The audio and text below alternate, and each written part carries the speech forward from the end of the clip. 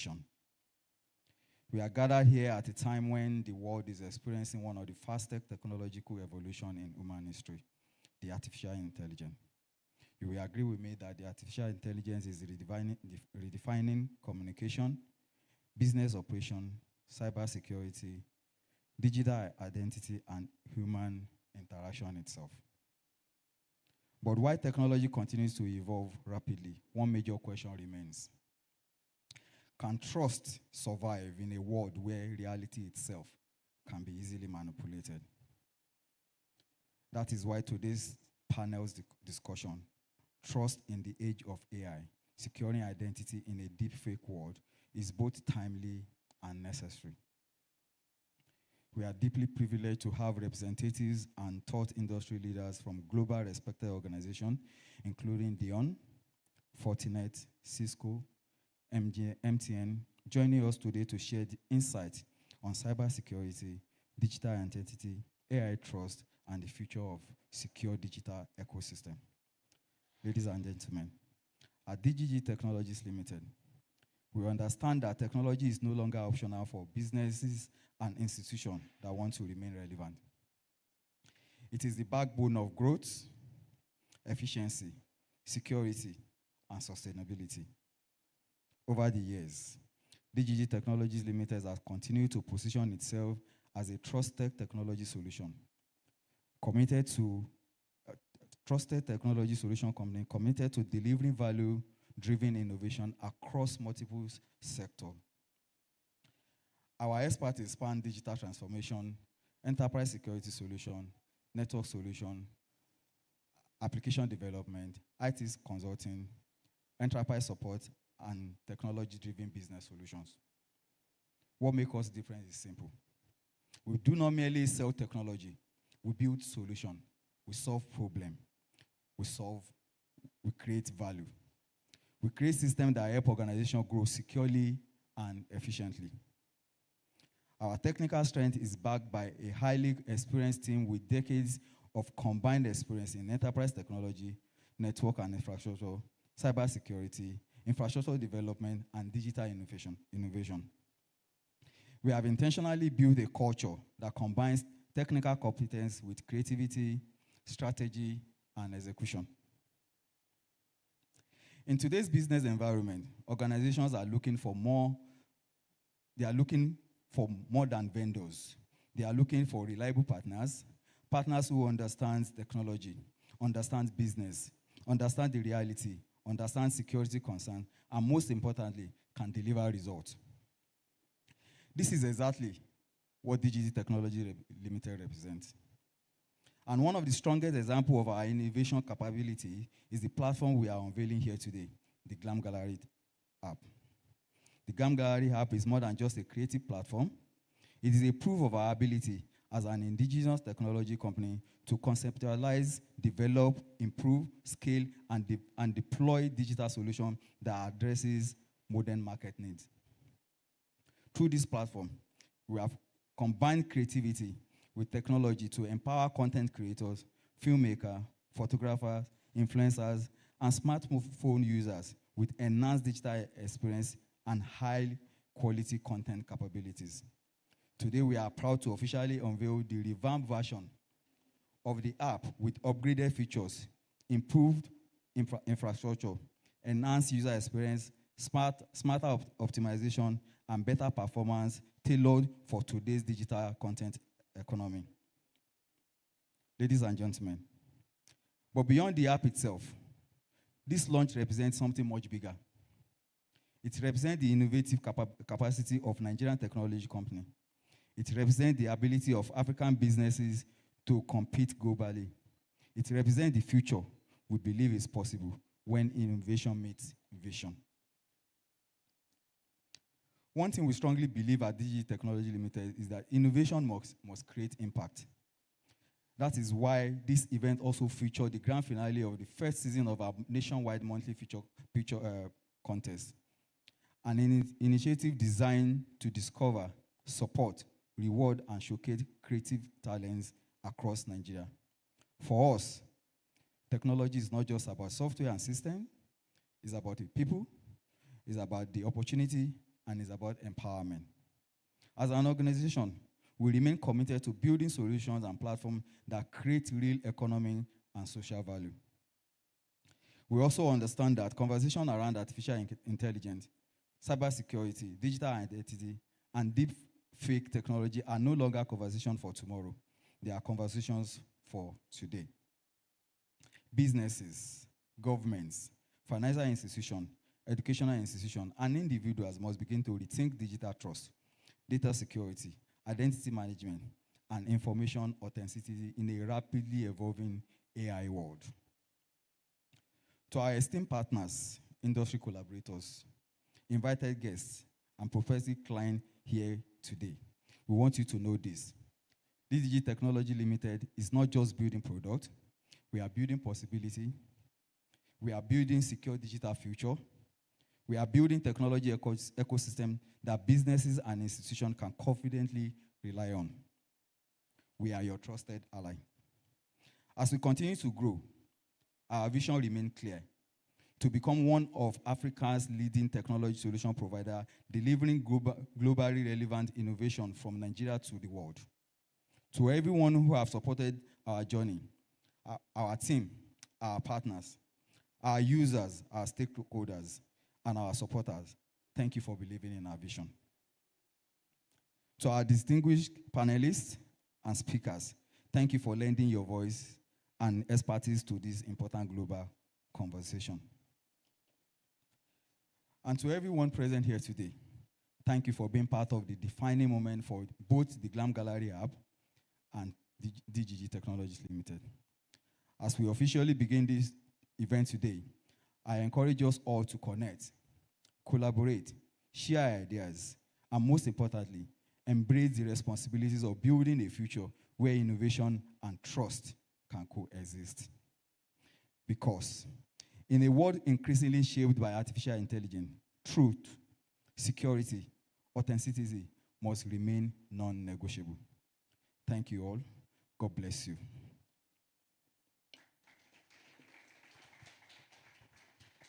Ladies and gentlemen, please can we give it up more for the MD, DGG Technologies Limited, Mr. Goke Nehi.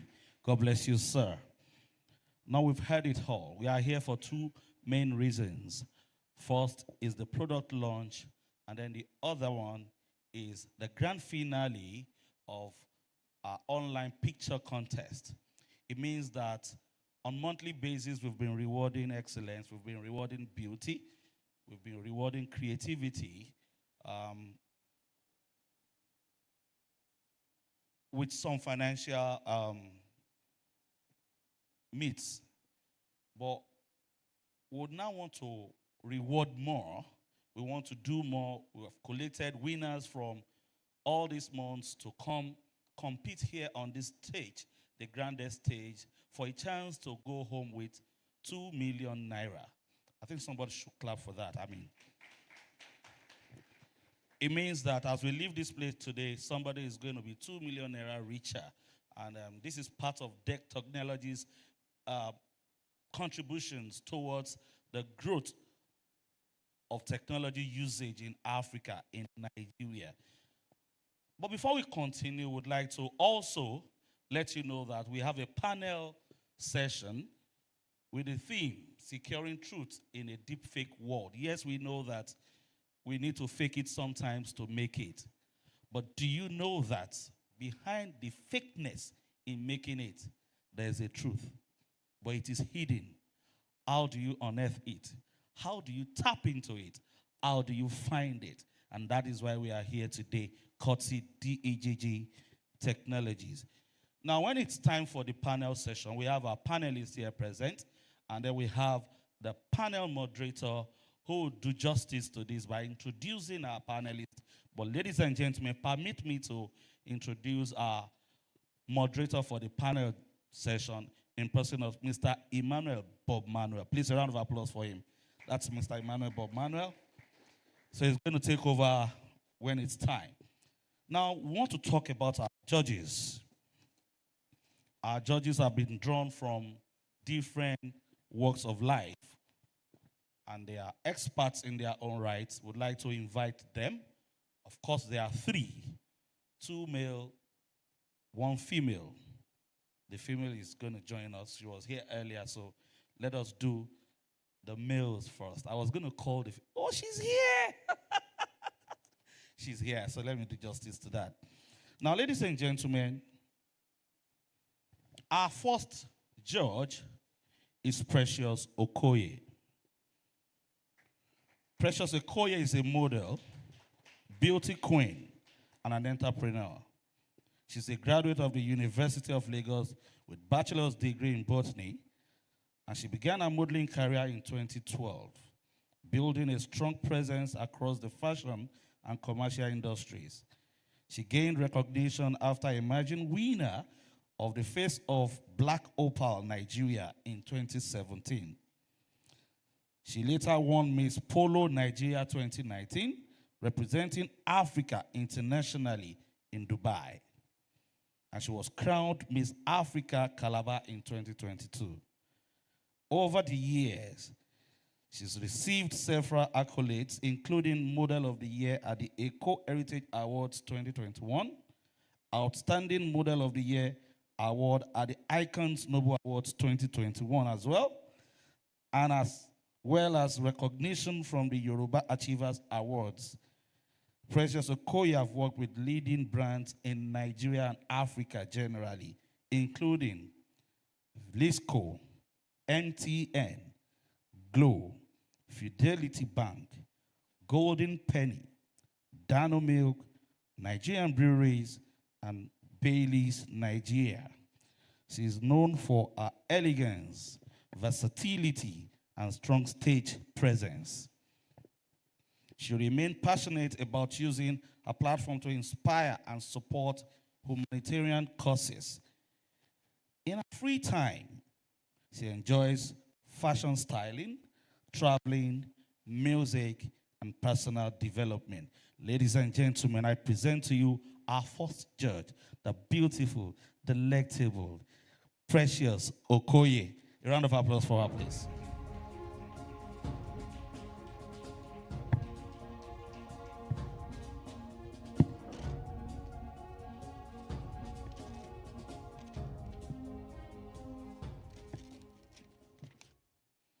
Our second judge is a seasoned professional. I call it my Oga par excellence. Is Mr. Kola Oshalusi. Please can we have a round of applause for him?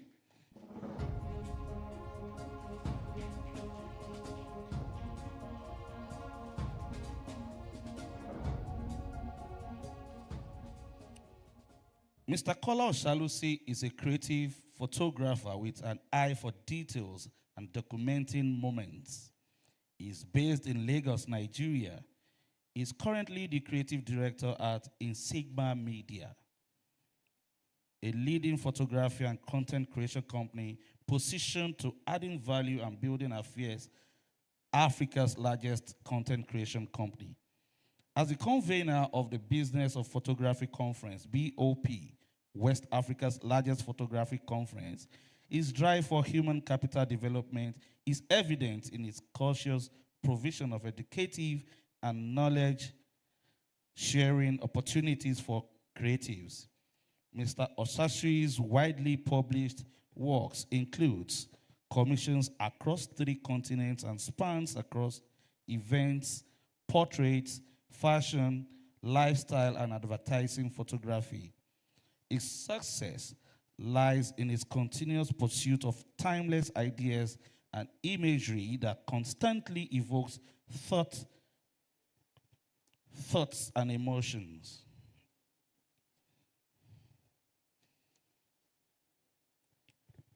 In his early life,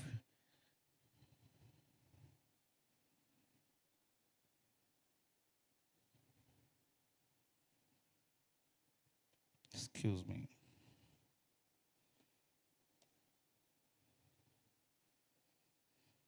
He earned a bachelor's degree in sociology from the Lagos State University. No, that's not his.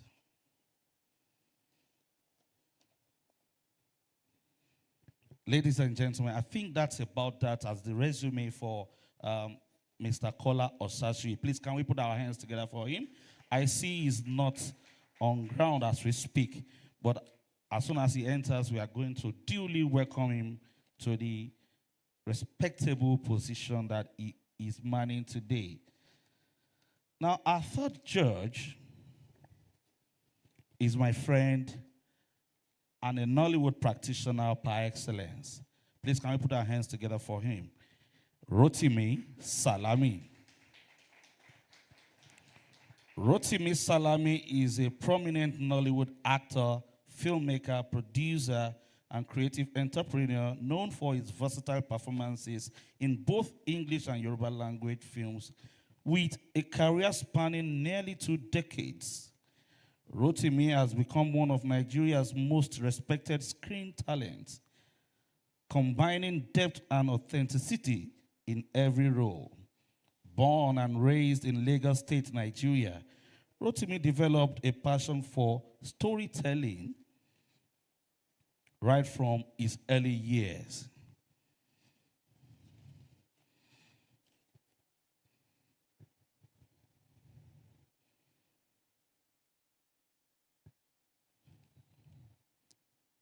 Rotimi is married with 2 beautiful children to Mrs. Jumoke Salami,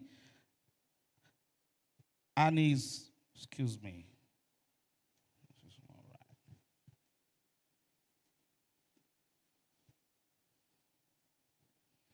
In Rotimi's early life, he earned a bachelor's degree in sociology from the Lagos State University, which strengthened his understanding of human behavior as a skill, and that helps him in his acting craft. To further refine his cinematic skills, he earned a diploma in film directing, giving him strong expertise behind the camera as well. Rotimi began his professional career in acting in 2007 by playing leading roles in various Nollywood films and TV series. Some of his notable works include Just Not Young. Ladies and gentlemen, Rotimi owns a creative school named Mosky, and that is where he churns out talent on a daily basis. Ladies and gentlemen, please, with a loud applause, welcome with me, Rotimi Salami. Now, I'm still going to have to ask us to, with the applause, invite the third judge.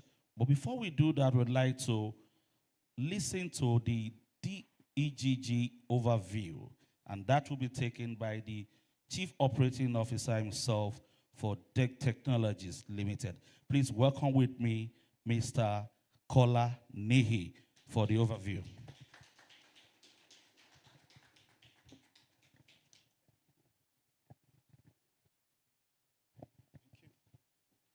Thank you, MC.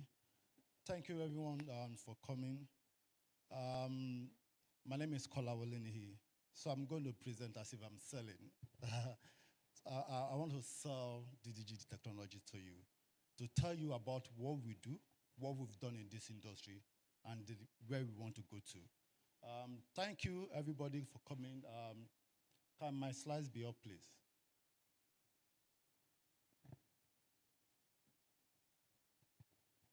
Okay, so DGG Technology is a technology solution provider. And over the years, collectively, we have over 30 years of experience having deployed, implement, and ensure that technology is sustained in this industry. And our focus as a technology solution provider is on digital transformation, enterprise security, and network and infrastructure. And we also do a lot around IT training. So if you look at the summary, it speaks to what we do. We provide application development, which is part of our product portfolio, which we developed this application called the Glam Gallery app. So we are going to see how this application works as we proceed through this session. So our core focus, thank you. Our core focus is on network and infrastructure solution, and that's where we have a lot of our partners in-house. We have the partners like Cisco in-house. We have partners like Fortinet in-house, and we do a lot around enterprise security and digital transformation. We have partners like Dion in-house that will be speaking to some of the solutions we have for this industry. And also, we do training. One of the purpose for us as an organization is that we empower organizations like yourself, organizations globally, with transformative technology that drive progress, foster innovation, dedicate in creating solutions that simplify complexity and unlock new possibility for businesses and community worldwide. So as an organization, what is our mission? The mission is to provide cutting-edge technology solution for businesses to strive in what? Connected world. That is what we prime ourselves with. And the vision for us is to be a preferred technology solution provider in sub-Saharan Africa. Talking about the core technology solution, guys, we pride ourselves as we are happy and we take pride in the skills we have over the years. One of our technology partners, one of our directors in the organization is a CCIA, and he has been a CCIA for over 10 years, meaning he has been CCIA, they call it CCIA Emeritus, having contributed to technology ecosystem. That shows the kind of technology we do. That shows the kind of impact we are providing in this technology ecosystem. So in terms of technology, we can tell you we are experts. In terms of technology, we can tell you we've seen it. In terms of technology, we can tell you we can have high-level conversation within your infrastructure. And as you proceed in this technology conversation, you will have full understanding of what I'm talking about. So our technology is broken into 4 areas. I mentioned network and infrastructure solution, which is we are enterprise system and server. We are domain expert in the areas of infrastructure development, deployment, and management services. We are expert in terms of enterprise security solution with core focus on network security, with core focus on endpoint security. And I'm sure you agree with me that enterprise security is wide, is huge. So we have strength in this area: data security, application security, security information and event management system called SIEM, and third-party risk management. So these are solutions we churn out to the system, to the society in this technology ecosystem, and we provide support on them.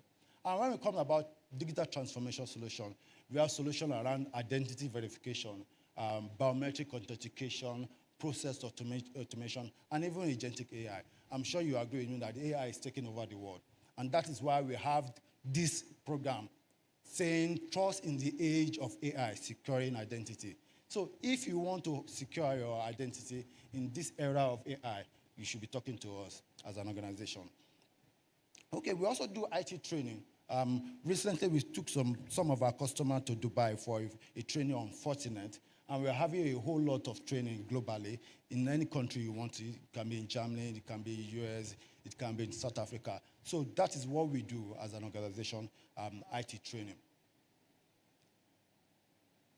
Okay, so for the application that we develop, which is the core focus, the part B of this event, and that is what our judges will be judging some of our contestants on the output of that product. It's called the Glam Gallery app. I won't be speaking much about it because we are going to unveil the application to you.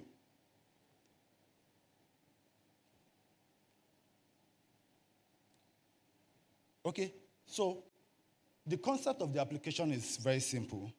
How can we enhance photography? How can we enhance videography to a 4K resolution?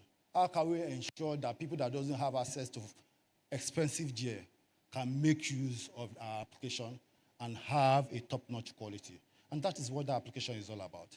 And that is what we are doing here today. So we are here to redefine digital art for professional and non-professional usage. And that is what the Glam Gallery application is all about. So Goki will be speaking more to it as we proceed in this conversation. So these are some of the logos we've done business with. And hopefully some of your logos too can join as we progress. We are an organization that is young, but over the years, collectively, we have over 30 years of experience. Meaning we've seen it all, meaning we've had technology background, meaning we are expert in this area. So ladies and gentlemen, this is who we are, and I thank you again for coming to this event. Thank you so much, everyone.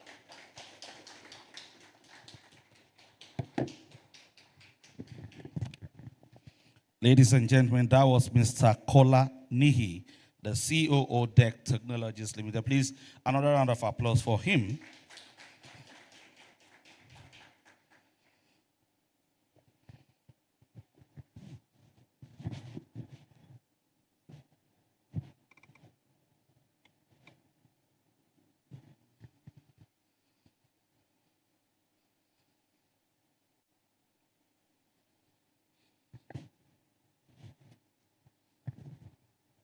Now, next up is the MTN Cloud presentation. Now, you heard from Mr. Kolanihi that we have technology partners, we have partners who have come together to ensure that this is workable, this is possible. And so to take the MTN Cloud presentation, we'd like to invite Mr. Onome Ologe to please come forward. Please, a round of applause for Mr. Onome Ologe.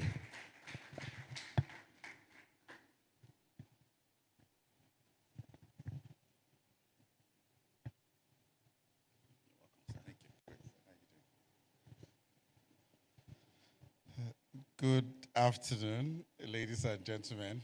I'm really excited to be here. But before I start my presentation, I would like to talk about something.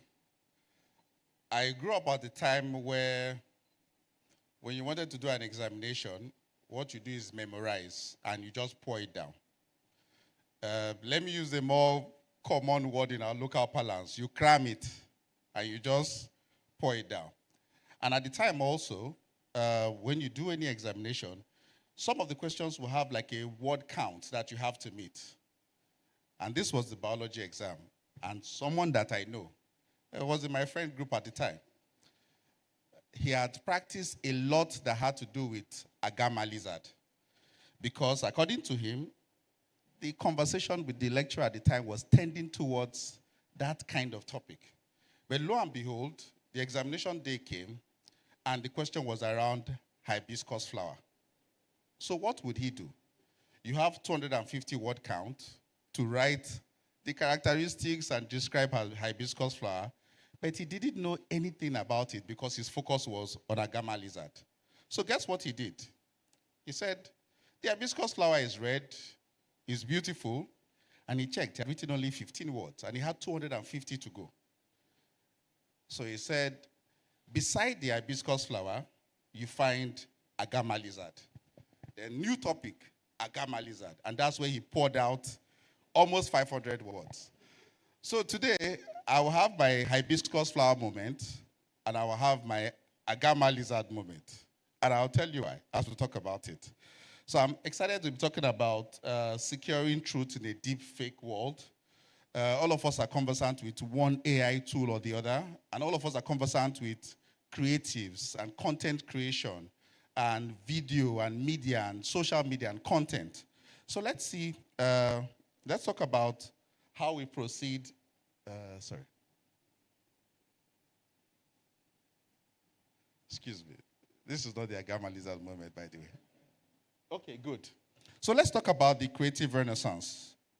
It's very interesting that anywhere you go, if you are widely traveled, you hear people say that the Nigerian creative economy is really blooming.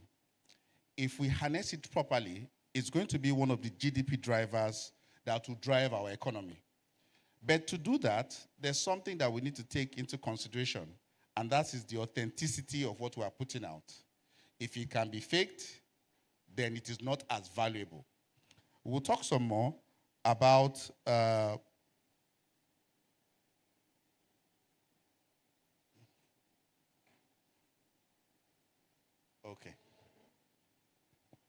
Okay, I would manage with thank you.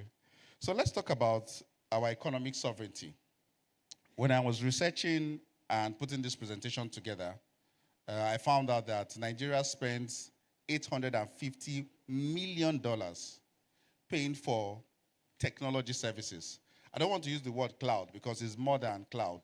So your private Gmail email addresses, whatever you host on Amazon, Azure, Google Cloud, any subscriptions that you pay for, all add up to $850 million. The next person to us is South Africa, which is about $200 million short. Now, think about the fact that if we were to transition all of these hubs outside the continent back to Africa, how much that would drive not just our economic growth, but also the job creation that will be triggered by that economic growth. So there is a financial part to this conversation that we need to take into consideration. The fact that $850 million of your money, my money, her money, his money is going out somewhere that is not powering or plowing back into the economy to develop value for us is something that we need to take good consideration of. Now, okay, thank you. Now, these are some of the facts that speaks to the Nigerian creative economy. If you look at it, we have spoken about the fact that it's Africa's fastest growing.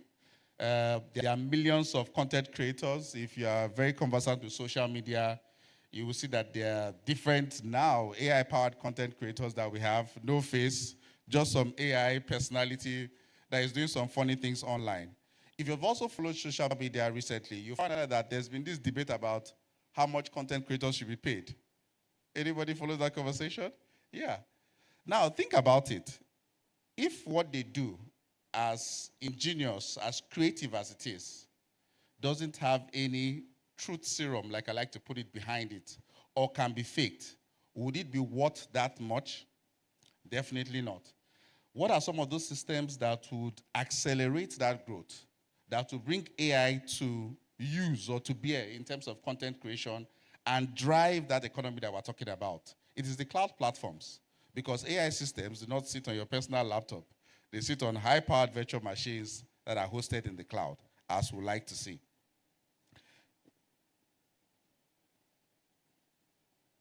Oh, okay. Can we go back one step? Sorry, I missed that. Okay. So this slide captures what I call the gift and the curse. On one side, you have a new digital reality. Everything is fantastic. AI-generated content is transforming media and entertainment. You also have the fact that the economy is growing and more possibilities are coming to the fore. But the curse, which is the other side, is the fact that we have the DeepFake challenge. Somebody can mimic your voice. We probably have seen some funny posts on social media about the US president or Nigerian presidents. And if you do not know any better, or for the ridiculousness of what the person is saying, you probably would think that that is something authentic. So how do we use AI tools in such a way that we are sure about the security, the authenticity, and the fact that it can be cryptographically validated to make us put trust in those systems that will come about? That's what we're going to find out today. Now, speaking to AI, we have spoken about the fact that Africa is leading the charge. This write-up that I have here, there are two words that spoke to me. And those two words are sovereign innovation. If you use social media tools, we may or may not read the terms and conditions. So you just go to Facebook and you say, yes, yes, yes, and you go. But do you know that on most of these social media tools, you actually do not own the full rights of the content that you create on those platforms? So they reserve the right to do whatever they like with it, whenever they like with it, however they like with it. But mind you, you are the creative behind it. So it's time for us to talk about our own sovereign platforms that we control, that are fully Nigerian, that are what we call built for us by us. Now, this is where we will do some comparison between foreign cloud service providers that a lot of us are conversant with versus the MTN local enterprise cloud. First thing, which is the most important thing, is currency stability. A lot of us pay for these services using our dollar cards. Most of these dollar cards have a limit, not so, maybe 1,000, 3,000, depending on how buoyant you are. But you have to pay for them in the US denominated currency. Now, if you do not have the US dollar, you have to get somebody to do that conversion for you, and you make that payment. If you pay, for instance, 1,400 naira to a dollar in January, it might be 1,390 naira, or it might be 1,790 naira next month. That the fact that the price is volatile makes it difficult for organizations or even as individuals to plan for our cost or do any forecasting. Secondly, the data transmission latency. And while I am trying not to put any specific figures here, the commonsensical thing we know is the longer distance to travel from here to America than it is to travel from here to Osogbo or Abuja, as the case may be. Now, traffic is passed through networks. As fast as those networks can be, there would always be a latency that is a function of the distance that you are piping your traffic through. Now, theoretically, we'll find out that for foreign cloud service providers, that latency is about 120 milliseconds, give or take. But for the MTN cloud, it is less than 15 milliseconds. And I can guarantee that it is way less than that when we put the rubber to the road. Then, of course, we have the very important NDPA 2023 compliance that states that the regulatory rule or sovereignness of our data is going to be on Nigerian soil. The same way the US government is making some conversations about owning everything that sits in their domain, the Nigerian government is also doing the same thing too. We protect our people, we protect our data, and like we say in technology, data is the new oil, right? So the more oil you have, the more money you have, the more leverage you have, the more you can do, even in the AI space, as we'll get to talk about it. Then for the creatives in the room, the fact that you are not throttled by international bandwidth is something that you can really use to develop value. MTN provides fiber-backed backbones that will lead directly to your devices, either 5G routers or even your 5G SIMs, to give you that value that you need and to speed up the innovation that you need to deliver the workloads that mean something to you. So, this is my Agama Lizard moment.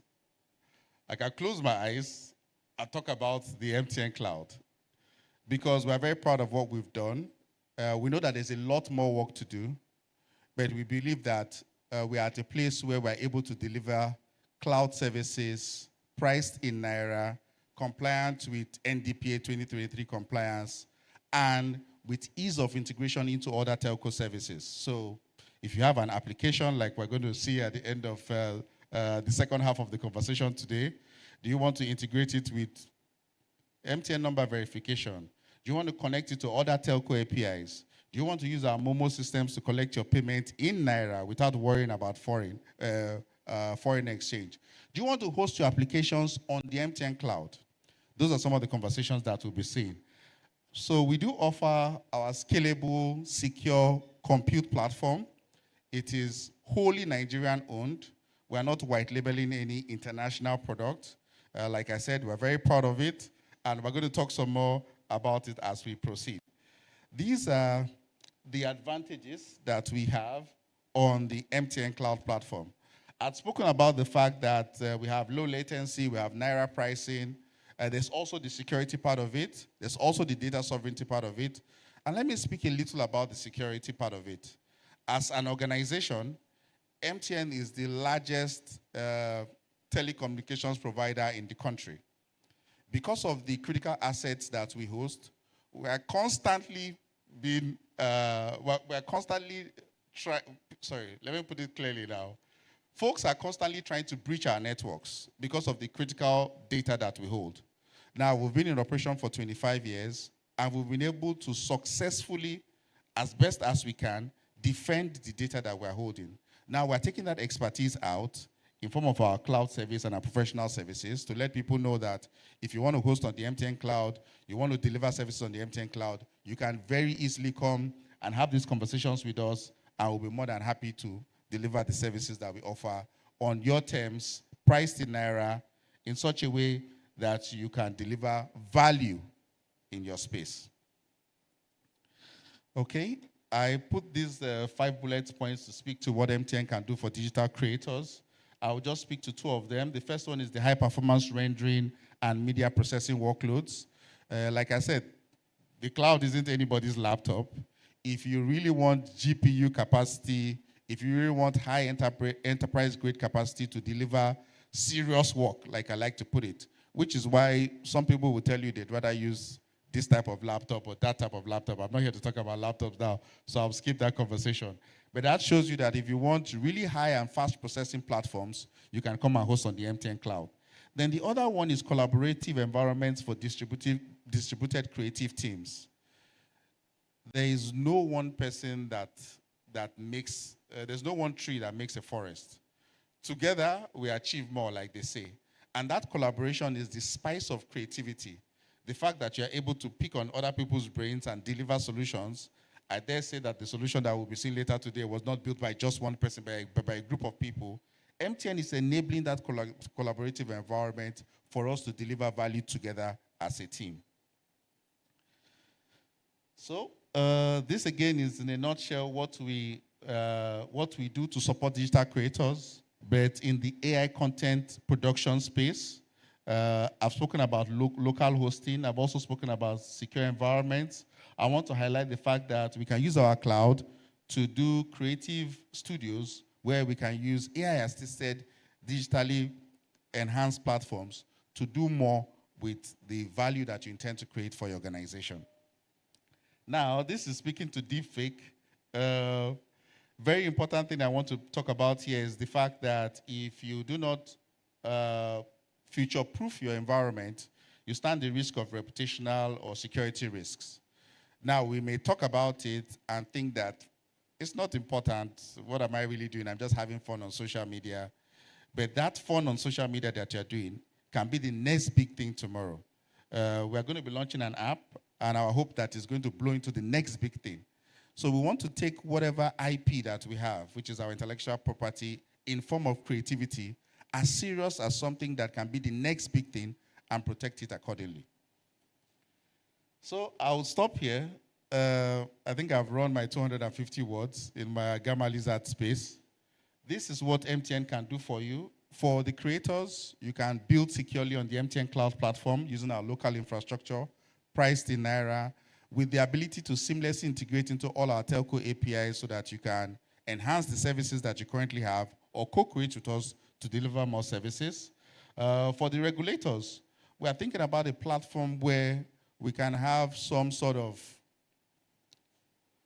digital ecosystem that is backed by government in such a way that anybody that wants to come to deliver services will go through that certification. So whatever we are churning out already has the stamp of approval of security, of the digital identity, and the protection for the IP owner. Then for the investors, please partner with us. We're interested in driving Nigeria's creative technology economy. This is not just business for us, it is actually growth for the industry, and that's why we've taken our time to be here. Like the last sentence on the slide says, we are powering a secure, resilient, innovative, creative economy. And we believe that if we work together, we'll be able to achieve quite a lot more. I don't know if we can take any questions. We can or we can't. Not a problem at all. I'll be here. If you don't mind, I want you to please leave this on the screen for a minute. If you have a phone that can take QR codes, please scan the QR code. There's a short form that we have there. We'd like to take your details. We'd like you to tell us about the businesses you do. We'd like you to talk about how we can partner together and how we can have our own digital economy that is secure, that is proven, locally hosted, and backed by the biggest brand that we have in the country. Thank you so much. Please, can we give a louder applause as we appreciate Mr. Onome Ologe. Mr. Onome Ologe is the Senior Consultant, Cloud Solutions, MTN. Thank you. God bless you, sir. Now, this contest started in December, and that is why we are here today. Winners were awarded the sum money of 100,000 naira for each month, and 3 finalists emerged. Ladies and gentlemen, today we are going to meet our finalists, and their pictures will be taken. Now, this is the beauty of it all. We are going to put our app to test here. Pictures will be taken using mobile phones. No treatment, nothing added to it. And then our app will take it over from there. Ladies and gentlemen, would like to invite the very, very first contestant, our December winner. Please make welcome Miss Ifunanya Chukwu Edozie. Excuse me, sir.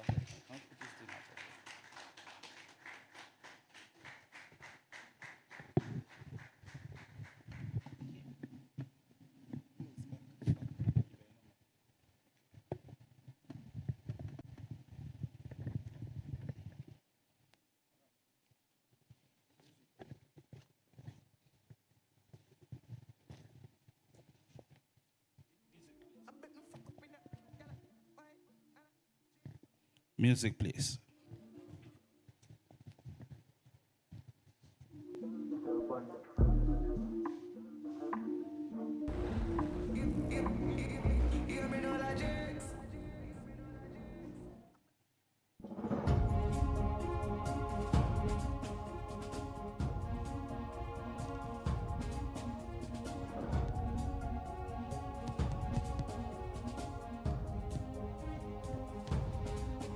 Let's make the music better. Let's make it better.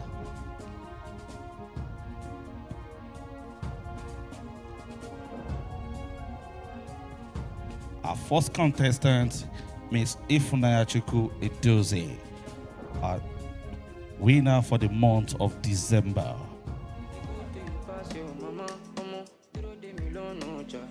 You do for me, my brother, you do to me, Glory, titi, your Lord, go call another, if you bother me.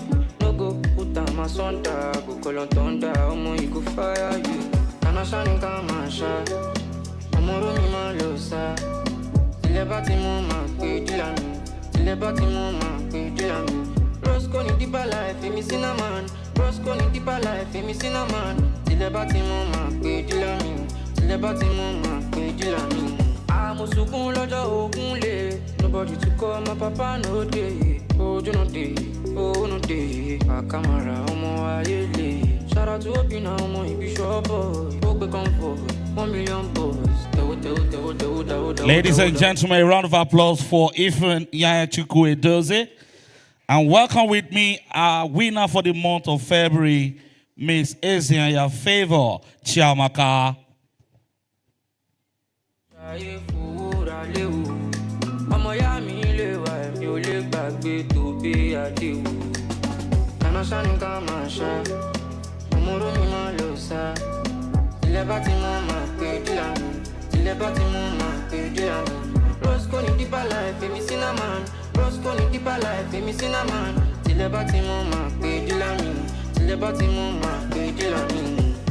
Wake up in the morning and I roll one. It's been so long since I faced my emotions.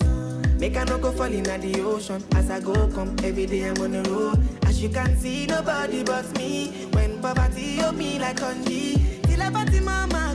Ladies and gentlemen, give it up for Ezianya Favor Chiamaka, our winner for the month of February. And welcome with me the winner for the month of April, Miss Obiora from Felicia. Glory, titi, your Lord, go call another, if you bother me.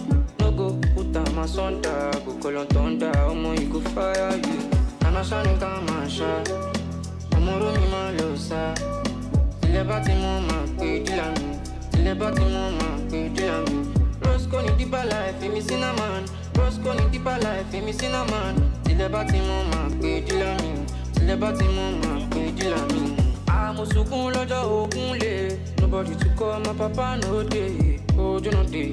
Oh, no day. A camera, shout out to Opina, you be sure boy. Book come for 1 million boys. Show. 1 million boys. Oh, will I be on Modi? Will I be? Will I be on Mofi? Go Shiri, Arizona, Tico was so loud. To that, 1 kilo dami. Oh, I read for Shaye for Ralew. Miami, you live back to be a deal. And I shine come and shine. Tomorrow me ma losa. Till the body mama, pay the lami. Till the body mama, pay the lami. Rose cone deeper life, me cinnamon. Rose cone deeper life, me cinnamon. Till the body mama, pay the lami. Till the body mama, pay the lami. Ladies and gentlemen, please a round of applause for Miss Obiora Ifeoma Felicia.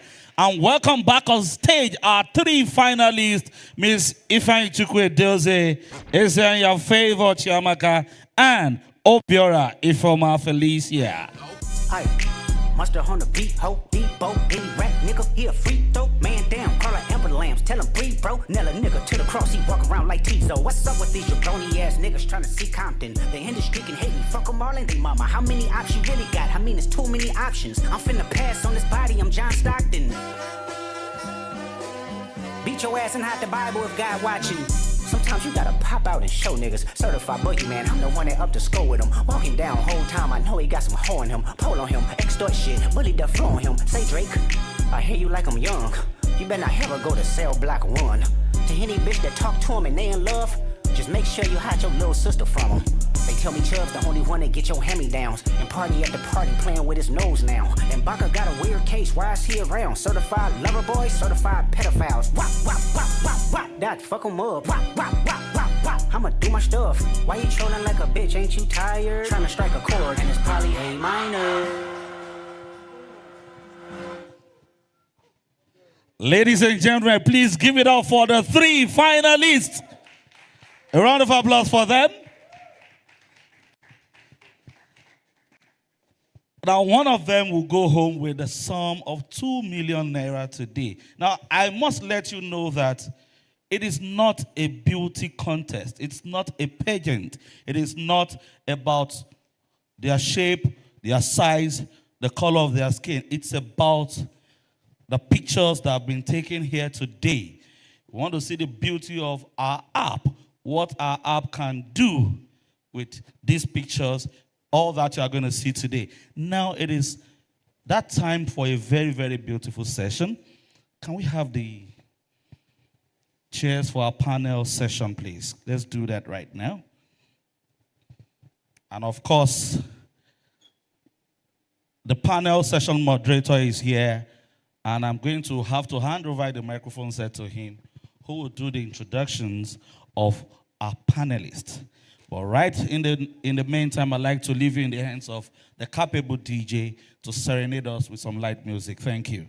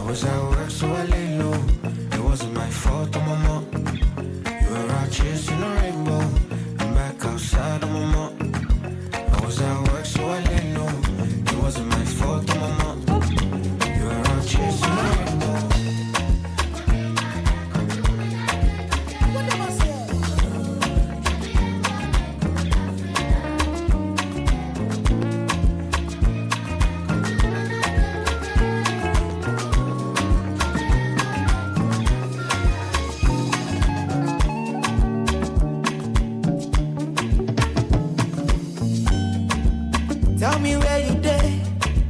Lati Saturday. I go meet you there. Cause I miss you every day. Call me any day. I'll be on my way. I'm one call away. No matter the situation. Get a Russia, keep my action. Don't do too much, I love you with passion. Jessica, Jennifer, family last shot. I will be like no more fornication. You don't know, baby, my son. Girl, I want some. I said, now you, only you, I want the sanction. Yeah, I'm all yapa for my catalog. But now only you, where I want for my mansion. Girl, I'm not here to they confuse you. Girl, I'm only here to the convince you that I love and I need and I miss you. Me, I love your body and your melanin. Follow me, go. Give me ginger. Taking me high with my energy low. I never love you, finish, oh. Don't leave me, oh, Roma. Baby, let me take you to Ibiza. Baby, put a ring around your finger. If you make the memory to linger, I will give you anything you want. If I go jet and I go galant, I no go fear. You do me tumba, but I don't care. I mean my feelings and I just want to make you know. Tell me where you did. Last is Saturday. I go meet you there. All right, DJ. I miss you every day. Thank you. Now we have come to that part where we are to learn, to gain a thing or two from here today. And to handle this session, it's somebody who's been in the technology space for over 20 years. He's the managing partner, SNI Services. Ladies and gentlemen, please, the very, very capable Mr. Emmanuel Bob Manuel. Please, a round of applause for him.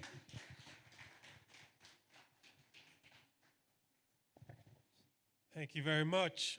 Good afternoon, everybody. Thank you all for being here.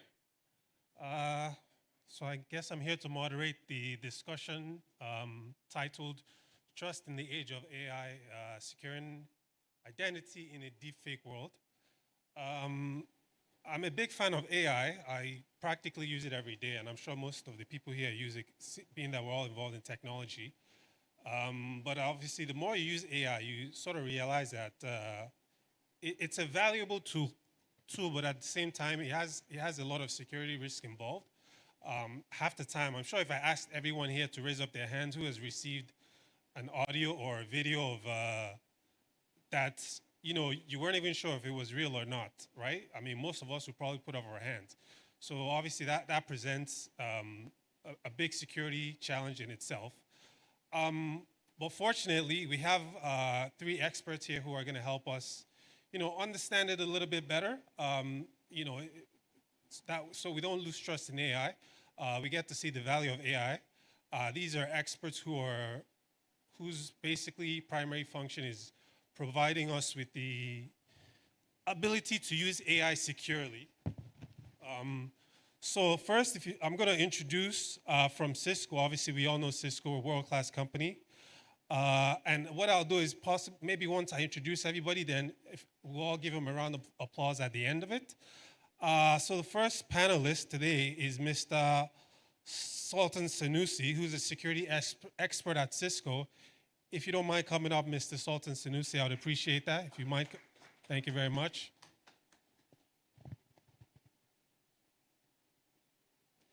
And our next panelist is from Globus Bank, Mr. Martin Igwe. He's the Chief Information Security Officer. Mr. Martin Igwe, I would love for you to join us, please.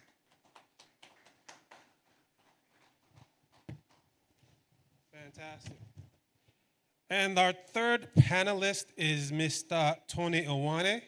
He's a senior technical consultant at Dayon. Please join us. Give him a round of applause, everybody. You've taken the time to be here today, so we really appreciate them. And the seats are for you guys. How are you doing? Fantastic.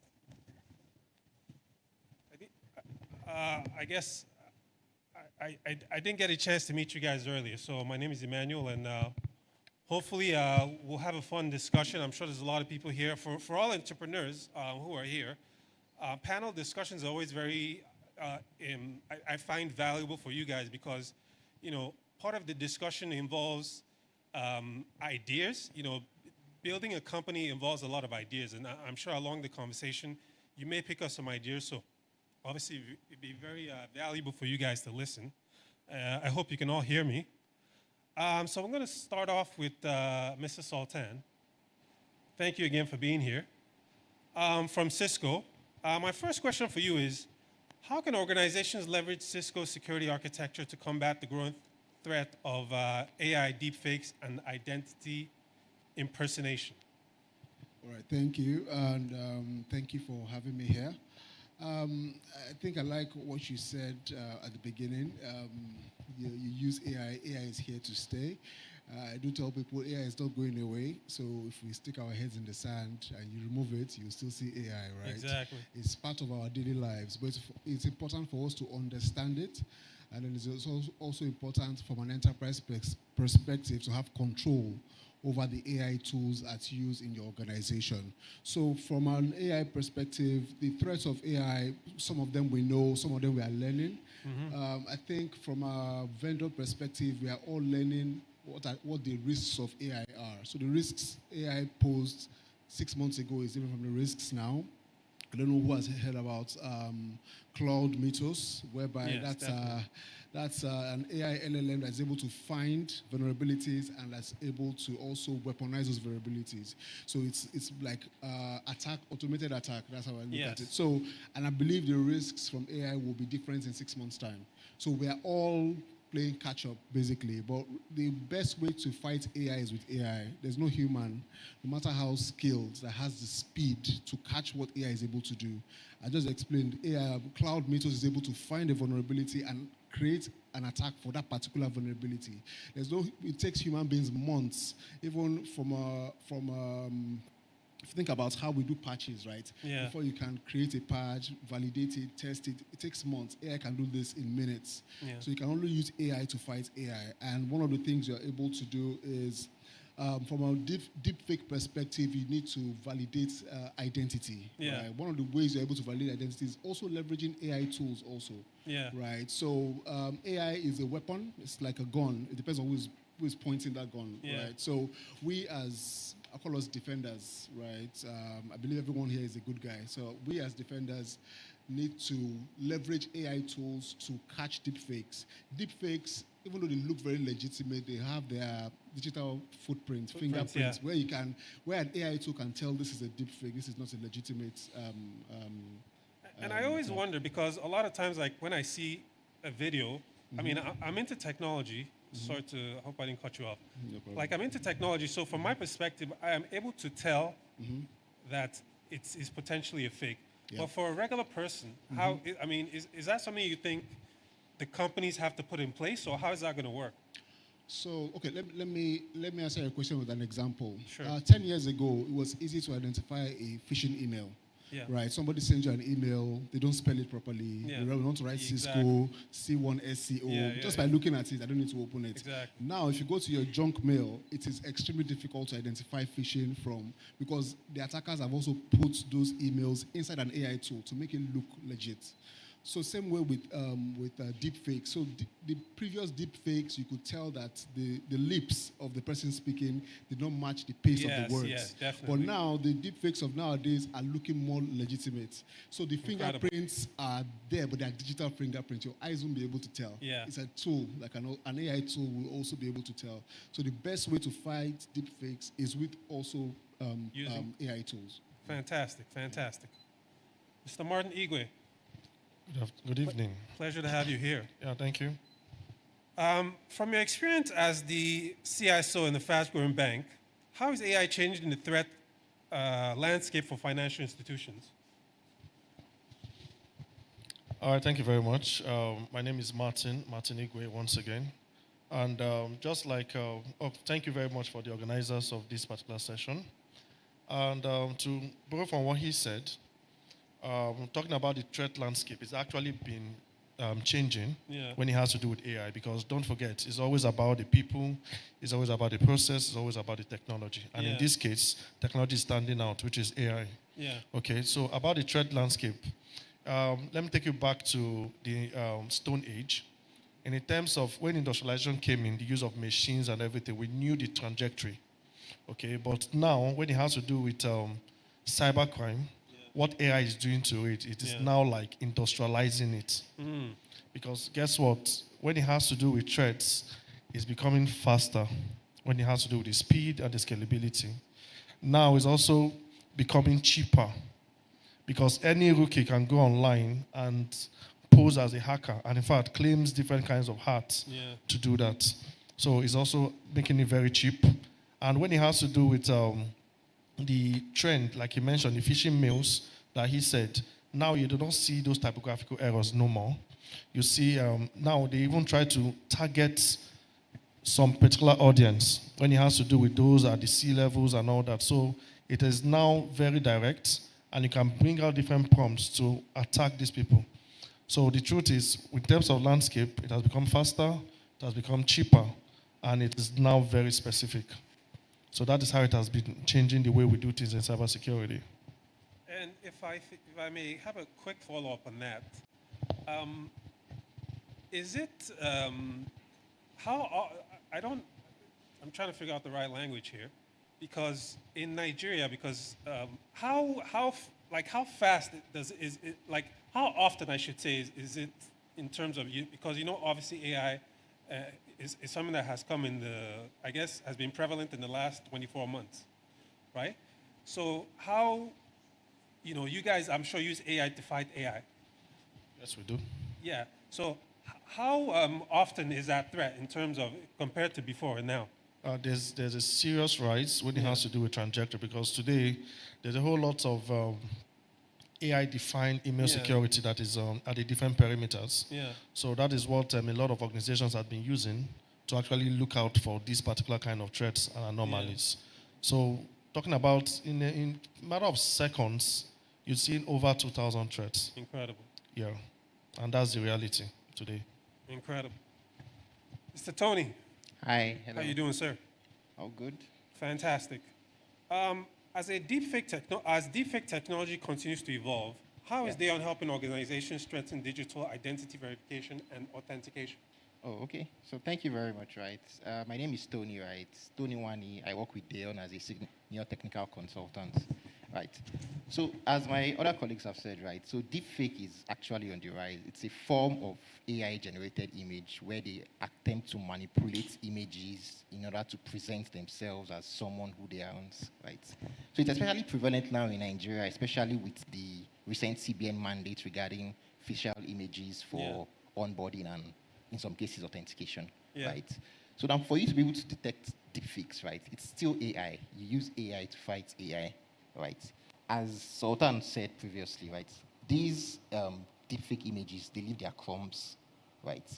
The job what Dayon then does is that Dayon provides different layers in which we attempt to detect these deepfake images, right? First of all, there's the liveness algorithm, right? In the past, right, we had various progressions in liveness.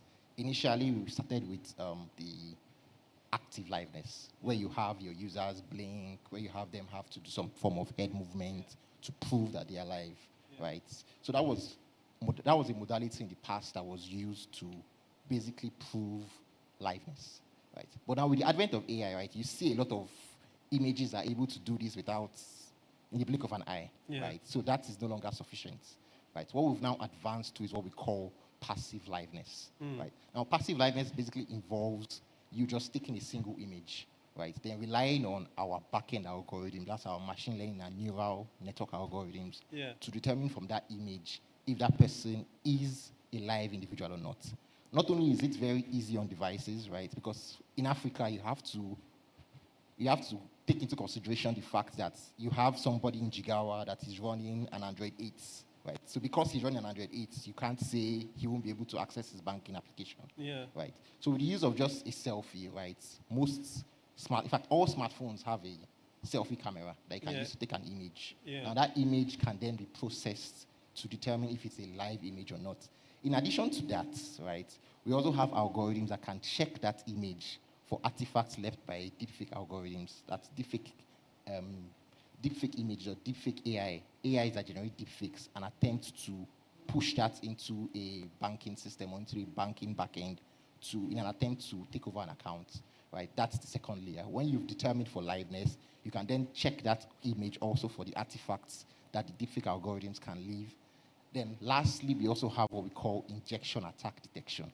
Now, at this point, we're basically testing or checking to be sure that that image that was captured was actually a live capture, right? That the person is not attempting to take over the account using, say, a camera or a virtual camera that is attempting to present an overlay of an image as someone that isn't present there. So with this various checks that are carried out on images, right, we're able to then say with a high degree of certainty that whoever presented this image at the point of either onboarding or authentication is actually who they say they are. Fantastic. Now, I have an interesting and I guess a funny question, which is that if two AIs are fighting, how did they not say, we're both AI, why don't we come together? So at the end of the day, right, there is good AI and there's bad AI, right? Yeah. If you think about it at a very high level, Yeah. there's good AI, there's bad AI. True. Good AI is looking for crumbs left by another AI to say, oh, this shouldn't be here. I don't expect to see this. Yeah. So there's an integration layer, right? You integrate certain capabilities into your mobile or web application Yeah. to say, if this doesn't come from my good AI, Yeah. I don't expect to see it. It should be rejected. That is bad AI. Got Right. it, got it. So And I once guess that's you- how they're developed. Exactly. So it's developed in the sense that once you integrate good AI into a mobile app or a web app, Yeah. if it sees another AI that it doesn't understand, it doesn't know, Got it. it automatically flags that as bad AI and kicks it out. Got it. Fantastic. Thank you so much for that answer. Mr. Sultan, I want to get specific with Cisco. Yeah. Now, how can organizations integrate Cisco's dual and identity-based security controls to reduce the risk associated with credential theft and deepfake-enabled deepfake-enabled social engineering attacks? All right, thank you for that question. But before I answer your last comment, I just want to add a quick anecdote. So I listened to a podcast recently, and they talked about what you just mentioned, two AIs facing each other. Yeah. And the results were very interesting. So they pointed two different LLMs, Yeah. right? They didn't specify, they just put them to work on similar tasks. Yeah. And what they found out that both of those AI algorithms, after some time, were able to realize that they were both AI. Exactly. And then they were now able to find a way to work together. Right, so which is, well, for those who watch science fiction, it's a Yeah. scary thought whereby AI Extremely can come scary. together Yeah. and they now face us as the humans. Anyways, that's by the way. So on your question, so Cisco Duo is an MFA solution. That's a multi-factor authentication. Yeah. For a couple of years, we've been pushing MFA. We had to have MFA. I'm sure for those of us who don't know MFA, you'll have heard of 2FA. There was a time a couple of years ago when banks were pushing 2FA, right? So we all know what MFA is. So, but the reality is that even attackers are expecting you to have MFA. So when they want to attack, they're not looking for people that don't have MFA. They're looking for people that have MFA but was not implemented properly. So there are different ways where you're able to hijack MFA attacks with session hijacking. There are different types of attacks targeting those who already have MFA. So one of the things we have done with Cisco Duo is to enable what we call risk-based authentication, risk-based MFA. So I'll give you a simple example. If you are in Cisco office, right, using a Cisco laptop, connected to Cisco Wi-Fi, right? We believe that whatever access you're trying to access should be secure because you're using a Cisco-controlled machine, you're on the Cisco campus, and you're on Cisco Wi-Fi. If you say, oh, I would like to have coffee, then you go outside with your Cisco laptop and then you go to a different Wi-Fi network, the MFA should be able to see that one of your risk signals has changed and then prompts a different form of authentication to ensure that you are still the same person, right? If I'm now trying to access my Cisco device, my Cisco resources using my personal device, the authentication method should even be harder. We call it should add more friction to ensure that it is me that is trying to use a different machine to access my Cisco resources.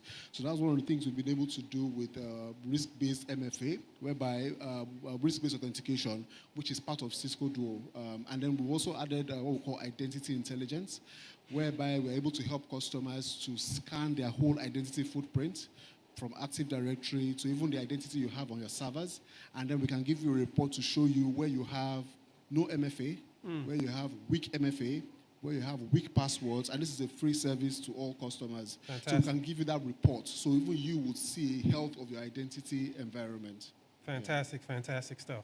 Yeah. Mr. Martin Igwe, obviously, part of banking is making things easier for customers.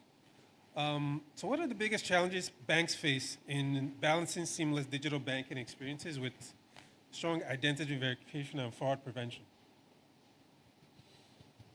All right, thank you very much for the question. Okay, I know a whole lot of banks and bank applications have been coming up from the fintechs. Yeah.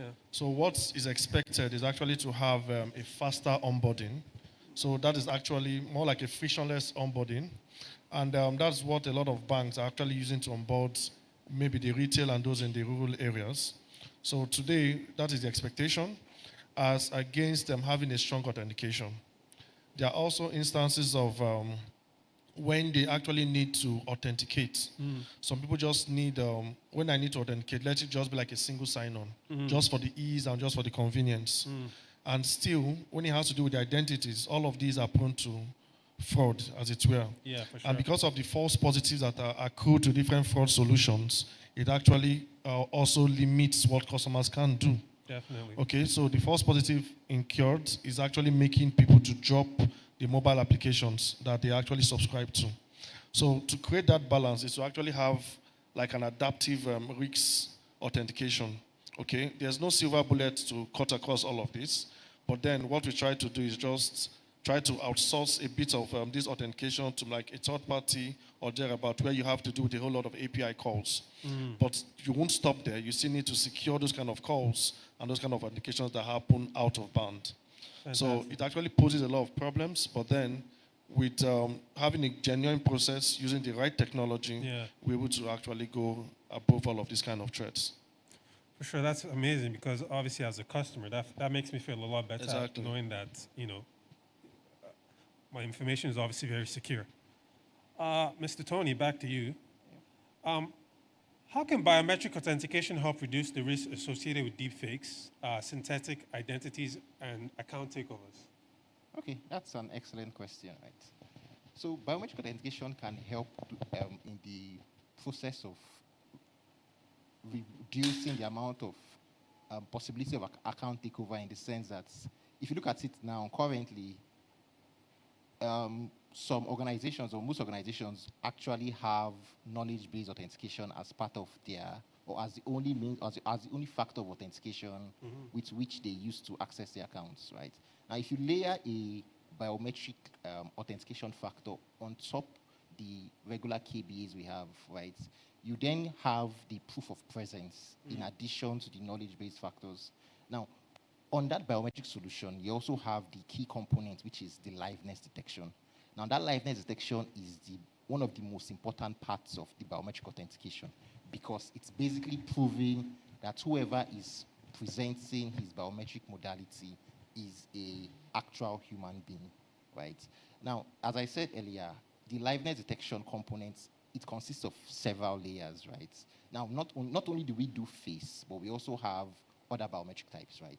We have fingerprints, we have voice. Now, all these have their various liveness capabilities, which also need to be detected using our various deepfake detection and injection attack detection algorithms, right? So you need to cut it at the source. You need to be able to tell if a fraudster or a bad actor is attempting to inject an AI-generated image or a deepfake image, as the case may be, into your solution, right?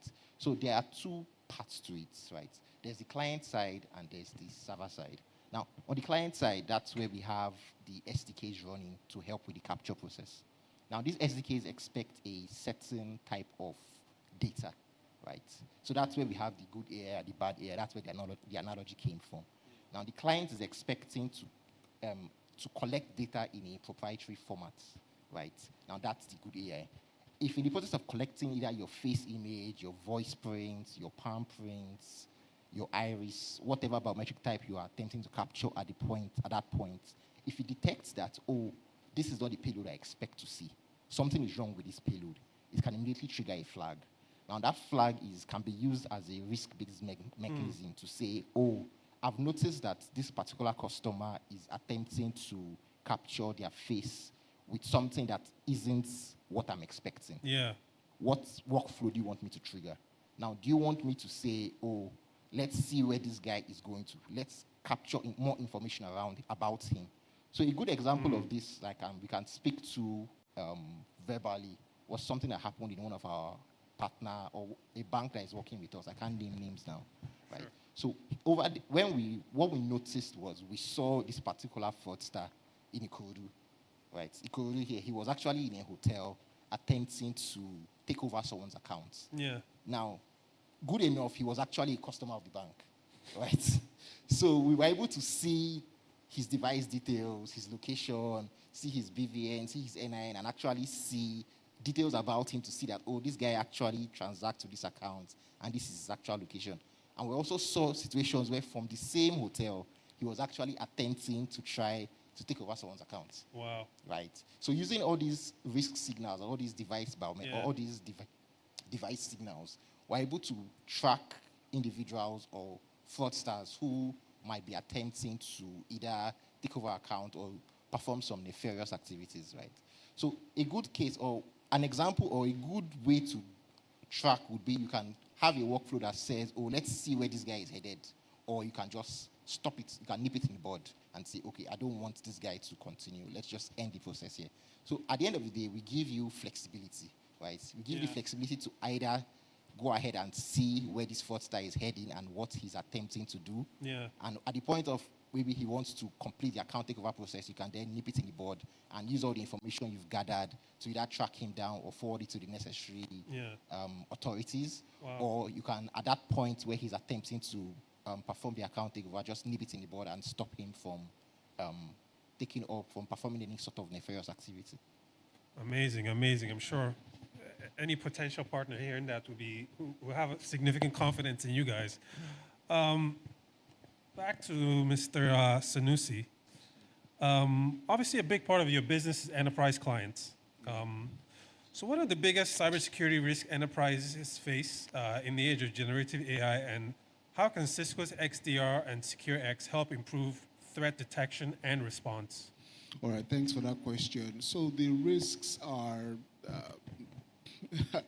should I say, let me not say the word, let me use the word endless, but they're quite a lot. And AI has turbocharged a lot of all those risks. So some of these risks exist in the past, right? And as I said, AI has just come to turbocharge some of that risk. So what XDR, which stands for Extended Detection and Response. So XDR is, let me take a few steps back on how we got to XDR. So the whole XDR conversation started from NDR, Network Detection and Response, and all the way to EDR, Endpoint Detection and Response. And then XDR is now the next journey on that detection and response. And as the name implies, these are tools that help you to detect threats, both known and unknown threats, zero-day threats, and then respond to those threats. So from a Cisco perspective, our XDR tool is a multi-vendor tool because we expect that all customers, all enterprises would have different vendors in their environment. There's no one customer that will have all Cisco in their environment. We're going to have different vendors. And we're expected to get risk insights from all of these tools so that your XDR dashboard will paint for you the clearest picture of an attack chain. So a good example of an attack chain is a phishing email. A phishing email is coming in, right? It's going to hit your perimeter firewall on SMTP. It's going to see something on SMTP. Then that email goes on to different endpoints, and it's going to see, and your email security, if you have an email security solution, will see those emails. It will go into your inbox, most likely an enterprise using Outlook or a Microsoft service, and then your endpoint will also see that email, right? So an XDR solution, Cisco's XDR solution would enable you to integrate all of these tools together, and then you can now detect that phishing email, and then the response could be something like this. We've identified based on threat intelligence that these emails are phishing emails. So you have to carry out two activities. First activity is customers, people that have opened that email, you need to quarantine their endpoints. And those who have not opened that email, you need to delete that email from their inbox. Now, the XDR tool will speak to the existing tools already. The firewall I talked about, the email security I talked about, the Outlook, let's use that as an example. And now say, for users who have not opened this email, you just delete those emails from their inboxes. And then for users who have opened the emails, you now take those users and put them in their machines and put them in a quarantine VLAN by integrating with a network access control solution. So your XDR, look at it as a master dashboard where all of your security solutions, Cisco and non-Cisco, should plug into, because XDR should give you the clearest visibility into what is going on in your environment. So one of the key capability of XDR is the visibility, because if there's any tool that you don't integrate with your XDR solution, that's a blind spot. Any attack that comes from that direction, you're going to miss it. So that's how Cisco defines XDR solution, whereby, and then we've powered it with our acquisition of Splunk. Yeah. So it's data powered, so it's a very powerful tool, and we are able to integrate with all major OEMs out there. Fantastic. That sounds like incredible technology. Back to you, Mr. Martin. Earlier we talked about seamless banking for our clients, and part of that involves trust. So my next question for you is: how can financial institutions strengthen customer trust in an era where AI can manipulate voices, images, and digital identities? All right, thank you very much for that question. To strengthen trust, because trust is more like another perimeter when it has to do with security, because that is a whole lot of customer base is actually based up of trust. Yeah. So I think the first step we have to be from the knowledge area, okay, because whether we like it or not, you actually have that responsibility to educate your audience, to educate your customer base, both the those that are the teenagers to even those in the workforce and even the elderly. You need to actually have that security awareness. It's something that cannot be overemphasized. And the target now is towards things that have to do with AI. So that is also going to build trust. Secondly, you, for instance, if you're a customer of my bank, okay, how do you perceive security? How do you gain our trust? Is also actually going to be from the part of detection and response. Yeah. Okay. Yes, there's an anomaly in your account. And when there's an anomaly, when it has to do with someone trying to bypass any of the risk flags that were actually set, if I'm able to place a call across to you, I'm able to hold a particular fund before sending it out with a more like, not now the security question, the traditional security question, but a full call to you. It's actually going to help build that trust, that you're sure that your monies are safe, that whatever platform that you're making use of at every point in time, be it a form of identity, that you're always going to get that call. Yeah. Is also going to find a way to build that trust accordingly. Another part is when it has to do with fraud in itself. Okay, because we've seen instances of, I know back then, sometime around the first quarter of last year, in fact, it was from our regulated banks, when we have our regulator being CBN, they actually mandated that every bank, every financial institution should have a fraud management solution, such that there are penalties if a particular fraud funds come to your bank without you stopping it, and it is more like a pipeline to go off. You are going to be debited for the full amount. Oh, wow. So that has actually put a whole lot of banks in check when it has to do with building resilient solutions for AI for detection. Yeah. So having that alone brings about a kind of comfort to the customers. Definitely. Knowing that at every point in time, there's always a real-time fraud monitoring 24/7. Yeah. There's a behavioral analytics that is going on at the back end when it's risk-based, such that you're making use of this device today. There's kind of a device binding that happens at the back end for mobile apps and all that. Yeah. So all of this, when it constitute the technology that brings about that trust in the image and even in the process of working with the different banks and mobile applications. Amazing. Because I think, as a potential client, the fact that I know that there's a consequence for inaction gives me significant confidence. Yeah. Back to you, Mr. Tony. So how does Daon's identity assurance approach help organizations balance security, privacy, and user experience? Okay. So from a security perspective, right, we look at it as a layered approach, right? So we are a biometrics company, right? When we say biometrics, we look at the full stack of biometrics. We include both face, voice, fingerprints, device binding, risk-based analysis, right? What that means is that for every transaction or for every onboarding or every authentication that passes through our system, we're able to layer that using not only the biometrics, but also other factors like documents. So for instance, we're able to capture identity documents, including passports, driver's license, national IDs, not only capture them, but also validate the authenticity to be sure that the identity that we're creating in our system is not just one that contains biometrics, but one that is also backed by data to show that this person that is running through our system is actually who he says he is. Yeah. And it's not just a random individual that just captured a selfie or captured a biometric point, right? Now, from the trust perspective, right, we are compliant with both GDPR and NDPR regulations, right? Our solution is one such that it can not only be deployed in the cloud, we've also had instances where we've deployed the entire stack in a bank's data center, right? So all the data can reside within the country the bank, or within the countries the bank operates, right? Now, you said security, trust, and user experience. So from a user experience perspective, right, we are omni-channel, right? So because we capture various biometric types, right, we're able to meet our customers at the point of contact with these organizations. So be it the contact center, be it the mobile app, be it the web app, be it the in-branch, right?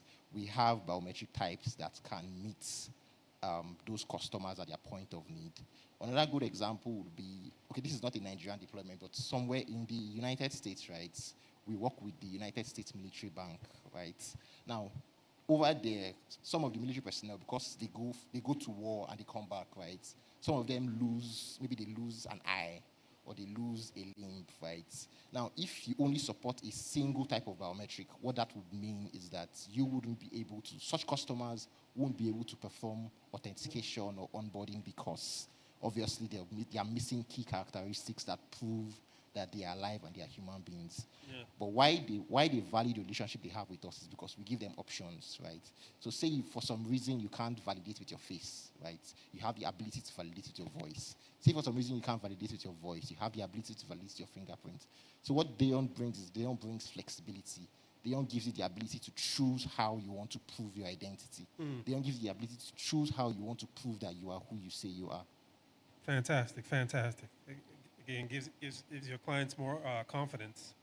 A few more questions here before we wrap up. For Mr. Sanusi, back to you again, specifically talking about Cisco. Yeah. We were having a conversation earlier about AI fighting AI. Yeah. So I guess my question is this: can AI itself be trusted to defend against AI during cyber threats? Yeah. And how is Cisco embedding AI into its security and networking solutions to improve digital trust?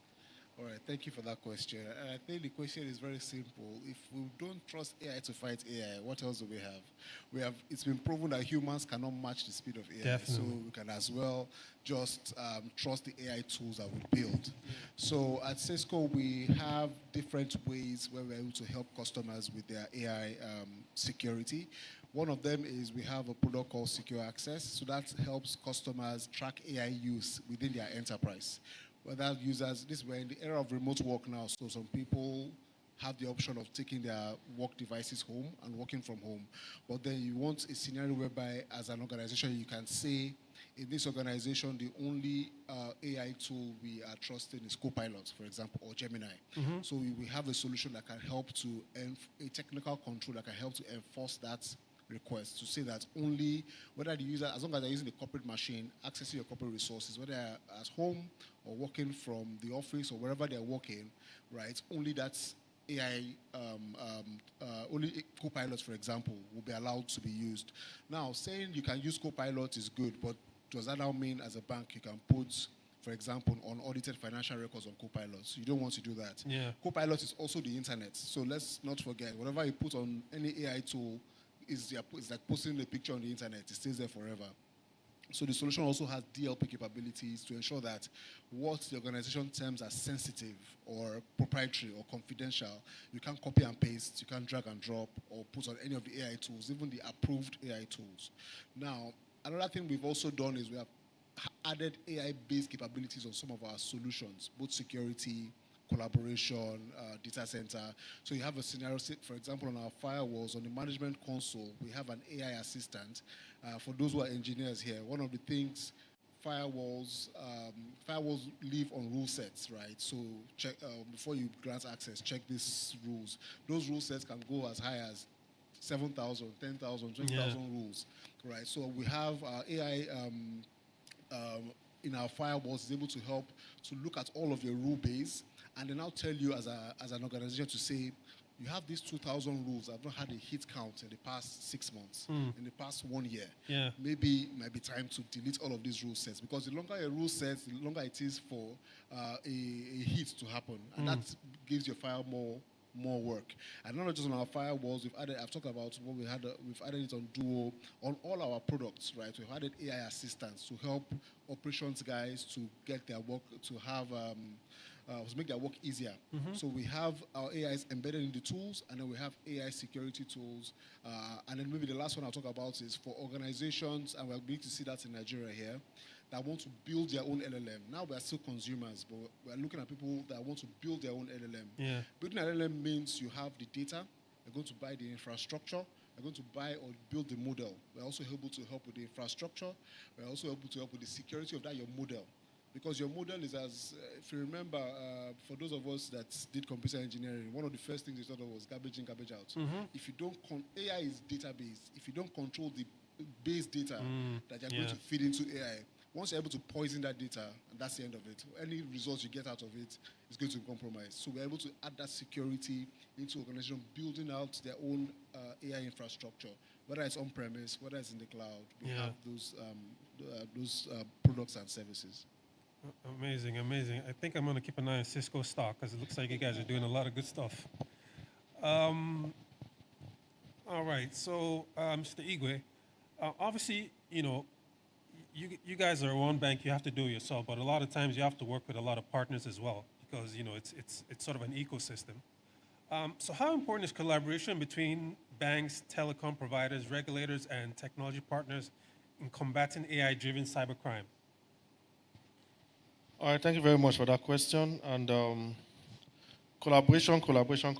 I know a whole lot of panels I've been attending have actually been speaking on such kind of fora of collaboration. So how can banks collaborate, or why should banks collaborate? I think for me, collaboration in this sphere, or at this moment and at this time, is non-negotiable.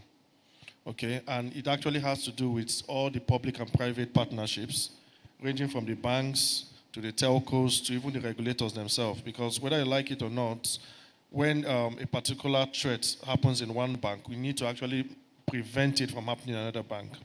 That is even the whole essence of, even for CISOs, for instance, we actually have a committee such that we look at these kind of threats, and whenever we see any of those information or threat intelligence about a particular system or about a particular process, we actually try to communicate and share intelligence. In fact, it's even aligned to even the NGSAT as we speak today. So from telco end, collaboration is non-negotiable. So right now, there's even a discussion happening at the back end when it has to do with BVN blacklisting.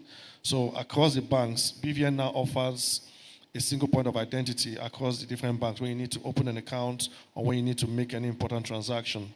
So the fact we have that single point of identity, we have a database that is managed by the regulators that you can even blacklist when you have to do with people that have a whole lot of behavioral issues in terms of transactions or in terms of fraud. So collaboration is non-negotiable. It is something that has cut across the telcos themselves, because we've seen cases of WhatsApp SIM swaps where people actually compromise the numbers, and due to kind of assignment the telcos give these numbers, it has even caused a lot of public concern. People try to open accounts, and before they even start making use of the account, they are getting alerts. So all of these constitute the reason why there need to be public-private partnerships and a whole lot of collaboration across this space, from regulators to the government to the telcos and then even the banks.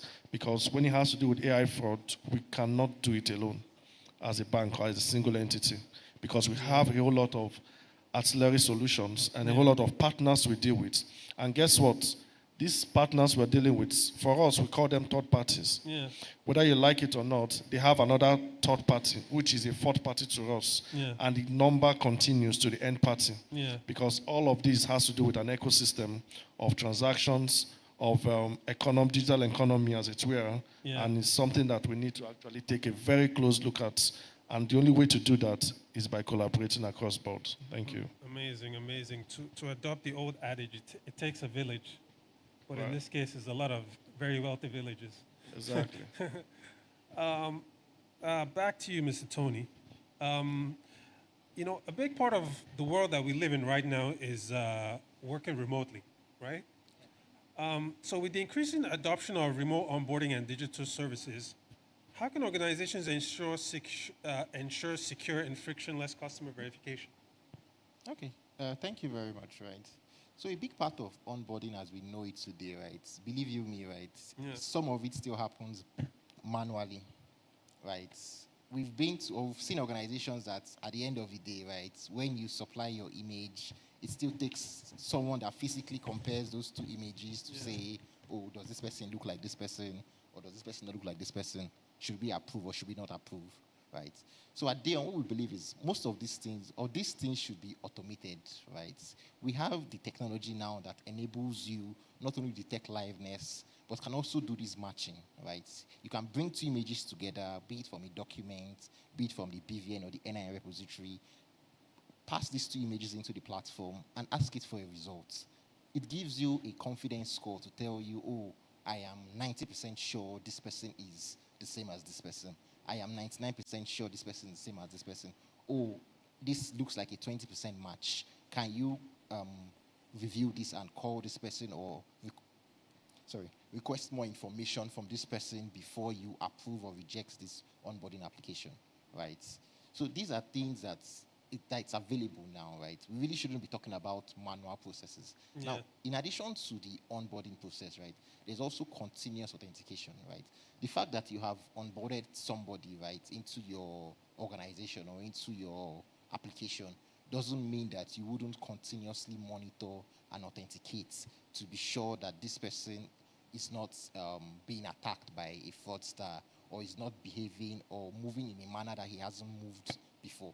So take, for instance, say you see someone that is trying to empty the account by 1 a.m. in the middle of the night. That's suspicious activity. Definitely. Right? So if you layer Dayon's biometrics on top of your existing onboarding process, right, we can check for this kind of flags. We can check for this kind of behavior to know if this is a risky behavior. Should we ask this person to provide their face image? Should we ask this person to provide their voice and their face before the transaction is consummated? Should we wait or should we ask for a manual review? Should we wait for a bank staff to call this individual before processing this transaction, right? We shouldn't be looking at manual processes in the onboarding and authentication phase at this point, right?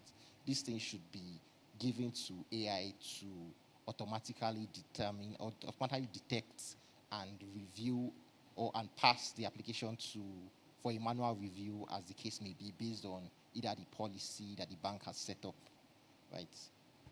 Fantastic, fantastic. Back to Mr. Sanusi. Obviously, this has been a very informative session. My final question for you today, sir, is this.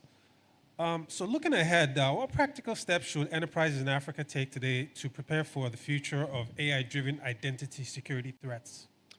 All right, thank you for that question. I think the very first things we need to do is gain knowledge. A lot of people need to understand I think I was talking to a customer a while ago, and one of the things the customer said to me was that whatever risk management framework you had post-AI, you have to redo it all over again in an era of AI. The risk management approach of the past would not work for AI-based threats. So everyone needs to sit down and look at what does risk management means to us in this current era, and then now we look at their systems, we look at their processes with AI in mind, right? With the AI capabilities and also the threats that come from AI. So that knowledge of understanding AI, of looking at our systems all over again, all right, it's very important. And then also for AI use in the organization, your users will use AI, whether you can't stop it, right? If you don't control it, you're going to have what we call shadow AI, people using different AI tools that you're not aware of. Shadow AI is the should I call it the younger brother of shadow IT? We all heard of shadow IT. Some of us have practiced shadow IT in the past, and for those who have not, I'll give you a very simple example.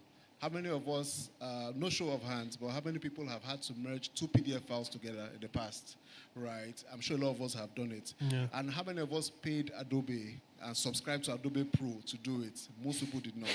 You go on Google, merge two PDF files to give you 100 plus responses. Right. And then you upload those two files, and it sends you an email with your uploaded files. So the first question is, that service that you sent your data to, do you know who owns that service? No. Do you know what they're going to do with your data? No. And remember, whatever you put on the internet stays there forever. So that's an example of shadow IT. IT that your organization is not aware that you are doing. So we've taken that concept now into the AI era, shadow AI, AI that no one is aware of that in the organization, right? That is, for example, me using DeepSeek or using any of these malicious LLMs in the environment, and nobody's looking at it. So one of the things organizations need to do is to have visibility into AI use. Even if you're going to allow everything, just know that it's happening on your network with your endpoints, right? So that you can now, at some point, because as I said when we started, most of us are still trying to catch up with what are the threats when it comes to AI. We don't know the threats we know today. In 6 months' time, we're going to find out new threats that AI is moving really fast. So what we can do today is that visibility of AI that is in use in the environment. And then once we know that, we can now further educate our staff, educate our users.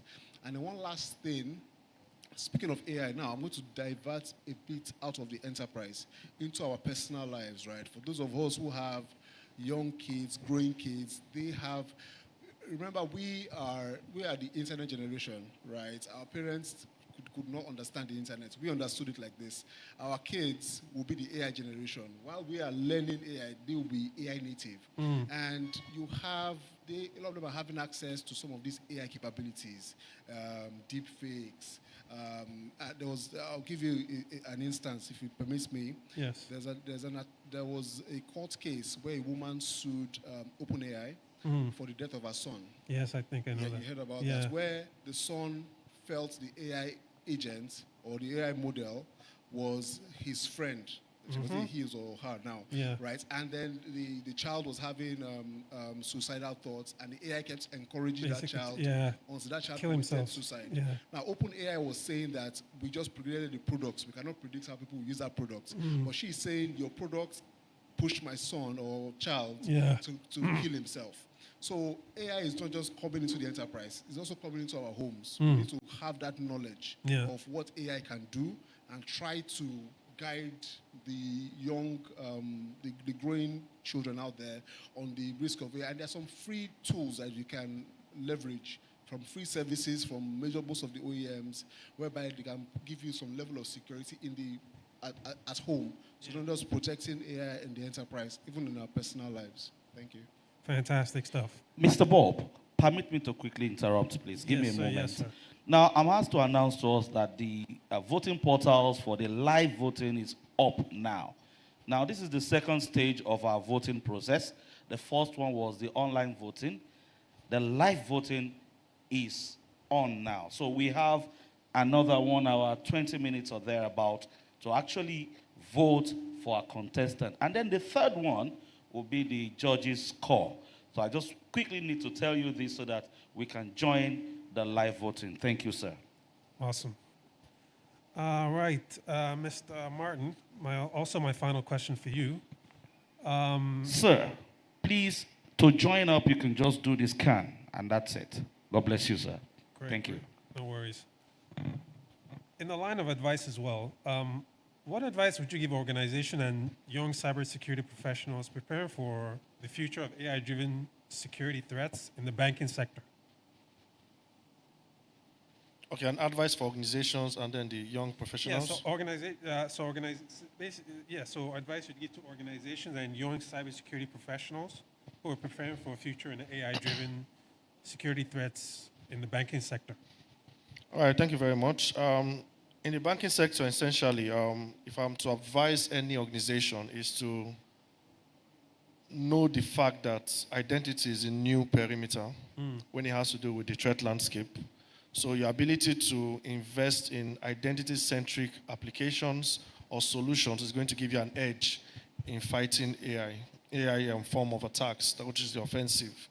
Another part is for organizations to actually get involved when it has to do with the training part of these individuals that's going to manage either building LLMs and all of that, okay? So you need to be able to invest in the people, train them well so that they can go, but treat them well so they can stay. Okay, that's from the organization point of view. And lastly, when it has to do organization, is we need to start to build our own AI capabilities internally. Okay, even if it's from the cloud perspective. So I was even glad when I saw what the MTN person actually displayed when it has to do with MTN Cloud. So we need to start building our own defensives on AI. And you can only get that when you invest in knowledge on it. All right? Then for individuals or for young cyber professionals, my first bet is the future cybersecurity professionals, they are now going to be more strategists. Okay? So you need to start having intuition when it has to do with investing in knowledge for decision making, for discernment when it has to do with AI capabilities. Okay, you need to invest in knowledge of identity and access management. Because today, like my colleague mentioned here, he said something about identities that maybe shadow AIs. And all of these emanate from identities. Yeah. Because today you do not know if the workforce that you're dealing with, that you think they're actually people working hybrid or working online, Yeah. it might eventually be AI agents you're dealing Correct. with. Correct. And the rule of security is that you cannot secure what you cannot identify. So in that sense, we need to invest, or those young professionals need to invest in identity and access management, because when you do that true and true, you're going to be sure that you're building a secure knowledge that will help you to secure an enterprise. And lastly, the young professionals should also invest in threat intelligence, knowing that you cannot do this alone, knowing that you need to actually seek knowledge, you need to interact, and not just interact with just AI agents, interact with people, the people element, because most technologies today are as good as those that are behind them. So the threat intelligence, or the fact you're sharing information like we're doing here, Yeah. and even you see yourself in other fora, you need to invest in that networking and in that threat landscape when it has to do with knowing people or sharing intelligence, or even using this shared intelligence to help you bring about the change that you want to see in the future. Thank you. Fantastic. That's very important information. And my final question for you, Mr. Tony. Looking ahead, what practical steps should African organizations take to strengthen digital trust and identity security in the era of AI? Okay, thank you very much, right? So as my colleagues have said, right, the most important thing is education, right? Yeah. You need to educate not only your staffs, but also your customers on the emerging threats of AI, right? Yeah. You have to educate them on the fact that, oh, look, not every call you receive is coming from the bank, right? Not every selfie you take, or not every selfie you see is actually an image of you, right? You need to educate them on the various ways these fraudsters are beginning to attempt to manipulate images in order to take advantage of their negligence, right? Also, I think organizations also need to invest in partners, right?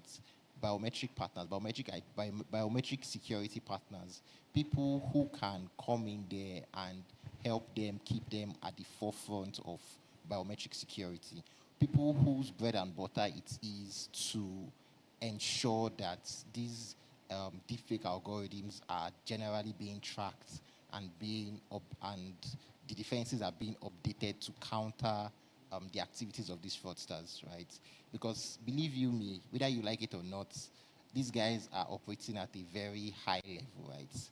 We've seen instances where in Israel, they actually do fraud as a service, right? Wow. Basically what that means is we have fraudsters whose whole aim or whose whole job it is to provide, okay, let me say we have the high-level fraudsters, we have the low-level fraudsters. Yeah. Now, the high-level fraudsters offer fraud as a service in the sense that they offer this as a solution to low-level fraudsters where they can open tickets to say, oh, I see that these guys are using some form of deepfake detection to prevent me from passing in AI-generated images to take over an account. How can you help me with it? Now, these guys provide this as a sort of service to say, oh, why don't you try A, B, C, D, E, F, right, to try to bypass the system, right? So you need a partner, you need you need a company, you need an organization, you need a vendor that would work with you through this journey to ensure that as these guys are updating their algorithms, right, the vendor is also updating their own algorithms to counter the effects or to counter whatever these fraudsters are creating. Because at the end of the day, if you are a bank, if you are a telco, identity assurance is not your bread and butter. It is a part of your stack, right?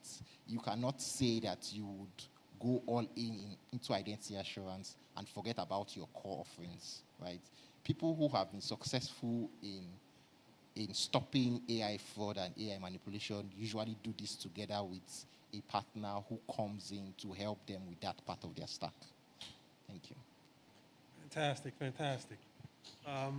Well, I think I speak for everybody here when I say this session has been incredibly informative. Thank you all for your expertise. Mr. Sultan Sunusi, Mr. Martin Igwe, and Mr. Tony Nwani.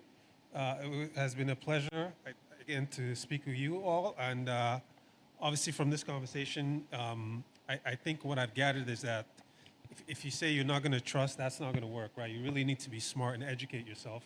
And I think that will give you a significant amount of confidence. So thank you all again for being here. And can we give him a round of applause, please? Thank you. Do we have questions? Yeah, we'll take 2 to 3 questions. Fantastic. Yeah.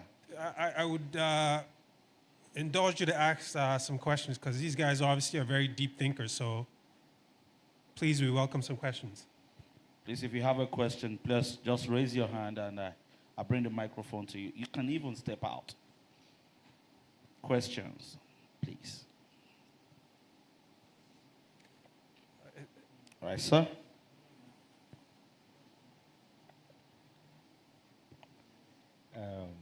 Good afternoon, everyone. To be honest, beyond being an actor, I have learned a lot today. I mean, before this session began, myself and Mr. Kolaye had shared some knowledge, and you know, he's been saying some things that's been making me say, "Are you for real? AI can do this one too.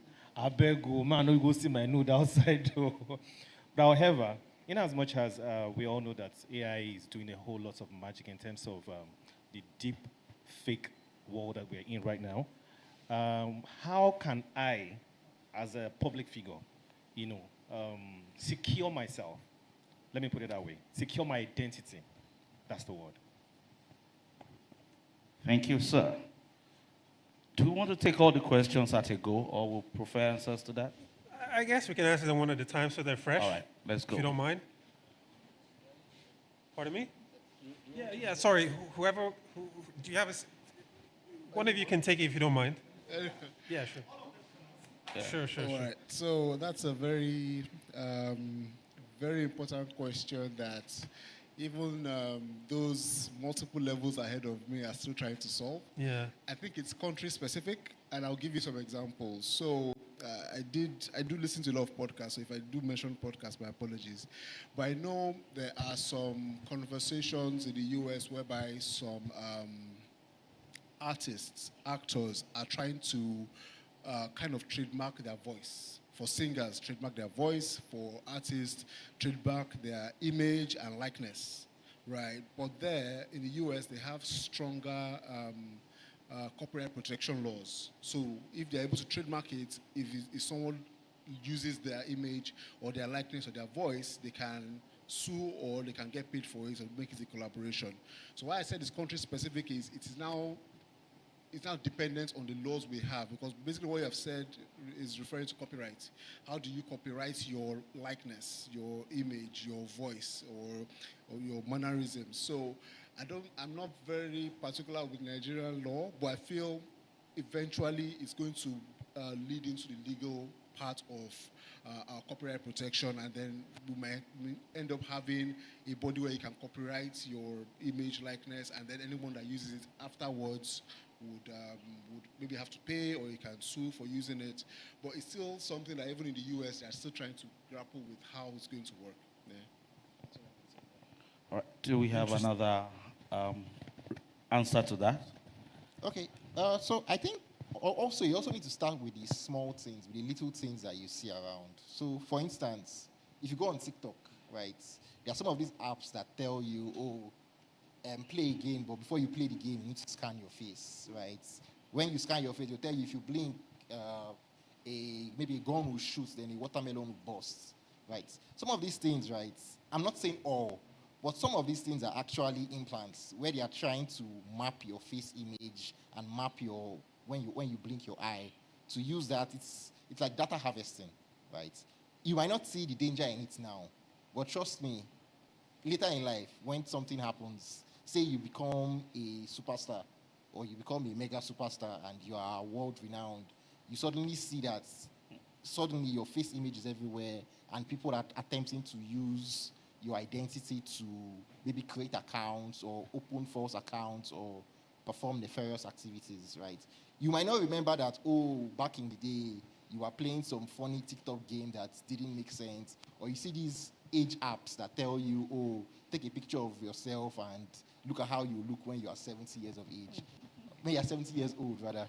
Now, all these things they might seem small, but trust me, they are actually groups that are actually using these to gather data, to also train their own AI on to say, oh, this is how black people look. This is how the identity of a black person can be used to maybe hack a mobile application or hack a web application, right? So I think all these little things also matter. It's not everywhere they ask you to take a picture or everywhere they ask you to record your voice that you go ahead and put in those digital footprints, because they are actually unique to you and they can be used down the line.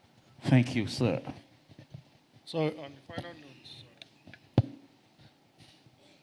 the final note, when it has to do with branding, okay, when you're a public figure, okay, it means things that are basic for others are no longer basic to you. Do you understand? And it might actually be a whole lot. Like when I started, I mentioned something that regards people, process, technology, okay? So when you are dealing with identity-based attacks, sometimes as a public figure, it's something that you cannot do on your own. So for me, I will say you should subscribe to people or companies or have subscriptions for brand monitoring, okay? Because when you have that, even unknowingly from dark web monitoring and all of that, because I know we have such kind of subscription for our ESCOs and C levels.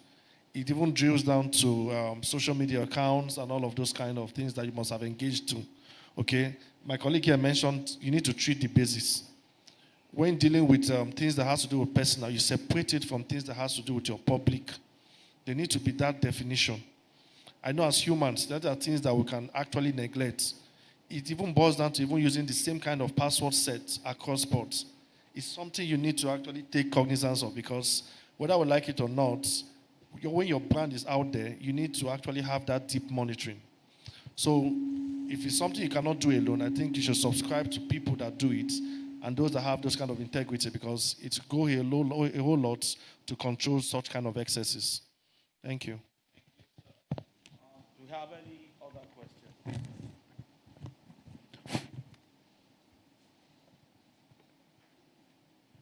Yeah, thank you. I might have missed a bit of the session, but my question is this. How do you stay ahead when DeepFake technology improves almost every month? Did you get the question?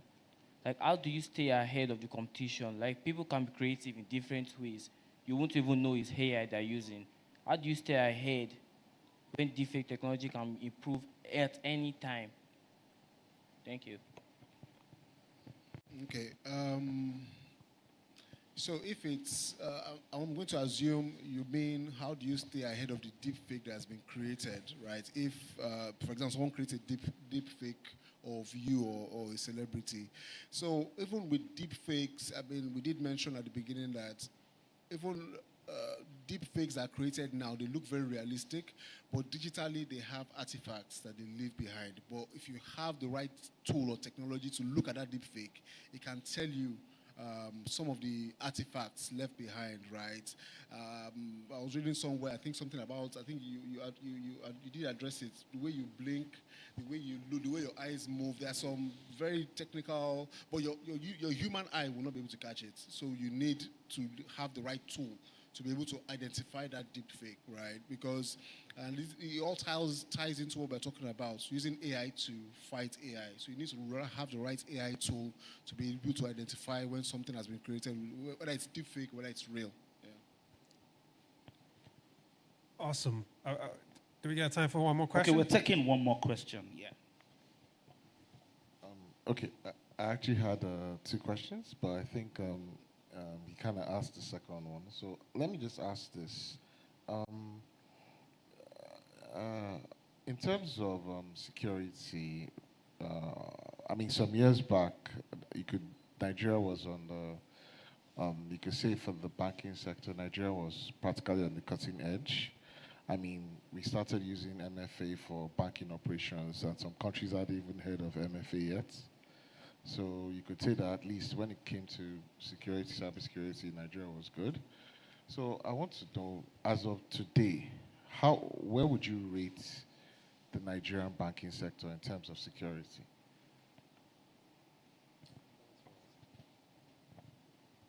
You want it in terms of percentages? That's a direct question. Yeah, that's my question. You want it in percentages? Yeah, when it has to do with Nigerian banking sector, like you mentioned, when it has to do with innovations, we're actually ahead of the game. I know back then when it has to do with the ATMs and all that, we started all these NIP transfers, even the chips. When in the European market, they were still using magnetic stripes. Okay, I would say, and for the present banking system, I think we are still very far ahead. Okay, I should say more like a 90%. And the reason for that is because we actually have a regulator. Because when it has to do with researches and all of this, when it has to do with, in fact, from the banking sector, as at March 30th, everyone has done what we call like a self-assessment. You need to assess yourself. In fact, you need to even get people to assess you, and you submit those results to the regulators that comes to validate. So for someone that tries to always check himself, you see that you actually get ahead of the game. You know you are being proactive enough. So it's not a question of, is something going to happen? Because they actually have different stages. There are a lot of people that don't even know they are attacked, or they don't even know people are already there within the environment that they are being attacked. So we've actually moved from that phase of waiting to be attacked to start planning what do we do to come back when eventually we're attacked. So because of those kind of tabletop exercises, simulation threats, and all of this, it keeps us ahead of the game. And there's always a room that doesn't get filled up, and that's a room for improvement, and we'll keep getting there. Thank you. Fantastic.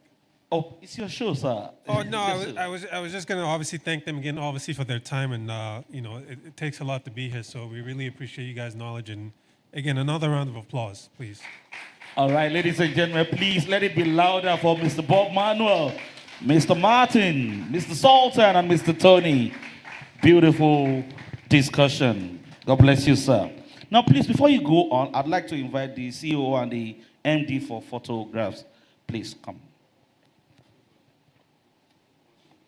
Now, ladies and gentlemen, whilst the managing director was making his speech, members of his family walked in, and it is only natural that we duly recognize their presence.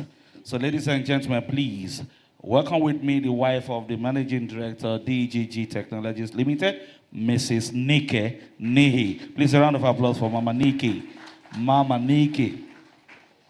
We also have the wife of the chief. Oh, please come up for photographs. Yes, yes. The wife of the chief operating officer, Tech Technologies Limited, Mrs. Whitney Nehi. A round of applause for Mama Whitney.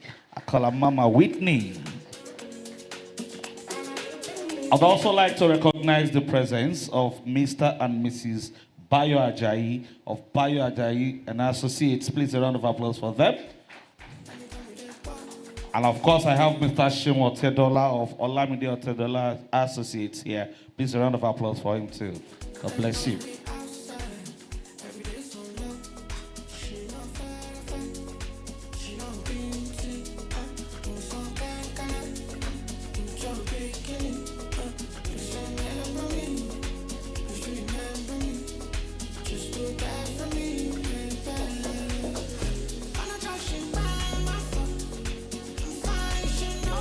All right, ladies and gentlemen, if you have to scan the barcode, it means you have to create an account with us. And once your account has been created, you go to the contest segment and then you continue to exercise your rights by voting. Voting is still on, and I'm sure in less than an hour, we should be rounding off with the voting. And then we are in the hands of my able judges. Mr. Kola, we appreciate your presence. Ms. Precious, we appreciate your presence. Mr. Rotimi Salami. Rotimi Salami, appreciate him. It's quite unusual using Mr. before it. You'll be my brother. Rotimi Salami, blood. God bless you, my brother. All right, ladies and gentlemen, moving on. Can we come collapse this panel set? Thank you. God bless you, sir.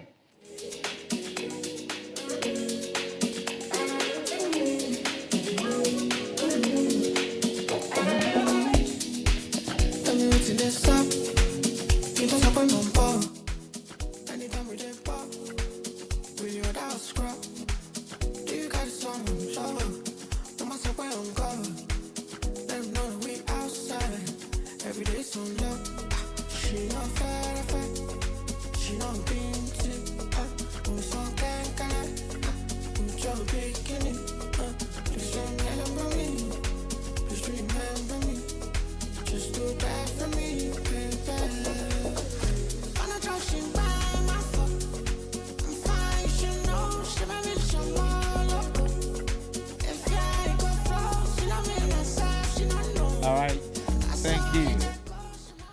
Ladies and gentlemen, next up is Fortinet ZTNA presentation, and that is going to be taken by Mr. Samuel Onagize. Please, can we put our hands together as we invite Mr. Samuel Onagize for Fortinet ZTNA presentation. God bless you, sir.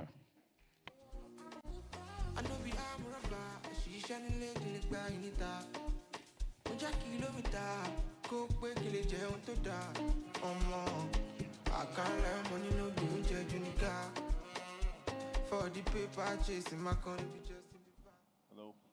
Hi, everyone. Good evening. Thank you for the time so spent here. I'll try as much as possible to be very concise. I know we are tired already. All right. So my name is Sam.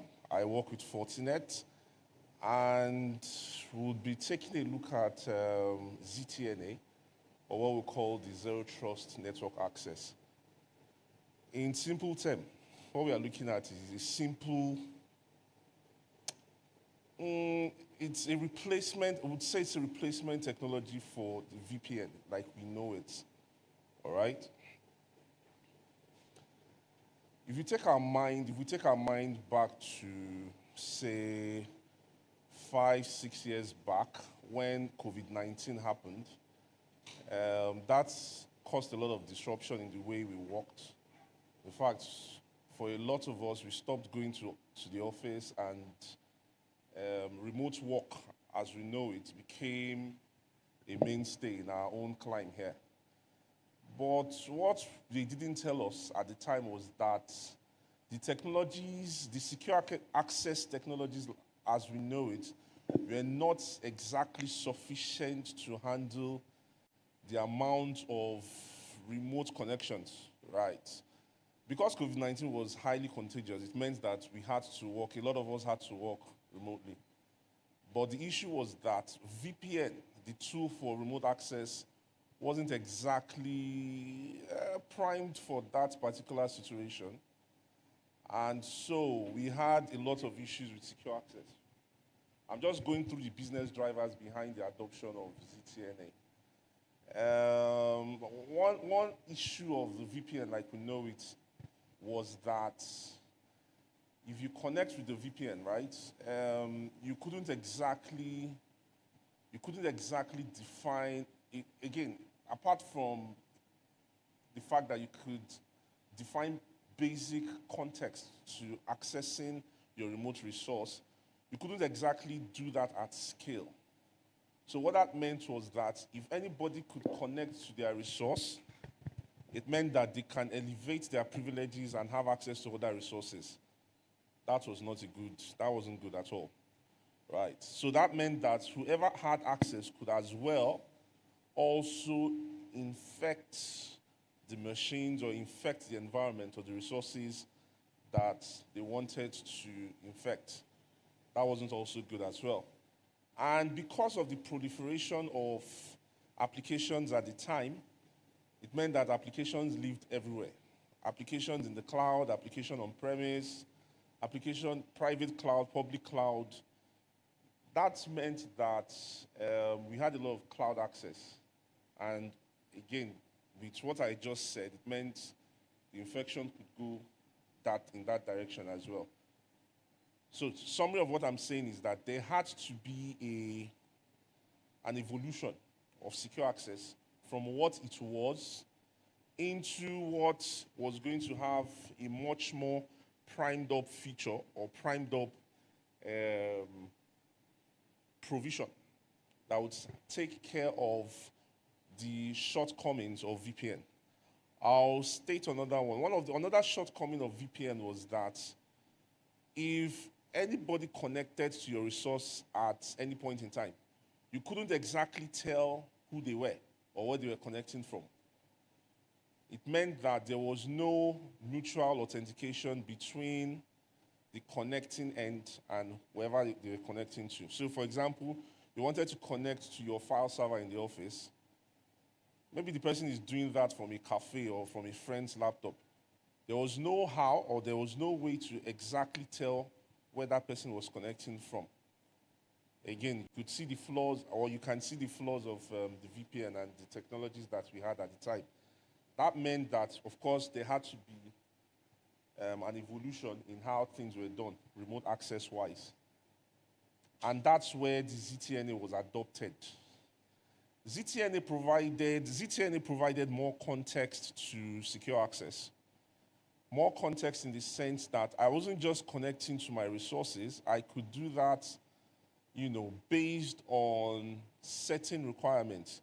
So I could say, maybe I don't want to just connect to my resources from the house. I could say, if I do not have certain official or corporate applications running on my machine, access should be denied to that particular user or to that particular entity.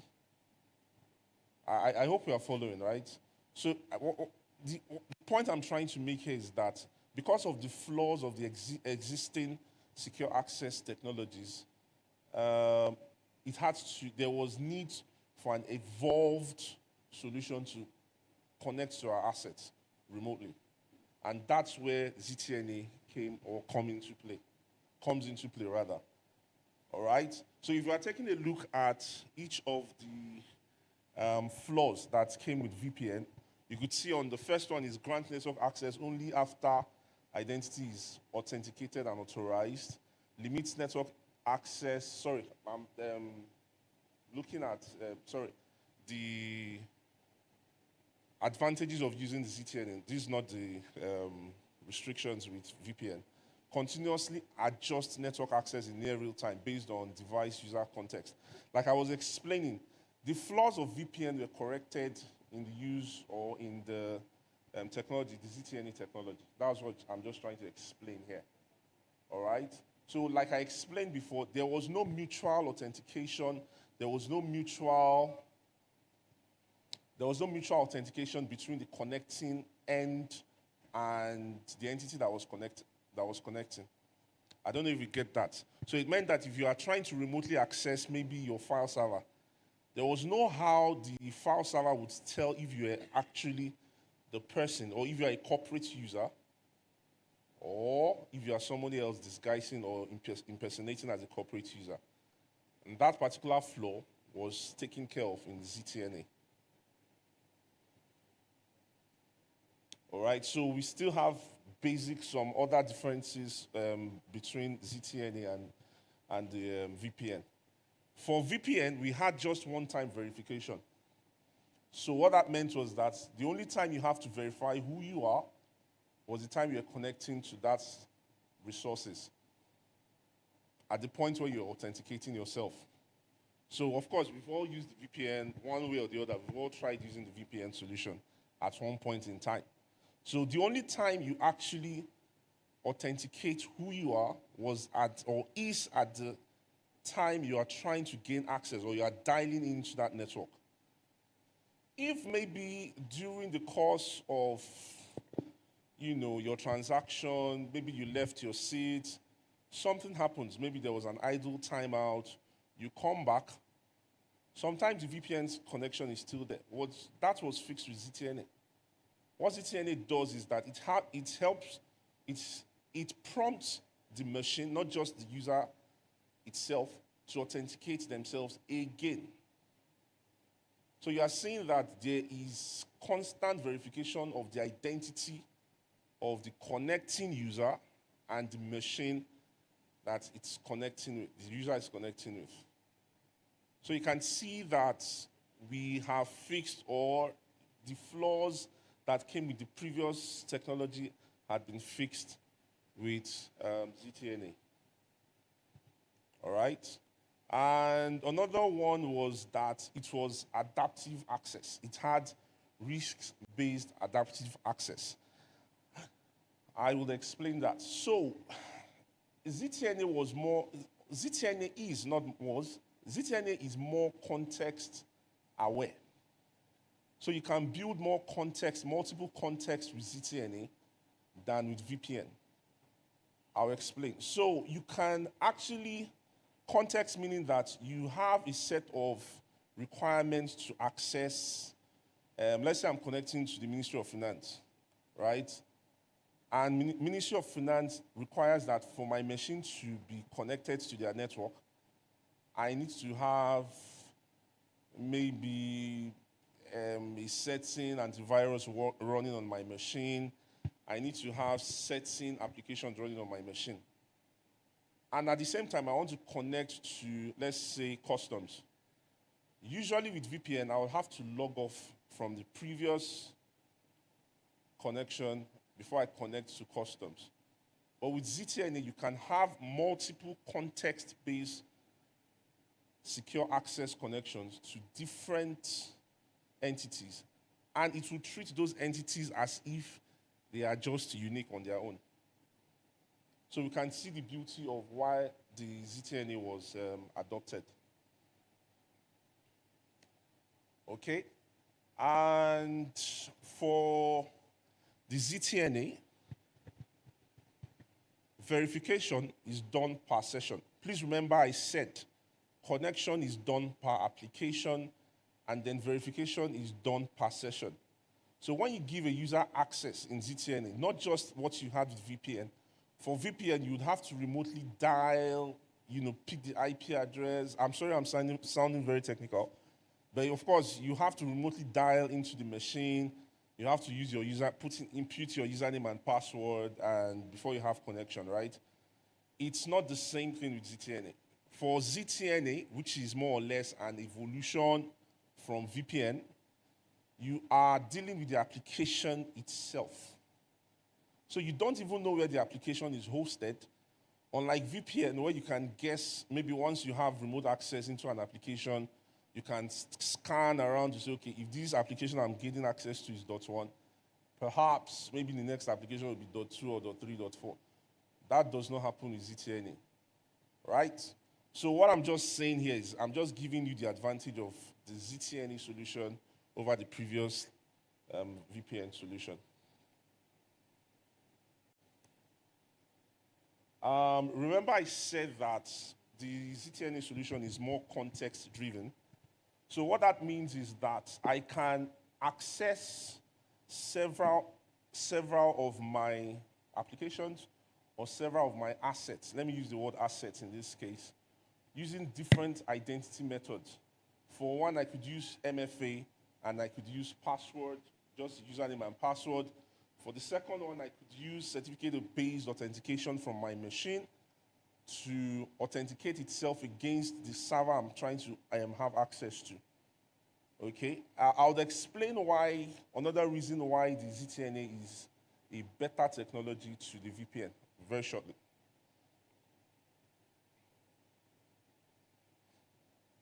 Yeah, before I forget, the last point there, you have end-to-end encryption, which was something you didn't have with VPN.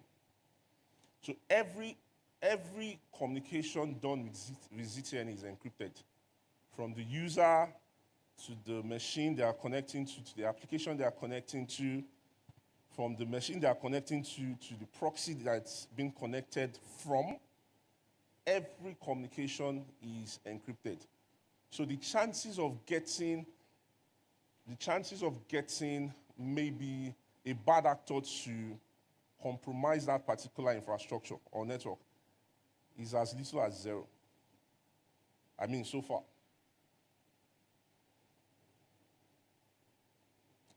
All right. So for us at Fortinet, right, we have moved from just the ZTNA solution to the universal ZTNA solution. What that means is just, of course, we have to add some little big grammar to it. So what that means is that we can connect to more than one asset as if we are connected, we are uniquely connecting, or we are uniquely connected to that particular asset. I'll give an example. Like I stated, you can connect to two entities at the same time, and your machine will think that you are connected to them individually. So you are connected to, maybe like I said, Ministry of Finance and Customs, and your machine would think that you are just dealing with just single entities at the same time. All right? So that happens, that's something you get with ZTNA that was not possible with VPN.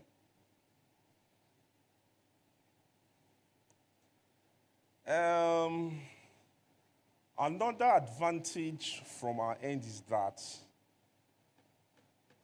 the same tool, the same connecting tool, which is usually an agent, that you connect into your remote applications with, that same tool, you can actually use it for to perform other tasks. So from what I have said so far, right, you'd think that we would be provisioning multiple tools to achieve that result. But no, this is achieved just using one single agent tool. All right? You have to provide this context. You have to define the context. And a part of the definitions would include maybe the particular operating system that that user is connecting from. All right? And then, of course, it gives risk-based, after carrying out vulnerability scanning on that particular user system, then it will allow that particular user to connect to the application servers. All right? So what I'm trying to explain is that I'm trying to show you the advantages of the new ZTNA solution or the new ZTNA tool over the previous VPN tool that we had, and why the ZTNA tool has been adopted, or the ZTNA solution has been adopted today.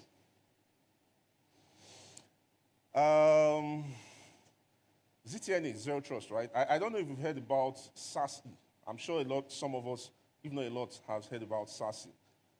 ZTNA, Zero Trust Network Access, is more or less like a building block to the adoption of SASE, right?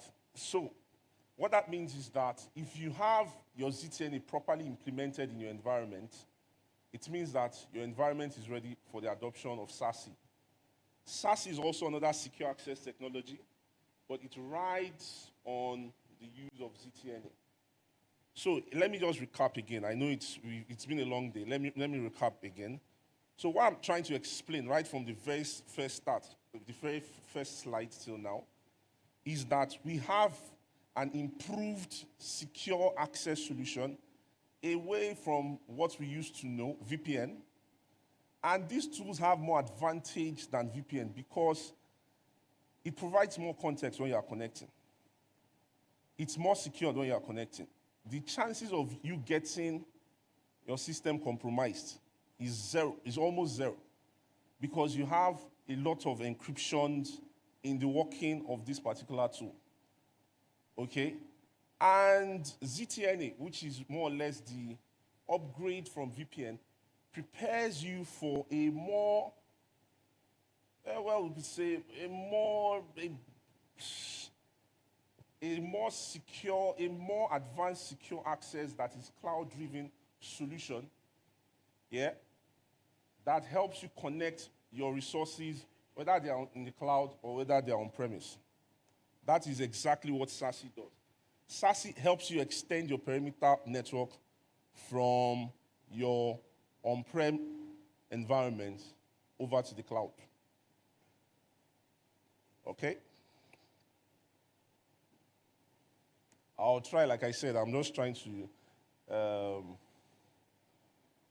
not waste so much time here. So this is the architecture that Fortinet currently adopts, with the deployment. I'll stop here. This is the current architecture we adopt for the deployment of our ZTNA solution. On the left-hand side, we have our connecting entities. Let's say you have users sitting in their homes, you have users sitting at a coffee shop, sitting maybe away from the office generally, right? What they do is, the same way you connect, you dial in using your VPN agent or your VPN tool, is the same way you dial in using your ZTNA tool. The only difference, like I said, is that at the back end, so the connection and the communication has become more encrypted than what you have when you are connecting using VPN. I hope you are following. All right. So, because you are not directly connecting to the applications themselves, you have to go through a proxy, or what we call the access proxy. So you can see that that gives your environment or your customer's environment better protection from whatever compromise that would usually come from the connecting end. So it's saying that for me to access, if you look at the screen, for any of these users on the left-hand side to access, let's say, AWS or the SaaS tool, they'll have to go through the intermediary, which is the guy in the middle. It's that guy that will help, terminate the connection from its end or hand over the connection from the user end to the application. So what we are saying here is that the users do not exactly know where they are connecting to. All they know is that they want to connect to, let's say, a file server that's on AWS. But they do not exactly know where this file server is located. It's transparent, and all they do is just, on their system, they just connect, they just click on connect, put in their username and password, and it's done. All right? So, like I said before, the whole idea is to make sure that you have a more secure communication infrastructure, and that the communication is more encrypted, is more secured, because you are using certificate-based authentication between the user end and the application end. All right? So that gives it a better posture to handle whatever bad actors want to do in that particular environment. All right? Any questions so far? I know it's that's why I said I know it's a long day, but any questions so far? Let me just finally, I'll just do a recap one last time. So, VPN is going out of fashion because of its flaws. It cannot handle the dynamics of modern business.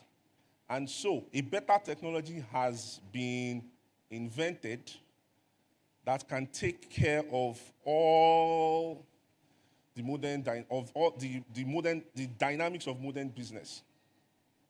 So that is essentially what I'm trying to say here. So all the flaws that we used to have with VPN, where you say your system or the application servers got compromised, we do not experience that, or we've not so far, because we're in an AI age. Anything can happen now. But so far, we've not had any experience with the AI or ZTNA architecture or ZTNA solution being compromised. All right? Any question? Okay. Do we have questions for Mr. Samuel Olagize. Please, sir.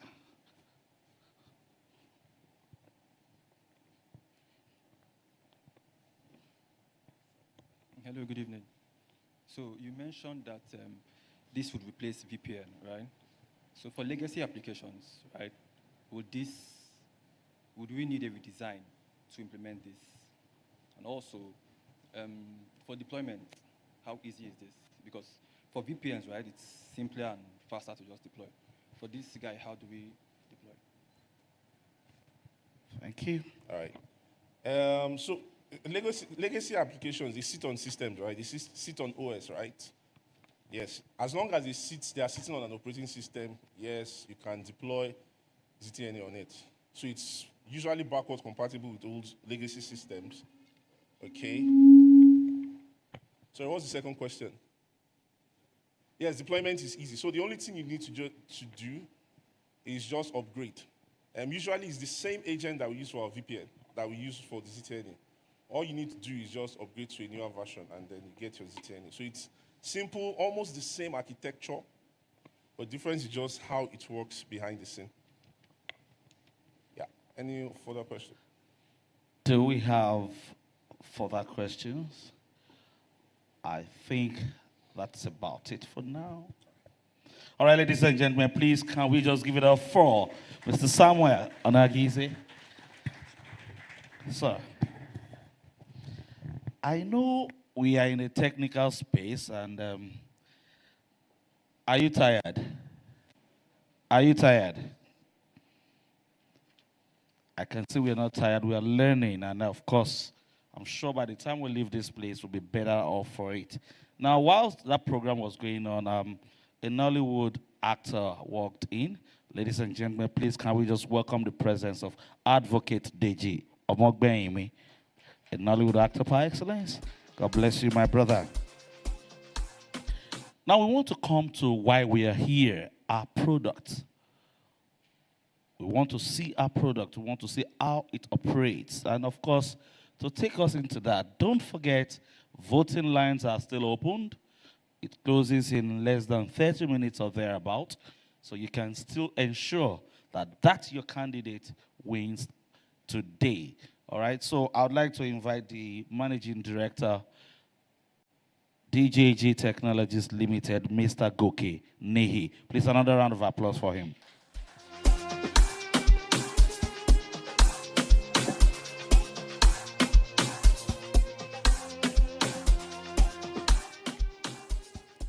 Thank you, MC, and good evening, everybody, once again. Yes, what I want to do here is basically to show us how the application that we've been talking about, how it works, some of the functionality, and basically just demonstrates where we started, where we are, and the future of the app. So I would like us to watch briefly a 6-minute video. Please, I know we are tired, so please indulge me. Watch this. Welcome to DeGlam Gallery. Explore endless possibilities, where every moment matters. Click Login or Sign Up to access all the exciting features of the app.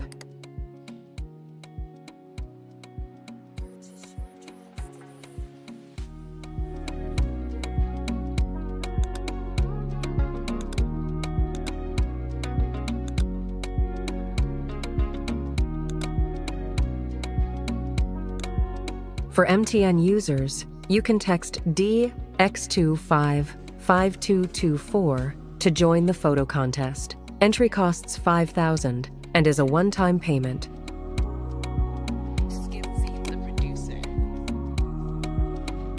For the basic plan, MTN users can text DR to 55224 to subscribe.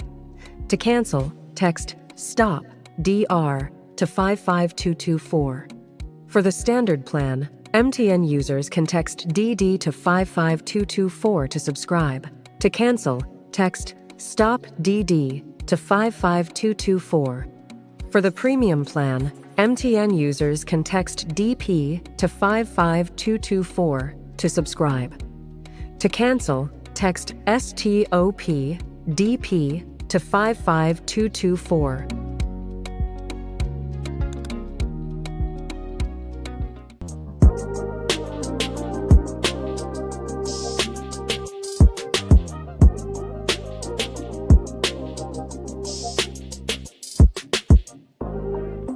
All right.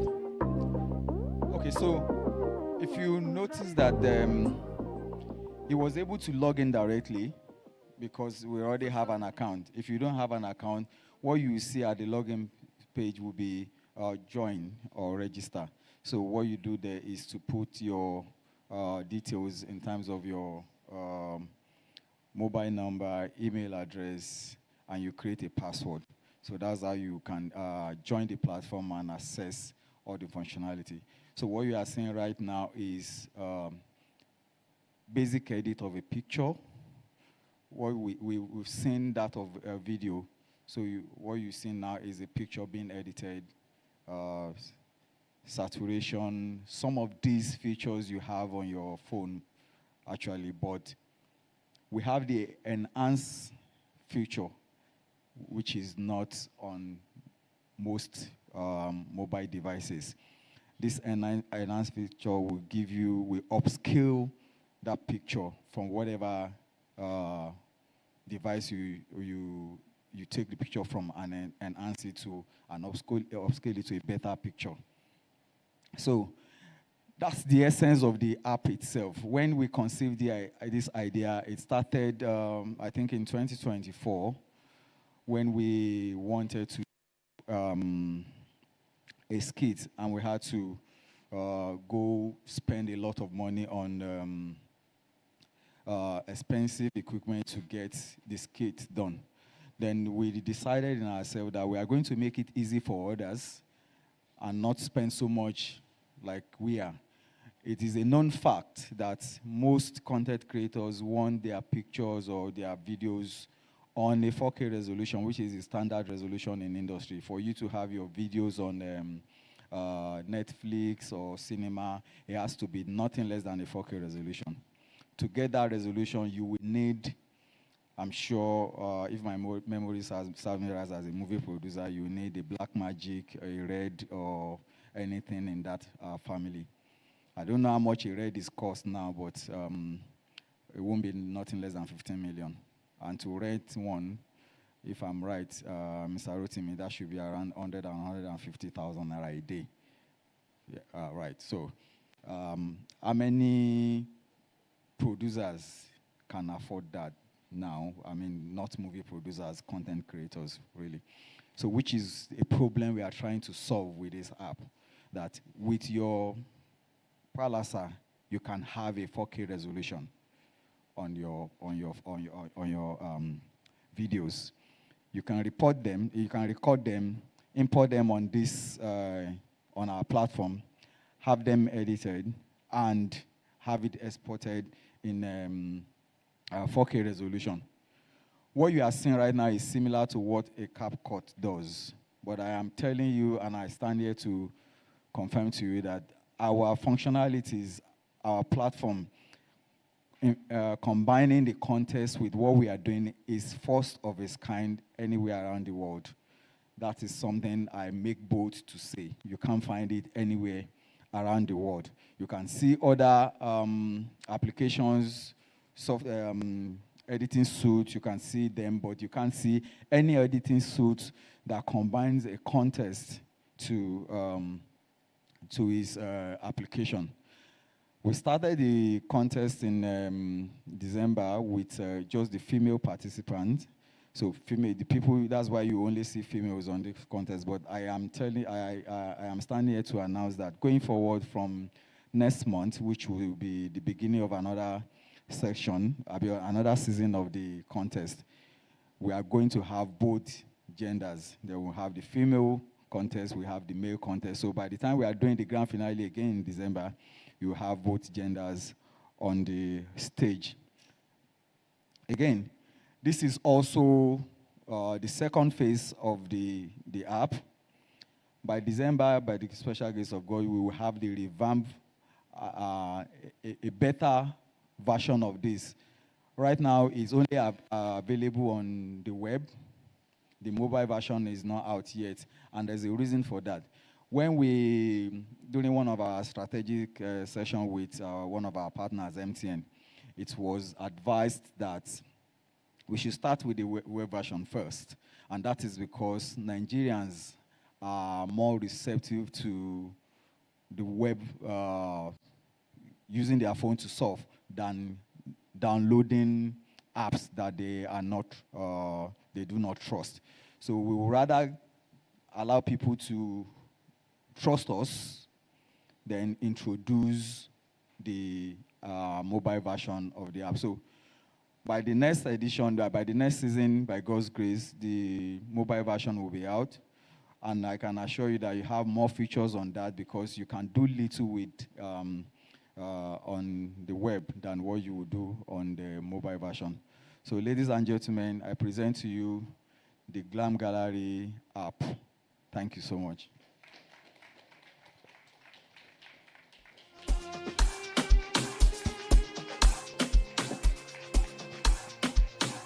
Ladies and gentlemen, please, if you are clapping for my MD, you need to make it louder, please. Let us continue to appreciate this beautiful work. All right, ladies and gentlemen, we are gradually getting to the pinnacle of this day, and that, of course, will be the choosing the winner of this contest. Okay, in about 10 minutes or thereabout, the voting portals will close, and then, of course, the contestants will come out, and this time they will be in the hands of the judges. Now, I mentioned earlier that the winner will be chosen based on 3 major factors. The first one is the score they got during the online voting. The second segment would be the result of the live voting we had that is still going on actually. And then the third one will be the score from the judges. Now what the judges would do is they will score them over 100. My judges, sir, the judges, I hope you're hearing, sir. They will score them over 100. 0 to 100. So whatever score you give them, you write it on your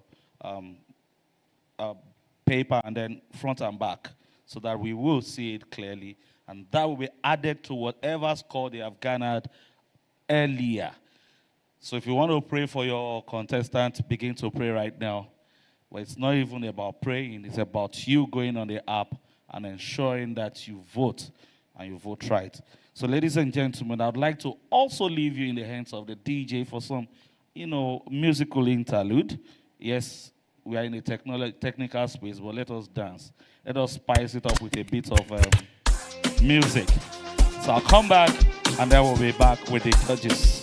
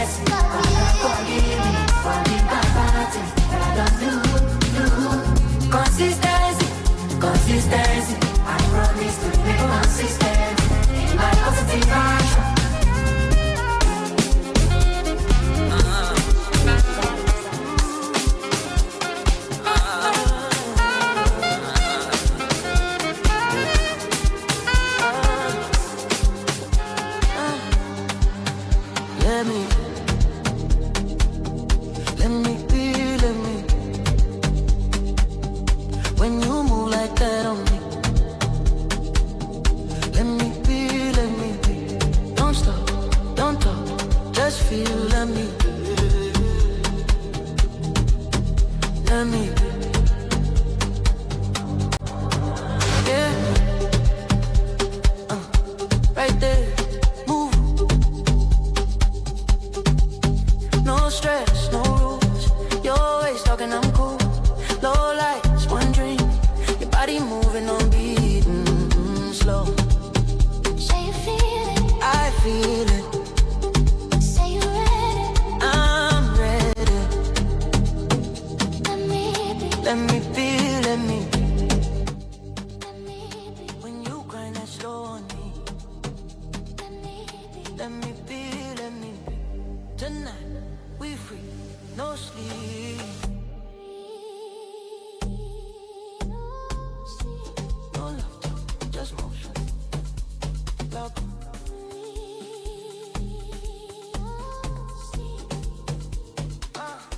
Let me be,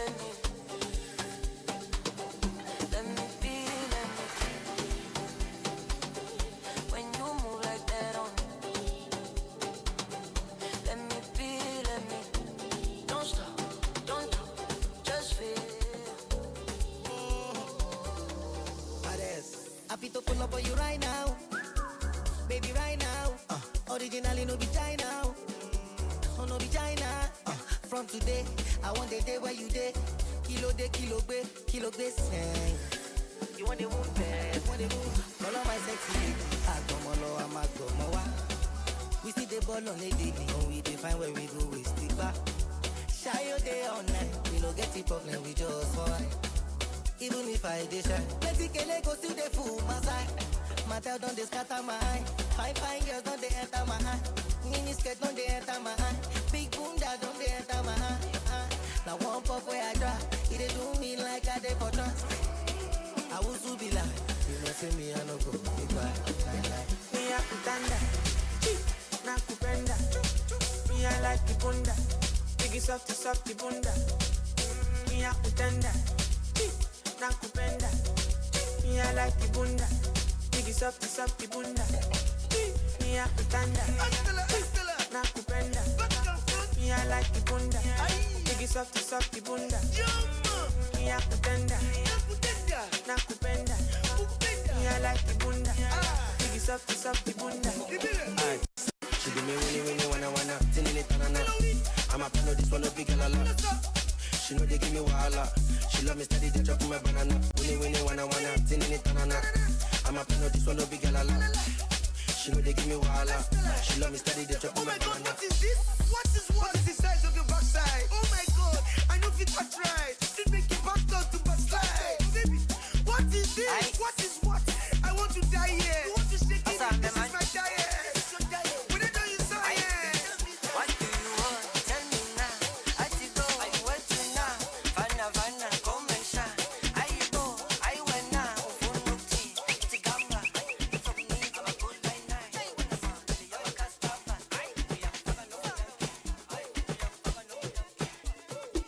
What's on? Now simba dangot. Everybody,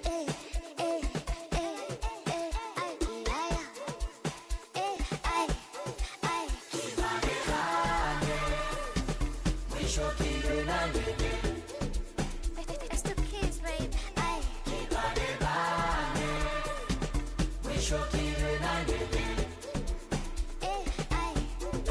Si balik natin ang way. Ako siyang kanting pipinamba. Ito na si Kamano siya inamba. Ishine naman po sa muse. Ako siya bell fresh sa lagala. At siya gupegalet potosa. Afuni ninja sa baniga. At kipitay man sa lagala. Si baniga natin ang way. Ako siyang kanting pipinamba. Ito na si Kamano siya inamba. Ishine naman po sa muse. At kipitay fresh sa lagala. At siya gupegalet potosa. Afuni ninja sa baniga.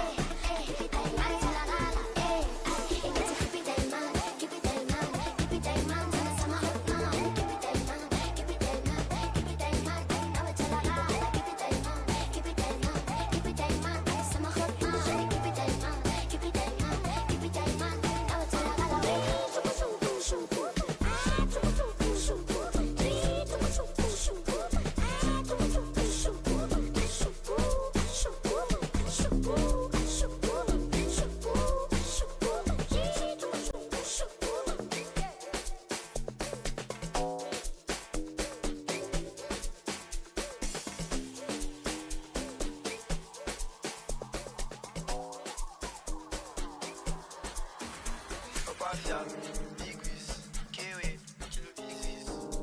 This is not child's play, oh. Jembe. If you your body spark on, smack on, Obafia. Yeah, she knew this is my suit. Obafia, if you do pass Kilo Pieces, Memofia, busy, baby. Kiwi, Obafia, Big Wiz, you.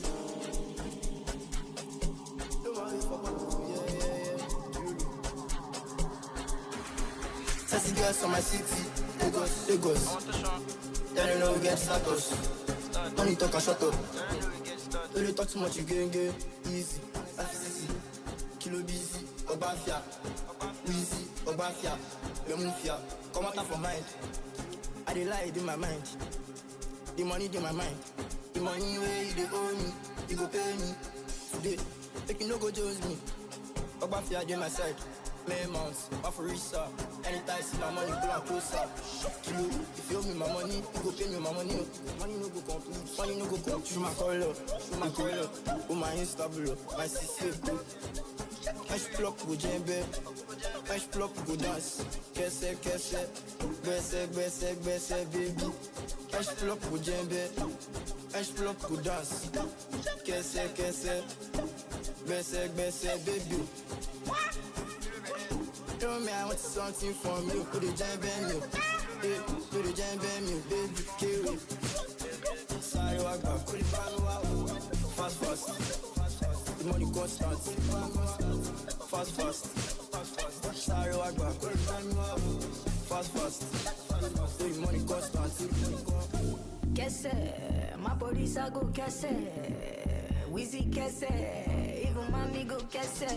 Spending money like it's nothing. You take off anybody. Oh yeah, play the bed to make me jembe. Yeah.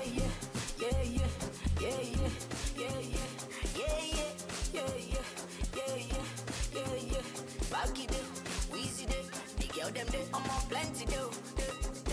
Money day, Prada day, no come take and blow.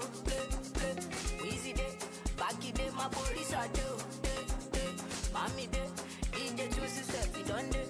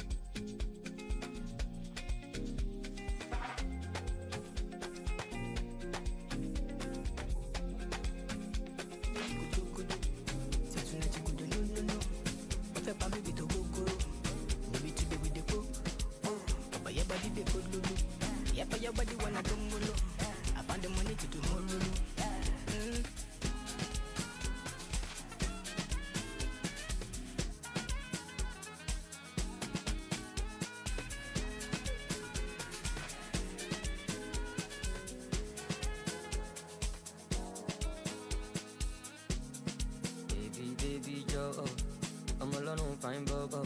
Joe, my Joe Jabo. I will go and shako. Ibadi talk my soko. Mukofe Jamie Labo. Yeah, my guys in me back easy. You go for the escalade easy. Celebrity life, you know, easy. Skilly, easy. Are you gonna let me show up?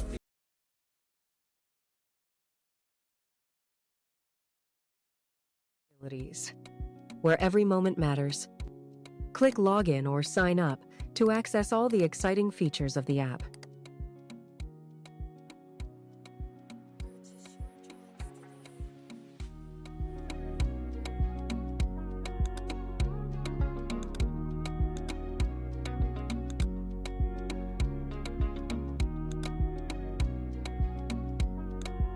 For MTN users, you can text DX255224 to join the photo contest. Entry costs 5,000 and is a one-time payment.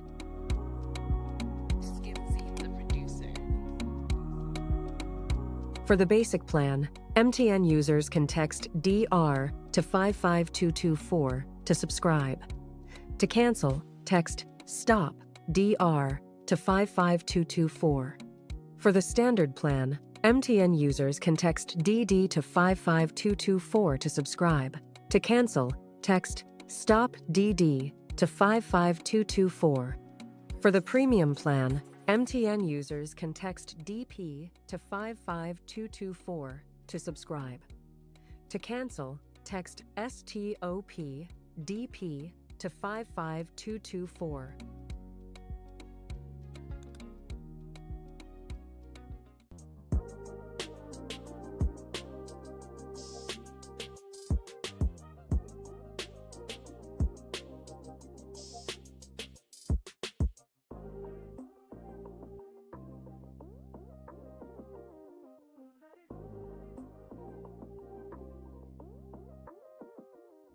For Photo Editor, click on For Photo Editor from the left sidebar to get started.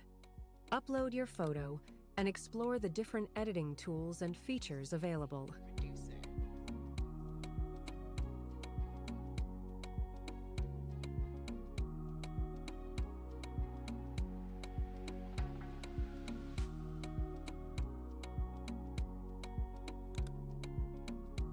For more advanced tools and AI Enhance, click on Advanced.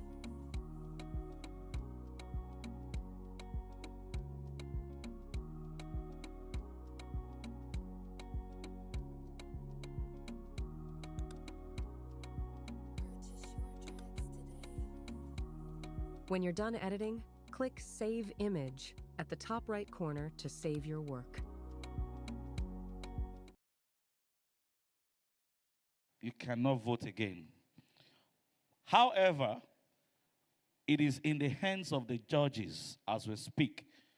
Now, they have been so magnanimous that they said that the pictures that we uploaded, not because the contestants were moving as they were taking the shots, some were a bit blurry, some were not properly taken. So we'll give them another chance for the judges to score them now. Now, they'll strike a pose, we'll read their resumes, and then we'll judge them based on the pictures we are taking now.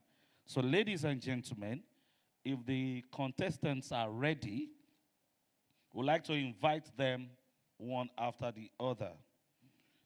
Starting with Miss Ifunaya Edoze. Ladies and gentlemen, please, another round of applause for Miss Ifunaya Edoze.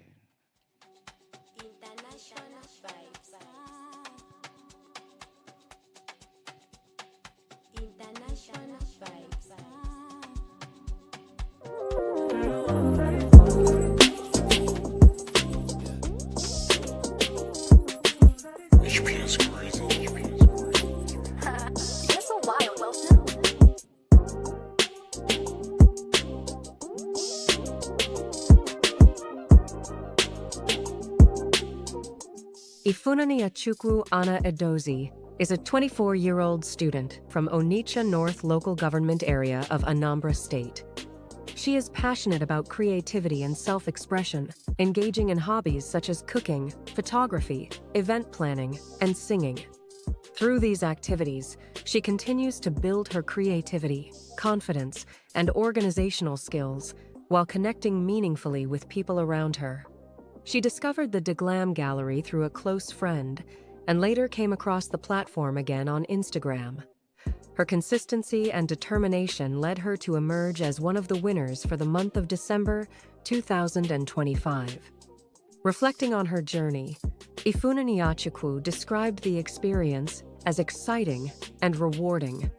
She noted that gaining support and encouraging people to vote for her was both engaging and challenging, especially because the competition during her winning month was highly intense. Despite the tough contest, she expressed deep gratitude for the opportunity.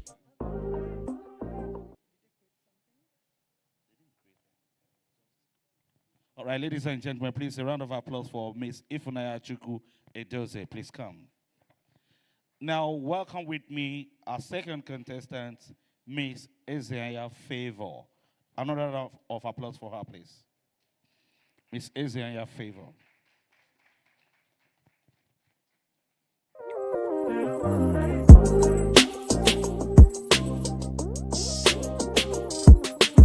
HP's crazy.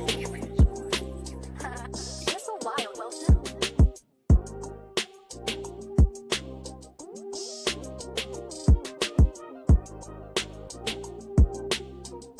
Ezeanya Favor Chiamaka is a 26-year-old entrepreneur and educator from Orumba North local government area of Anambra State. She works as a part-time secondary school teacher, teaching commerce and financial accounting, while also running her business, Moccasin Enterprises. She holds both a higher national diploma, HND, and a Bachelor of Science in Aviation Management and Tourism from the Institute of Transport and Management Technology. Outside her professional activities, she enjoys swimming, exploring new places and opportunities, and dancing. Ezeanya Favor Chiamaka discovered the DeGlam Gallery through her friend, Favor Celebrity Couple, on TikTok, and went on to emerge as the winner for the month of February. Speaking about her experience, she described the voting process as smooth, seamless, and easy, especially with the convenience of sharing voting links with friends and family members. She expressed gratitude and excitement about being among the winners and remains optimistic. Ladies and gentlemen, please give it up for Miss Isaiah Favor. Thank you. And then welcome with me the final contestant for today, Miss Obiora Ifeoma Felicia. Please a round of applause for her.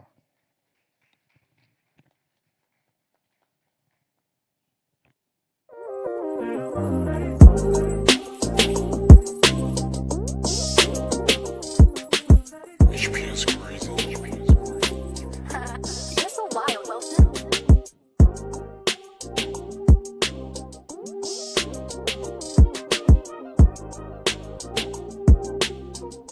Obiora Ifeoma Felicia is a 34-year-old entrepreneur from Ayamelum local government area of Anambra State. A dedicated businesswoman with an O-level educational background, she is passionate about cooking and enjoys exploring culinary experiences during her leisure time. She got to know about the DeGlam Gallery platform through Celebrity Couple and went on to emerge as the winner for the month of April. Reflecting on her journey, Obiora described the experience as challenging and demanding, but ultimately rewarding, expressing joy and fulfillment at successfully overcoming the obstacles to achieve victory. Ladies and gentlemen, please a round of applause for Miss Obiora Ifeoma Felicia. All right, ladies and gentlemen, for the final time, I would like to welcome back the contestants, even as they stay on stage for examinations, if there is any, or cross-examinations. Ladies and gentlemen, please, Ifunanya Chukwu Edozie, Ezeanya Favor, and Obiora Ifeoma Felicia, the three finalists one last time. DJ. International vibes.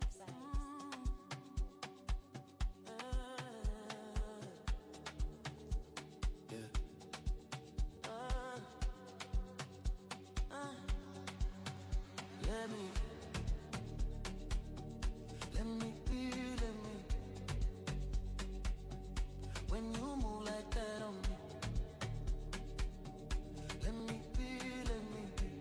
Don't stop, don't talk, just feel, let me.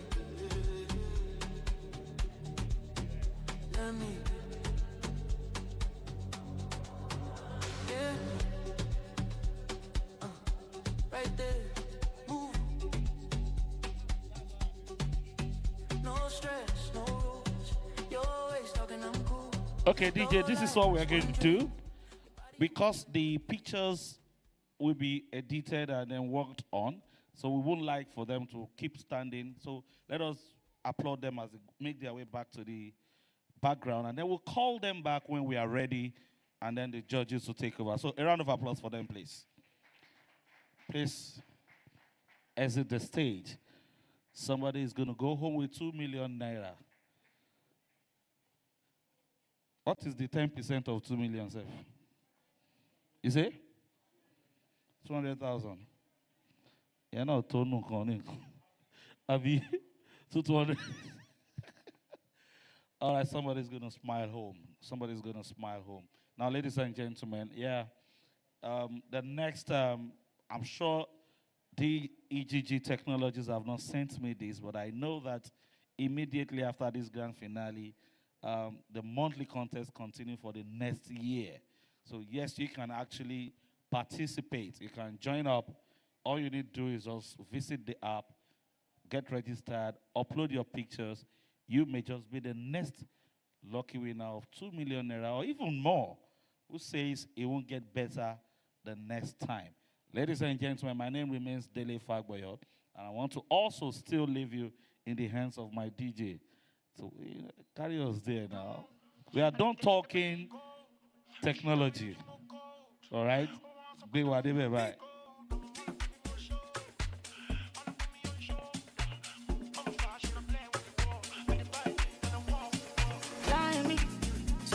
Money fair gone. Fine lady, girl, you different gone.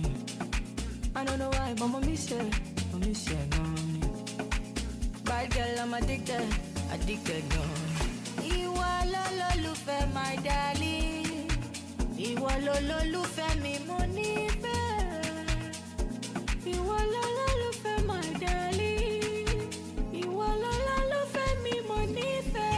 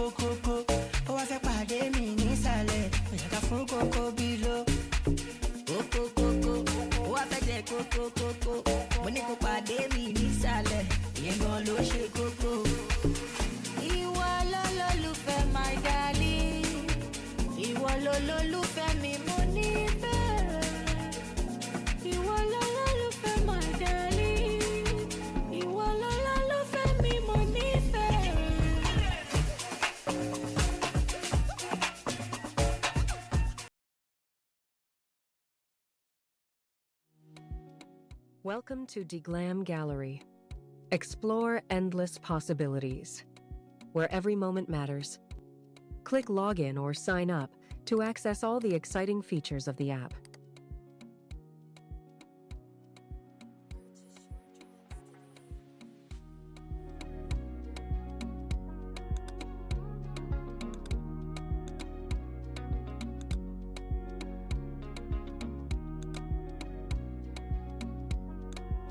For MTN users, you can text DX255224 to join the photo contest. Entry costs $5,000 and is a one-time payment.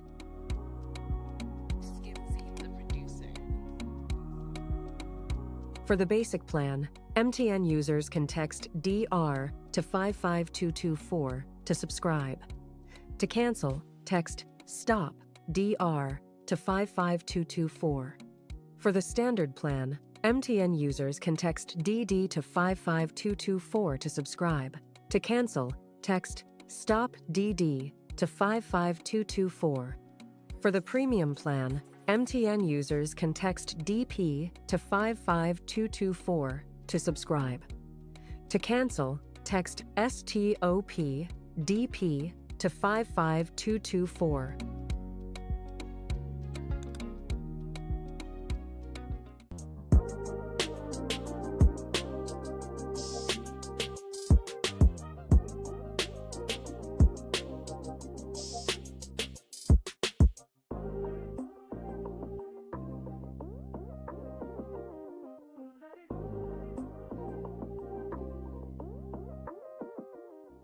For Photo Editor, click on For Photo Editor from the left sidebar to get started. Upload your photo and explore the different editing tools and features available.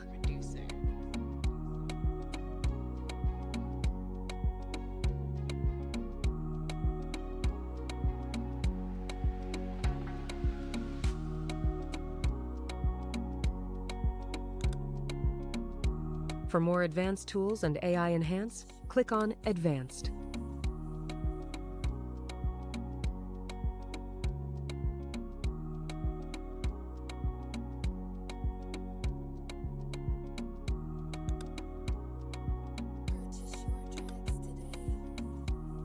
When you're done editing, click Save Image at the top right corner to save your work.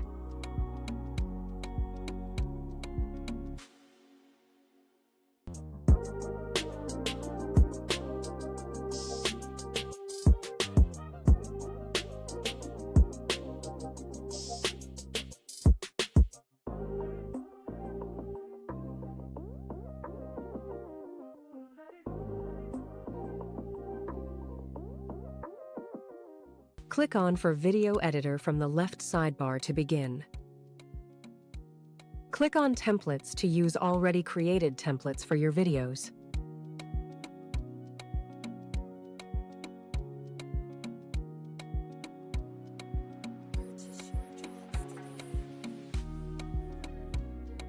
Use the minus and plus icons to minimize or maximize your timeline page. To start editing, click on Import, then upload your video and image materials to the timeline.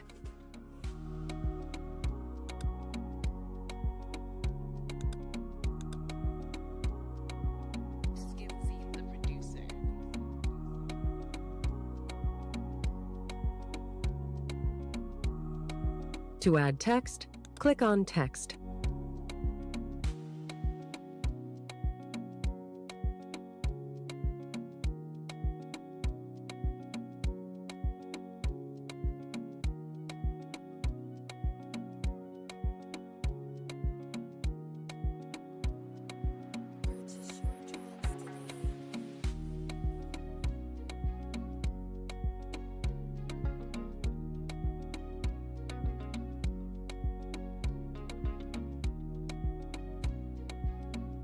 To add more text to the timeline, click on Add.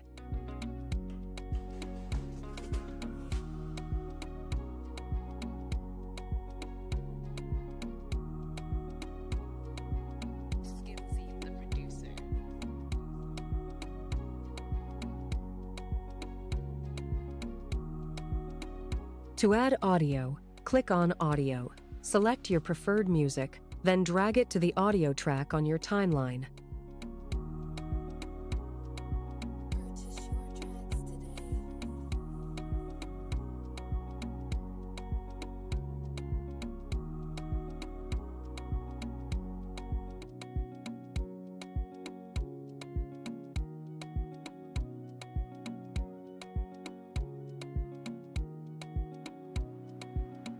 Click on Transitions to select and apply transitions between clips. Click on Speed to adjust the playback speed of your selected clip. Click on Filters to add filters to your clips. First, select the clip on your timeline, then double-click your preferred filter. You can also customize the look and feel of the filter settings.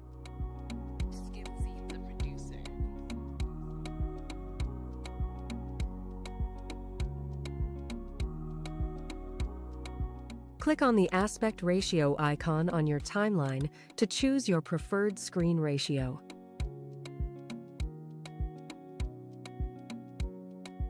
When you're done editing, click on Export at the top right corner to export your video.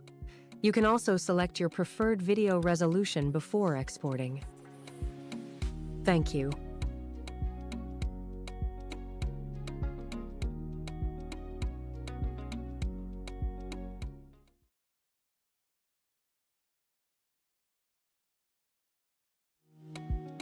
Welcome to Deglam Gallery. Explore endless possibilities, where every moment matters. Click Login or Sign Up to access all the exciting features of the app.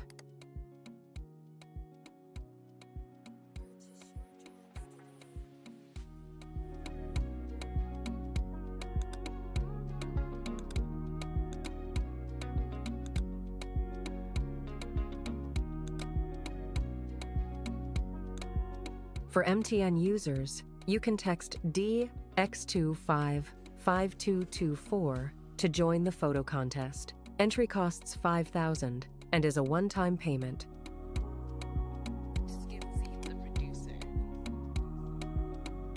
For the basic plan, MTN users can text DR to 55224 to subscribe. To cancel, text STOP DR to 55224. For the standard plan, MTN users can text DD to 55224 to subscribe. To cancel, text STOP DD to 55224. For the premium plan, MTN users can text DP to 55224 to subscribe. To cancel, text STOP DP to 55224.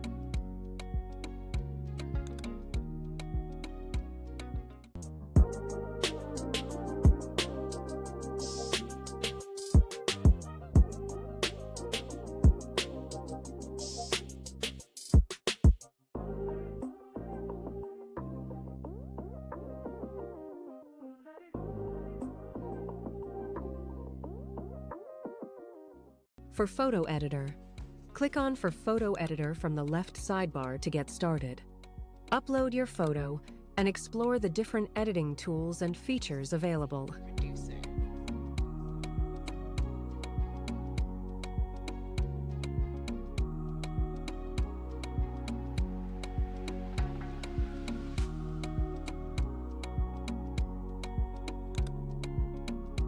For more advanced tools and AI Enhance, click on Advanced.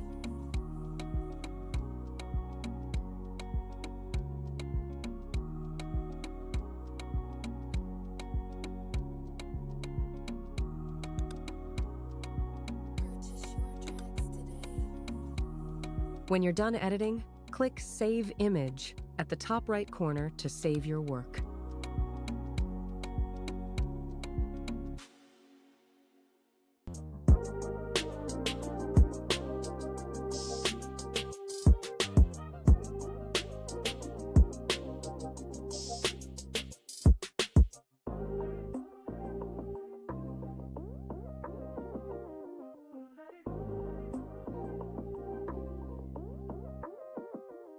Click on For Video Editor from the left sidebar to begin.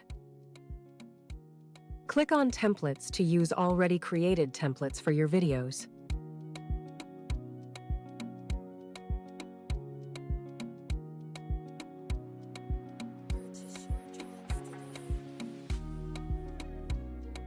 Use the minus and plus icons to minimize or maximize your timeline page.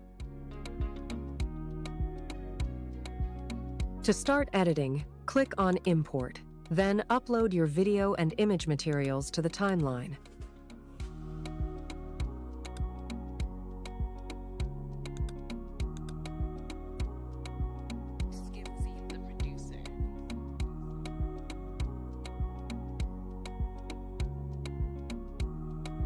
To add text, click on Text.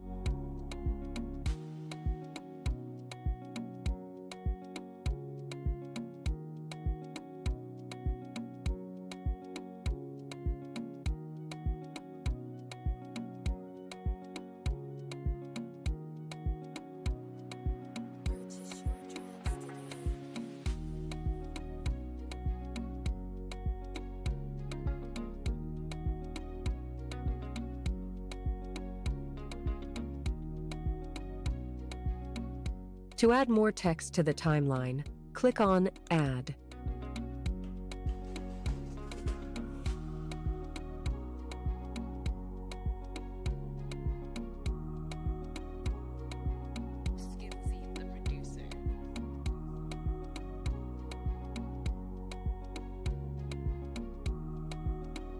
To add audio, click on Audio. Select your preferred music, then drag it to the audio track on your timeline.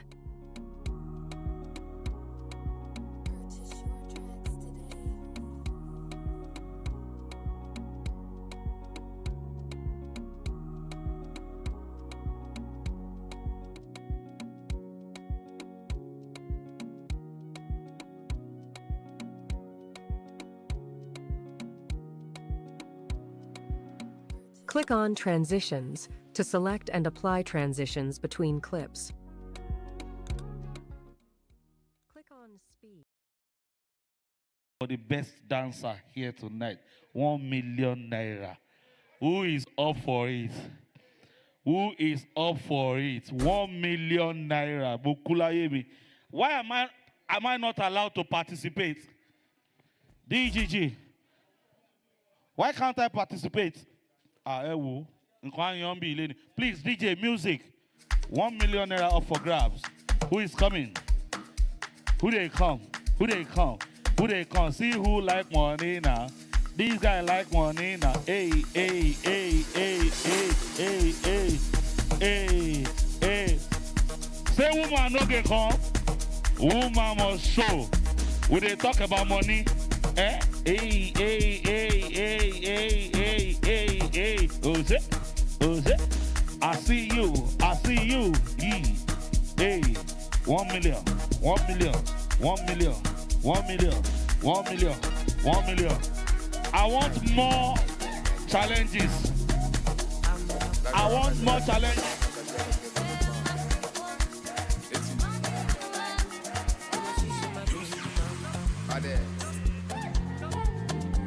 I must win the money. You are dancing at the corner. 1 million naira is good. Oh, let's go. Let's go. Hey, hey, hey, hey. Okay. Hey. Girl, make I show you my bank account. Hey, hey, hey. I get it plenty to go around. 1 million up for grabs. Now we the puppy all over town. So tell me if you did down, did down. Do you know? Do you know? Say oh, me take ball like go. Girl I know, I know. Some things that you do. They are now four. If I say that men like money pass, the women are rich. The women are rich. Hey, hey, hey, hey, hey, hey, hey, hey.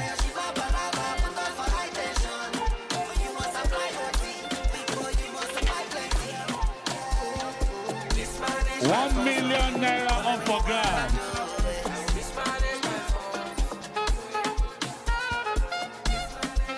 Hey. Hey. Forgiveness, forgiveness. DJ, you can begin to change it though. Consistency, consistency. Mr. Gokeni, you don't see, you don't see, you don't see, you don't see. Forgiveness. Hey.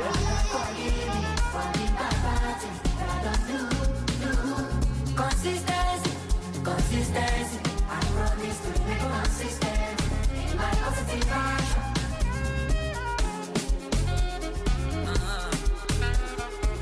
Somebody's dancing like.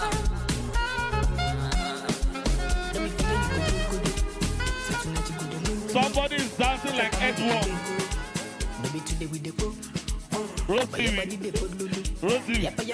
Somebody's dancing like Edward. Hey, hey, hey, hey.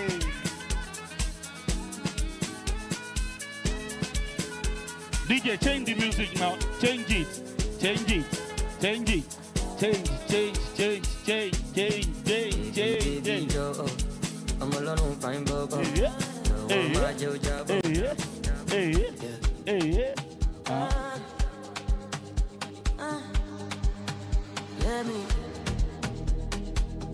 Let me be, let me. When you move like that on me. Let me be. Don't stop, don't talk, just feel, let me. let me be. Yeah. Right there, move. No stress, no rules. You're always talking about low lights, one dream. Your body moves. Waiting DGG technologies go great. I feel it. Say you're ready. I'm ready. Let me be, let me be. When you grind that slow on me. Let me be, let me be. Tonight, we free, no sleep.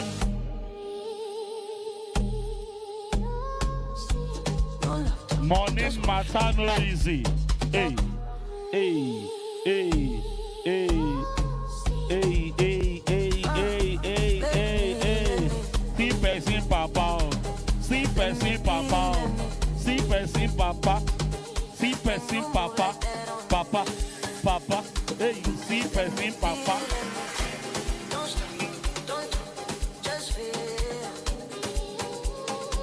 Ladies and gentlemen, securing truth in a DeepFake world. DGG Technologies Limited. Hey. Happy to pull up on you right now. Baby, right now. Originally, no be China. Oh, no be China. From today, I want the day where you day. Kilo de kilo. Whoever is tired can go and sit down. You want the moon, want the moon. Follow my sexy. I'm a gomowa. We see the ball on the daily. And we define where we go, we stick back. Shy your day all night. We don't get the problem, we just fight. Even if I dey shy, plenty kele go still dey full my side. Matter don't dey scatter my eye. Fine girls don't dey enter my eye. Mini skirt don't dey enter my eye. Big bunda don't dey enter my eye. Now one pop where I try, it dey do me like I dey for trust. I will to be like, you know say me I no go be quiet. Me a kutanda, na kupenda.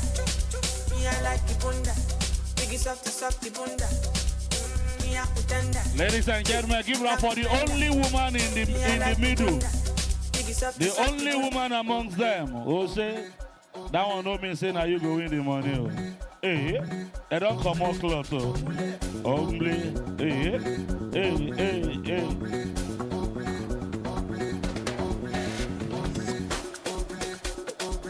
Hey, hey, hey, hey, hey, hey, hey.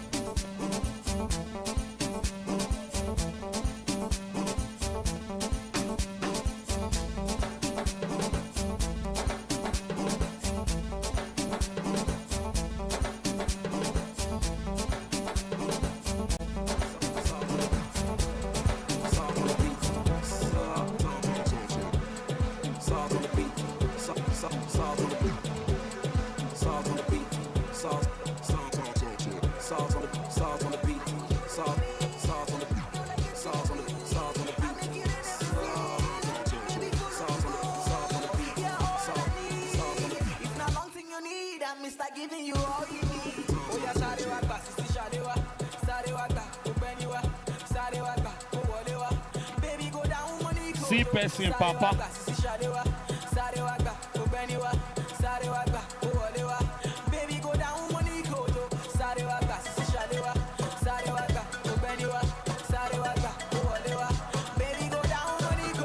All right, DJ, hold it on. Hold it on. There's somebody here. There's somebody amongst the dancers. I'm sure the man is from Iseyin because the local steps he did in leg. Ladies and gentlemen, put your hands together for these 5 wonderful dancers. Now, Mr. Kola Nihi, Mr. Goke Nihi, where me with una sit down, una talk so una go give anybody money? Did you tell me anything? Sharon means people like money. As a matter of fact, it is not everything that comes out of my mouth that you must follow. Sometimes I may have just drunk something there, I'll just come. They say they won't give 2 million. Even me, I don't get 200,000 naira. But ladies and gentlemen, that's a bit of entertainment. Please put your hands together for them. Then, madam, because you are the only lady that came out, you dared to stay outside the box. One kind of Sprite for you. Ever been for one Sprite? All right, DJ, we are only buying time for the announcement. We want to ensure that the pictures are representing what we are looking for.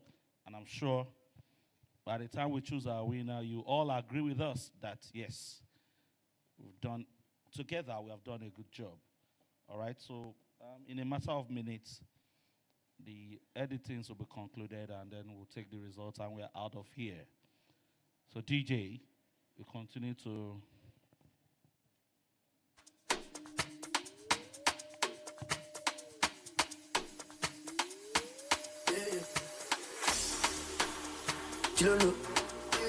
Kilo better, quality. Follow you again. Now I know they follow you again. Kilo, follow you again. Now I know they follow you again. Kilo, follow you again. Now I know they follow you again. Follow you again. Now I know they focus on paper. Baby, see you later.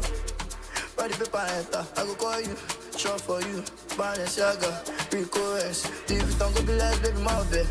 Wait, look, see me, give me, ego. Money talking, now they working for money. Kilo, you don't sour. Holy water. What can I make you updates? Shakaboolies. Kilo, do the wine is.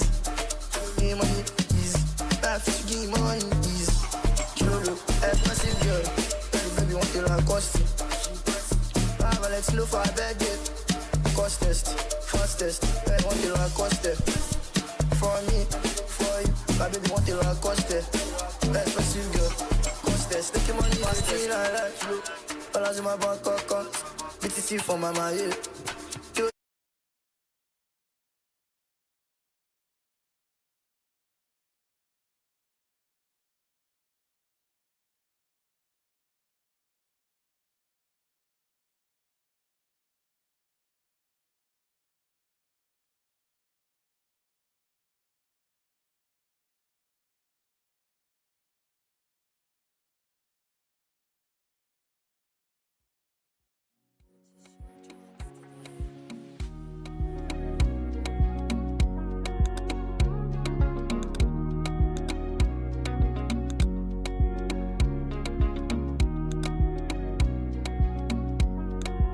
For MTN users, you can text DX255224 to join the photo contest. Entry costs 5,000 and is a one-time payment.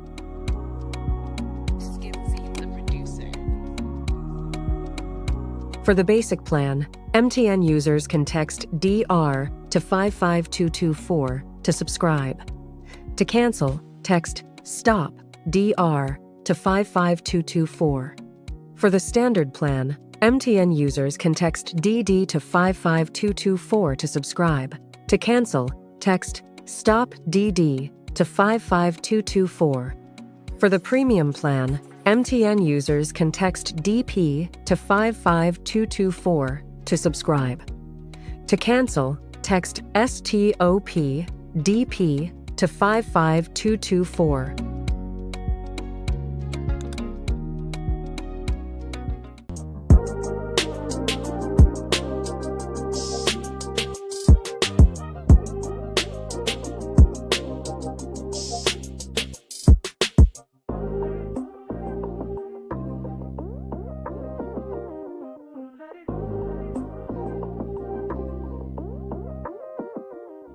for Photo Editor. Click on For Photo Editor from the left sidebar to get started. Upload your photo and explore the different editing tools and features available.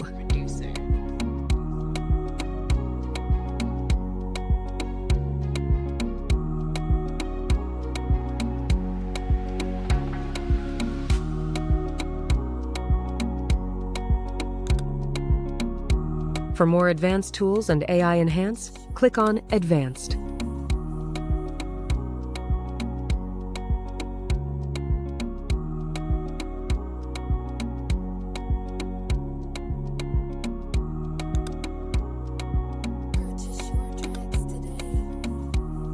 When you're done editing, click Save Image at the top right corner to save your work.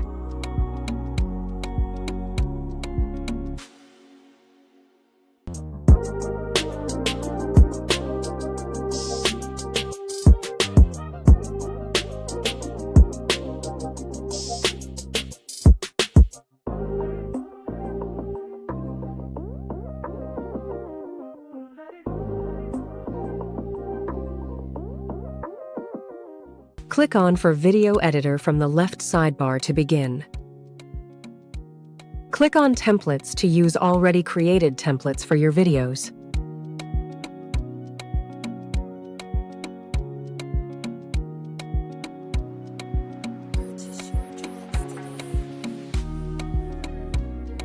Use the minus and plus icons to minimize or maximize your timeline page.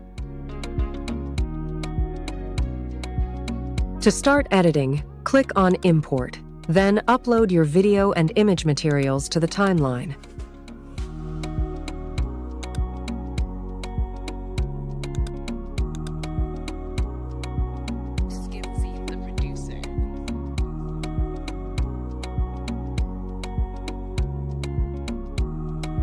To add text, click on Text.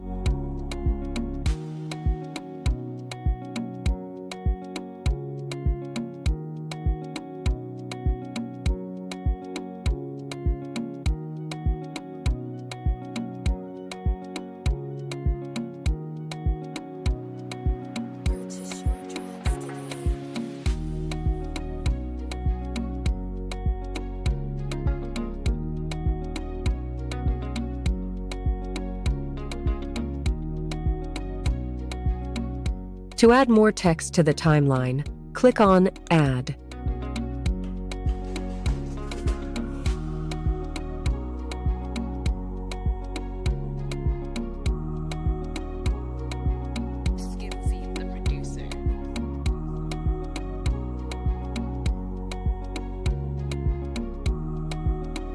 To add audio, click on Audio. Select your preferred music, then drag it to the audio track on your timeline.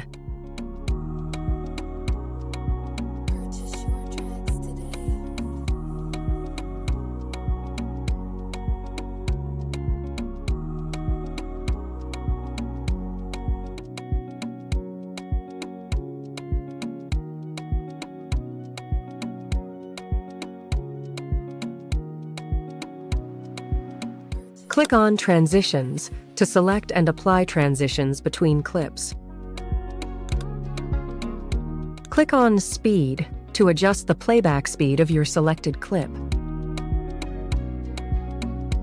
Click on Filters to add filters to your clips.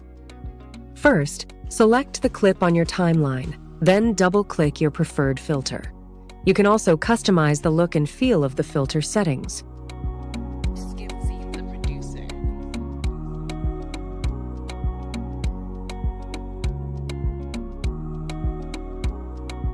Click on the aspect ratio icon on your timeline to choose your preferred screen ratio.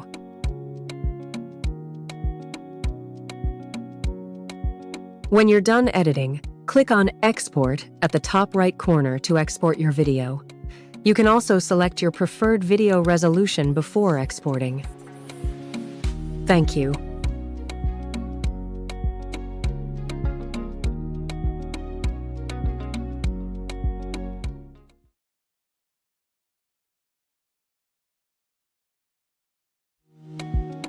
Welcome to DeGlam Gallery. Explore endless possibilities, where every moment matters. Click Login or Sign Up to access all the exciting features of the app.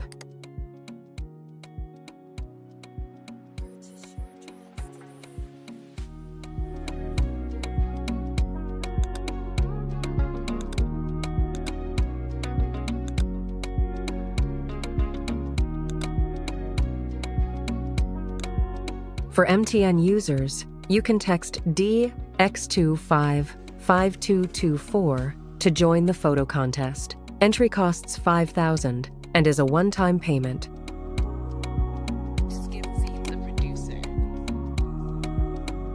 For the basic plan, MTN users can text DR to 55224 to subscribe. To cancel, text STOP DR to 55224. For the standard plan, MTN users can text DD to 55224 to subscribe. To cancel, text STOP DD to 55224.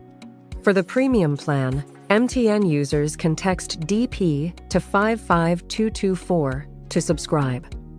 To cancel, text STOP DP to 55224.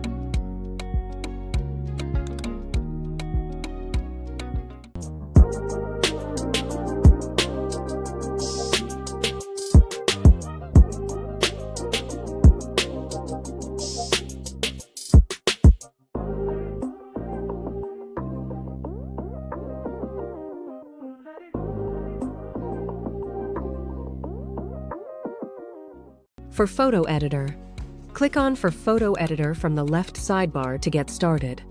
Upload your photo and explore the different editing tools and features available.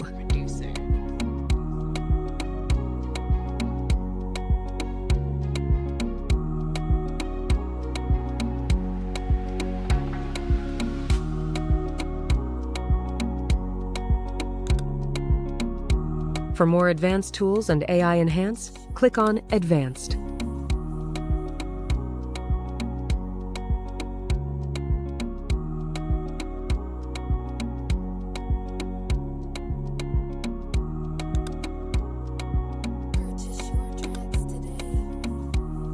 When you're done editing, click Save Image at the top right corner to save your work.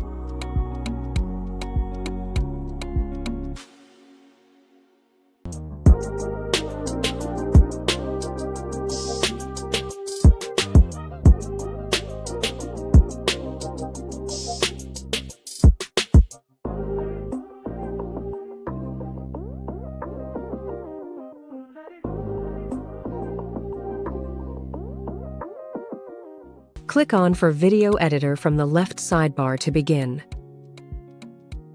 Click on Templates to use already created templates for your videos.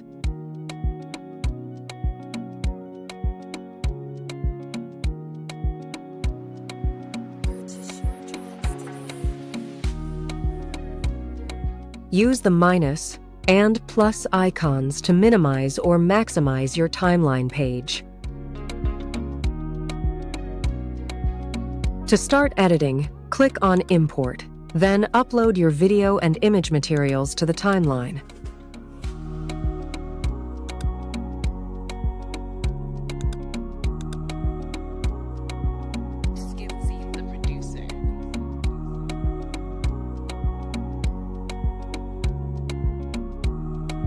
To add text, click on Text.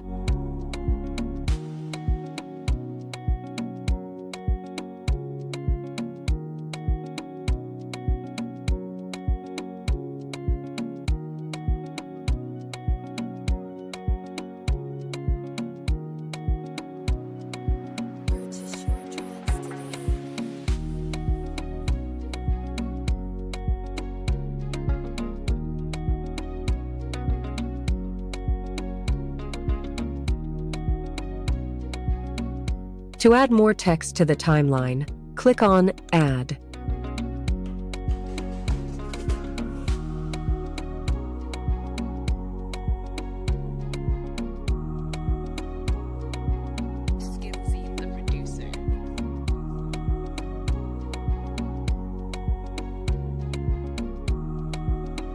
To add audio, click on Audio. Select your preferred music, then drag it to the audio track on your timeline.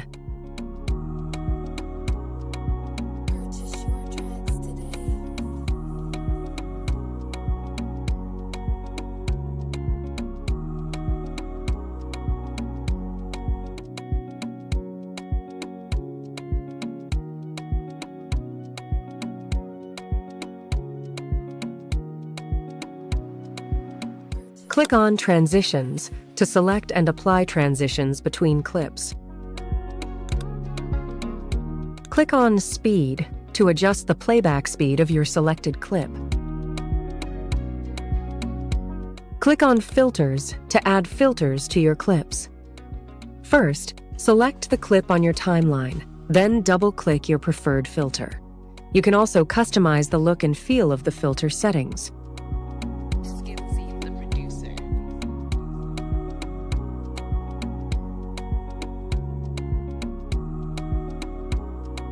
Click on the aspect ratio icon on your timeline to choose your preferred screen ratio.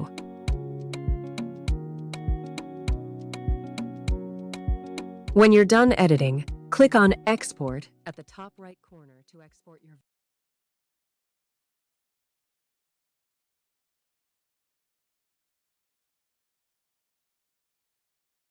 Can men, boys, upload pictures to and win? If they allow men to do it, you go see picture tire. We go finish you with pictures. Not be pictures, picture. We go load picture.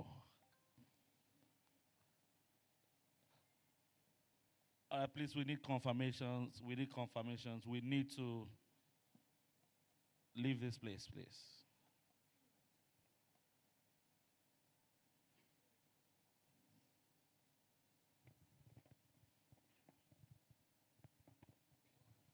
DJ, light music. Light music.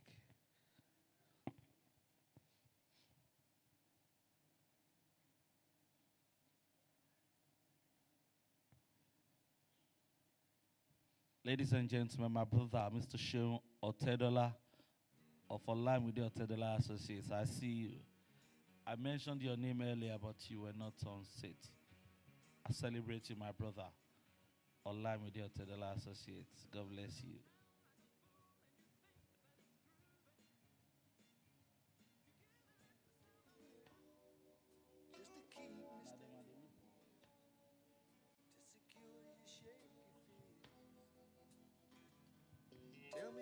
Where's Mr. Muiwa? Mr. Muiwa.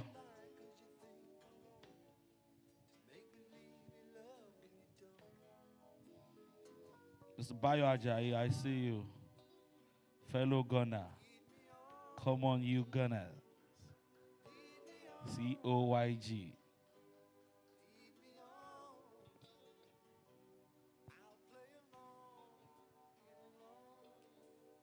Mr. Deji. Omogbenimi, I see you. Chelsea. Second slide. We go banter on our tire.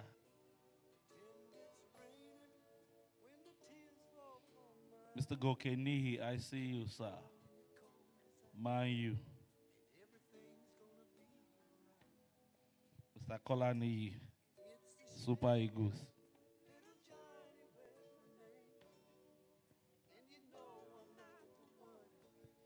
You know, say some people know they watch ball at all.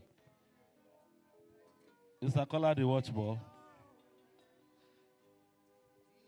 He's a United fan.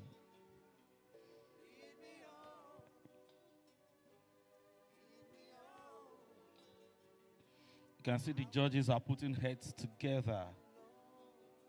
3 good heads. 3 solid, influential heads.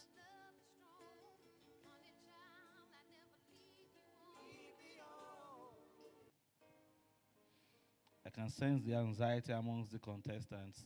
Then they look one another and say, now you won't be 2 million naira each. The other one, they look and say, now you won't win now. But amongst them, is the winner. Hi. Okay, so Mr. Gokeni, I posed a question earlier. Somebody said, is this picture upload limited to ladies alone, or guys can participate?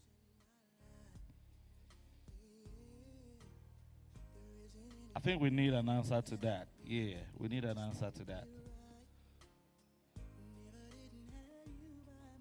You go see picture upload tire. Okay, it was announced before, I think during the unveiling, that from the next season, which starts from June, that it will be for for both genders. So both male and female from June. Ha! DGG Technologies, Egba. So to answer your question, sir, from June, the next year of the contest, it is for both male and female. Then goes so picture. Oh. Ona go see belle. All right, okay. It means I can also upload my pictures, and then who says maybe I can win 5 million naira. All right, give me the volume of that. I like that. That's solemn. Let's say.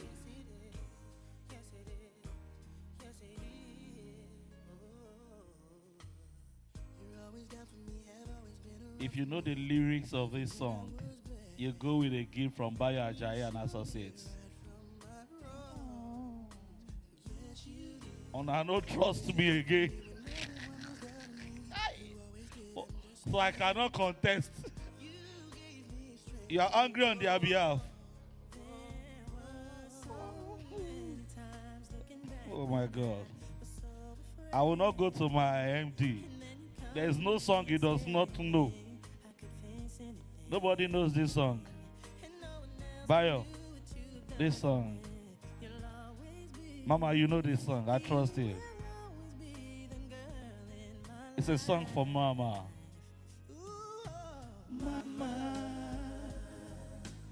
Mama, you know. If you have ever loved your mama, Mama, you're the queen of my heart.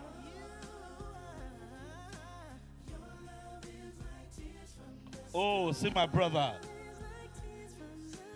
Mama, I just want you to know. I think it's Boys to Men. It's a song for Mama.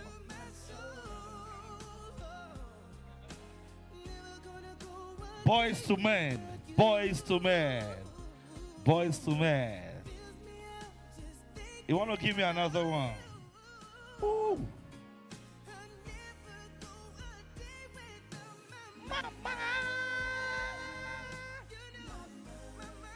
I know the song, but I will not sing it. Baba.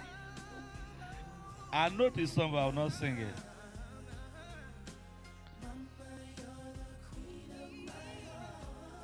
Buying time.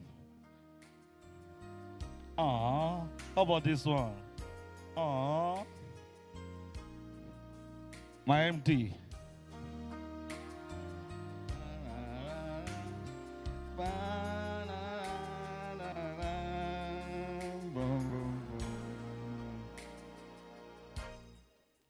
Close your eyes, make a wish, and blow out the candlelight. 'Cause tonight is just your night. We got to celebrate. Ooh, on through the night, close your eyes, like the fire. Get your wish is my command. I submit to your demand. God will do anything. Girl, you need only ask, I'll make love to you. Hey, Like you want me to. hey, and I hold you tight, babe. On through the night, I'll make love. We are good. And I will not let go to use the not lie. Ladies and gentlemen, the moment is upon us, and we are ready to welcome back our contestants. And so if they are not too tired, this is for 2 million naira. Please can we welcome Ifunaya Chukwu Edozie back on stage. Please a round of applause for Ifunaya Chukwu Edozie.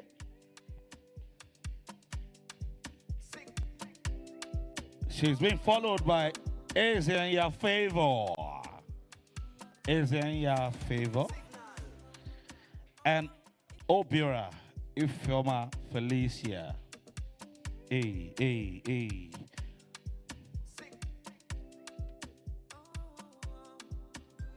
Okay, so I'd like for you to move away from the screen. All right, our three finalists, can you just move to the far end of the stage? To the far end. Yeah, move it. Hey. Maybe wake things up. All right, ladies and gentlemen, this is in the hands of the judges right about now.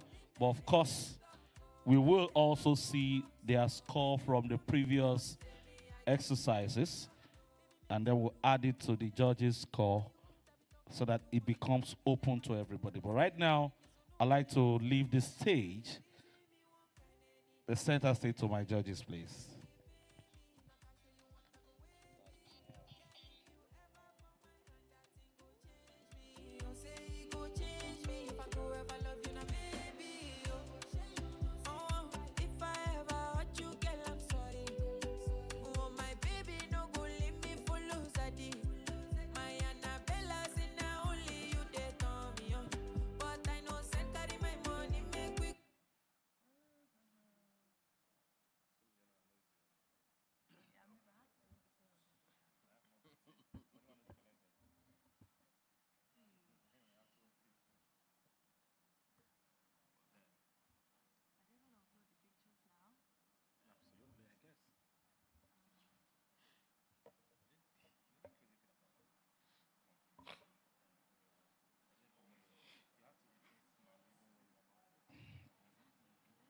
Okay, so for the first contestant, Ifunaya Chukwu Edozie, we would like to ask the judges to rate, examine, cross-examine. Thank you.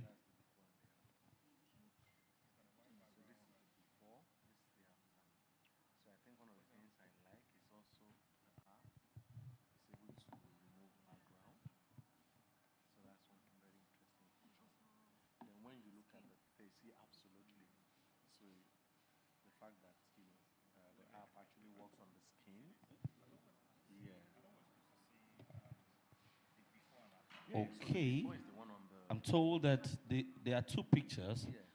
The first one is the original picture, and then the other one is the AI version of the picture. So you can see, I think it's, yeah, so you can see, so they have,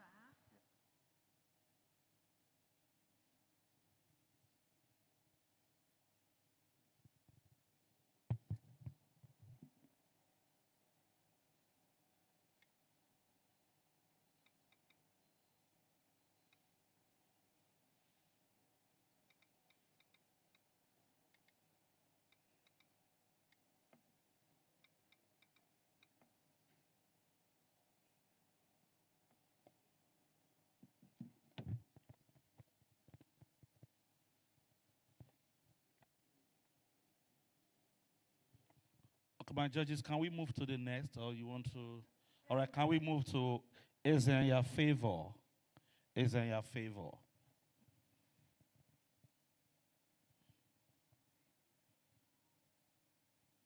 Of course, in that trend, the first one is the actual picture, and then the other one is the AI graded picture.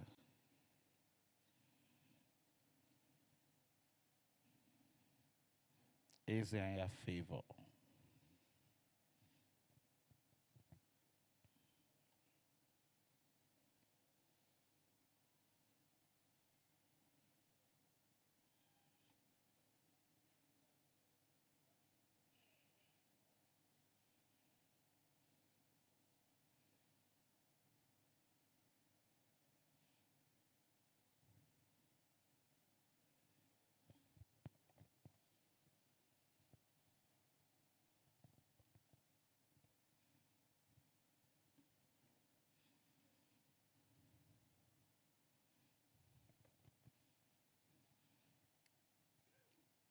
you're done, just beckon on me, so we move on to the next one.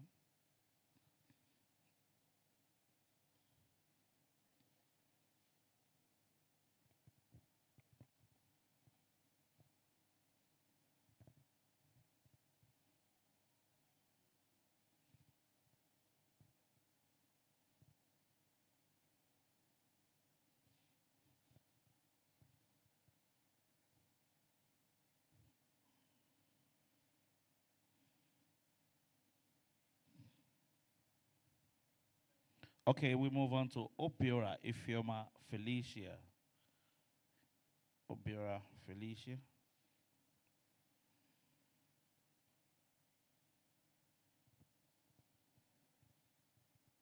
The actual picture and the AI created.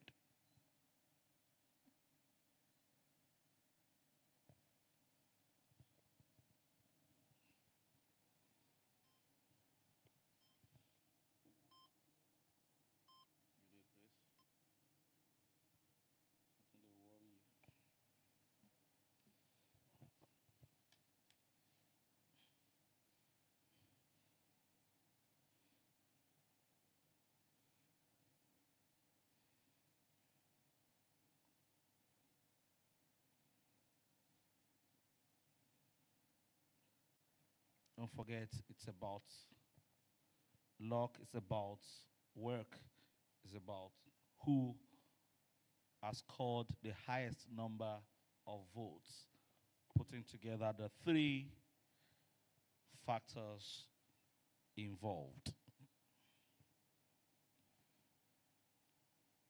The online voting system, the live voting system, and the judges' score.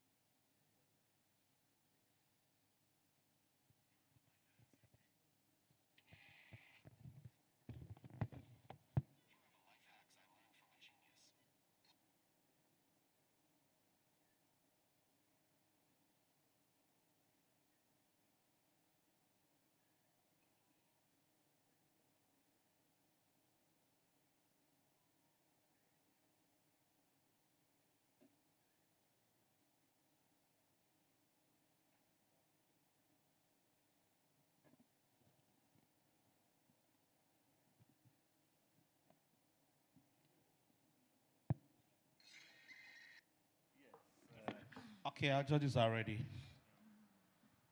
So what are we supposed to do now? So you're supposed to score them accordingly, one after the other. So we raise our cards to show each score? Or what? Yes, for each individual. So each score for each individual I write on the card? Yes, sir. So I only show you the parts of what I've written? Yes, sir. Okay.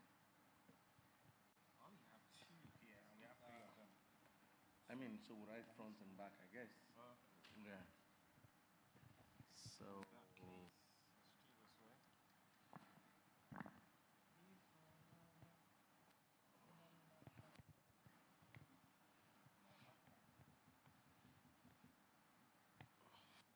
So I think we should go first to it. Start with one name we show, and then we drop the card. So the next one we show.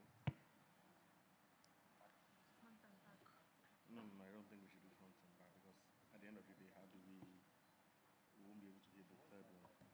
Yeah. So yeah.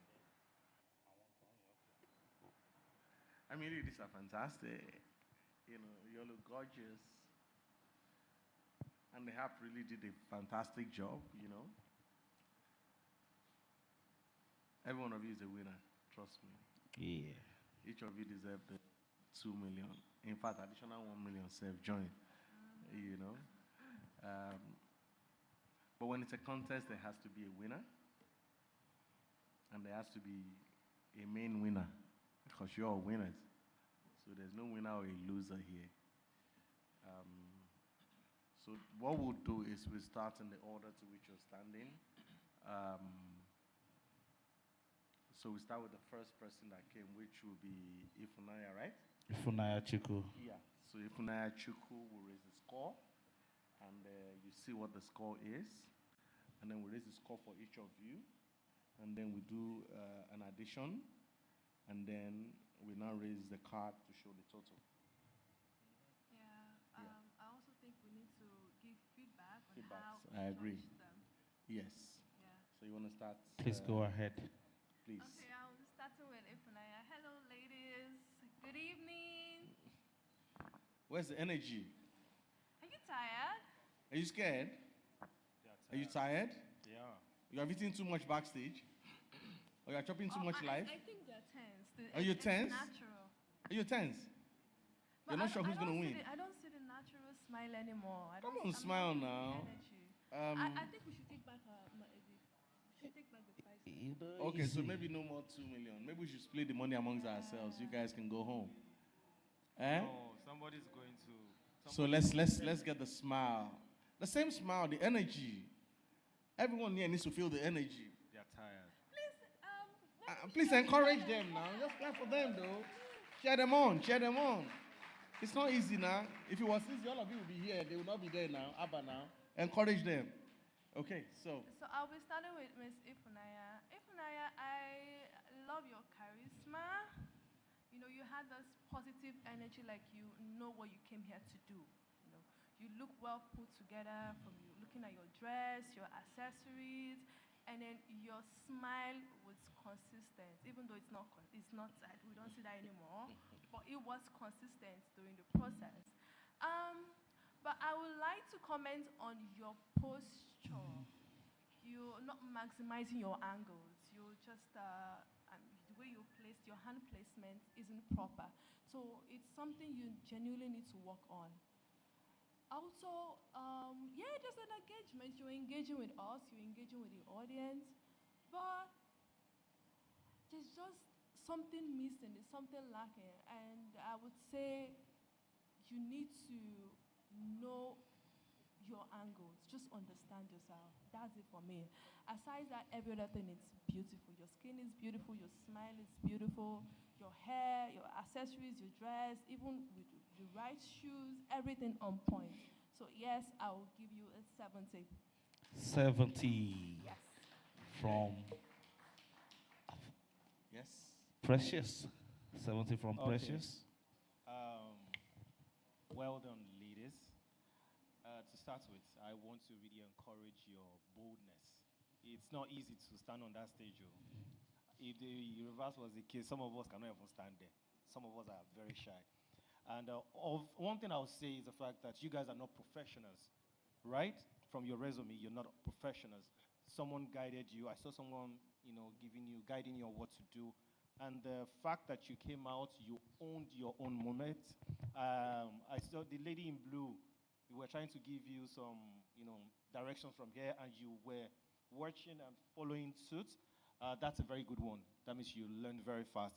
Of course, like I said, you're not professionals, so I will not rate you like professionals. I'm just going to rate you based on your confidence and the outcome of the picture. So let's go straight to my own score. I would say I gave to Ifunaya 70. Another 70 from Ifunaya. That's 140 from the second judge. She's a supermodel, so she'll talk about the angles and all of that. And, is the personality person, as the actor as well. So, when you have a supermodel, what's my own job than to just look at you and say, we're done. We're done. We're done.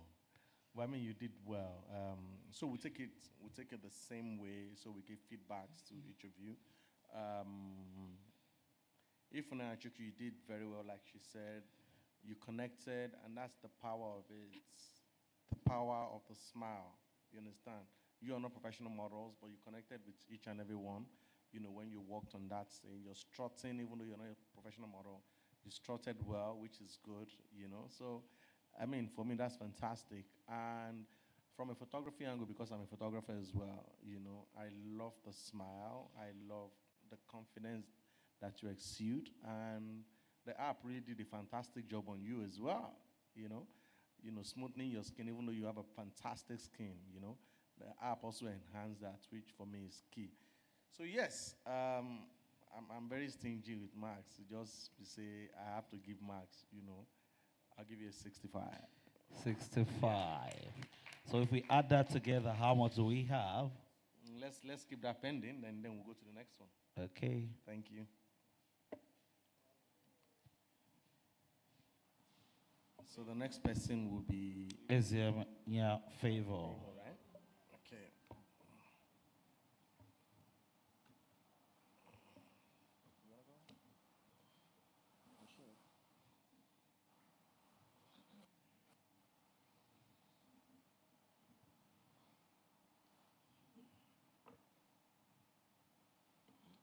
So, yes, Favor.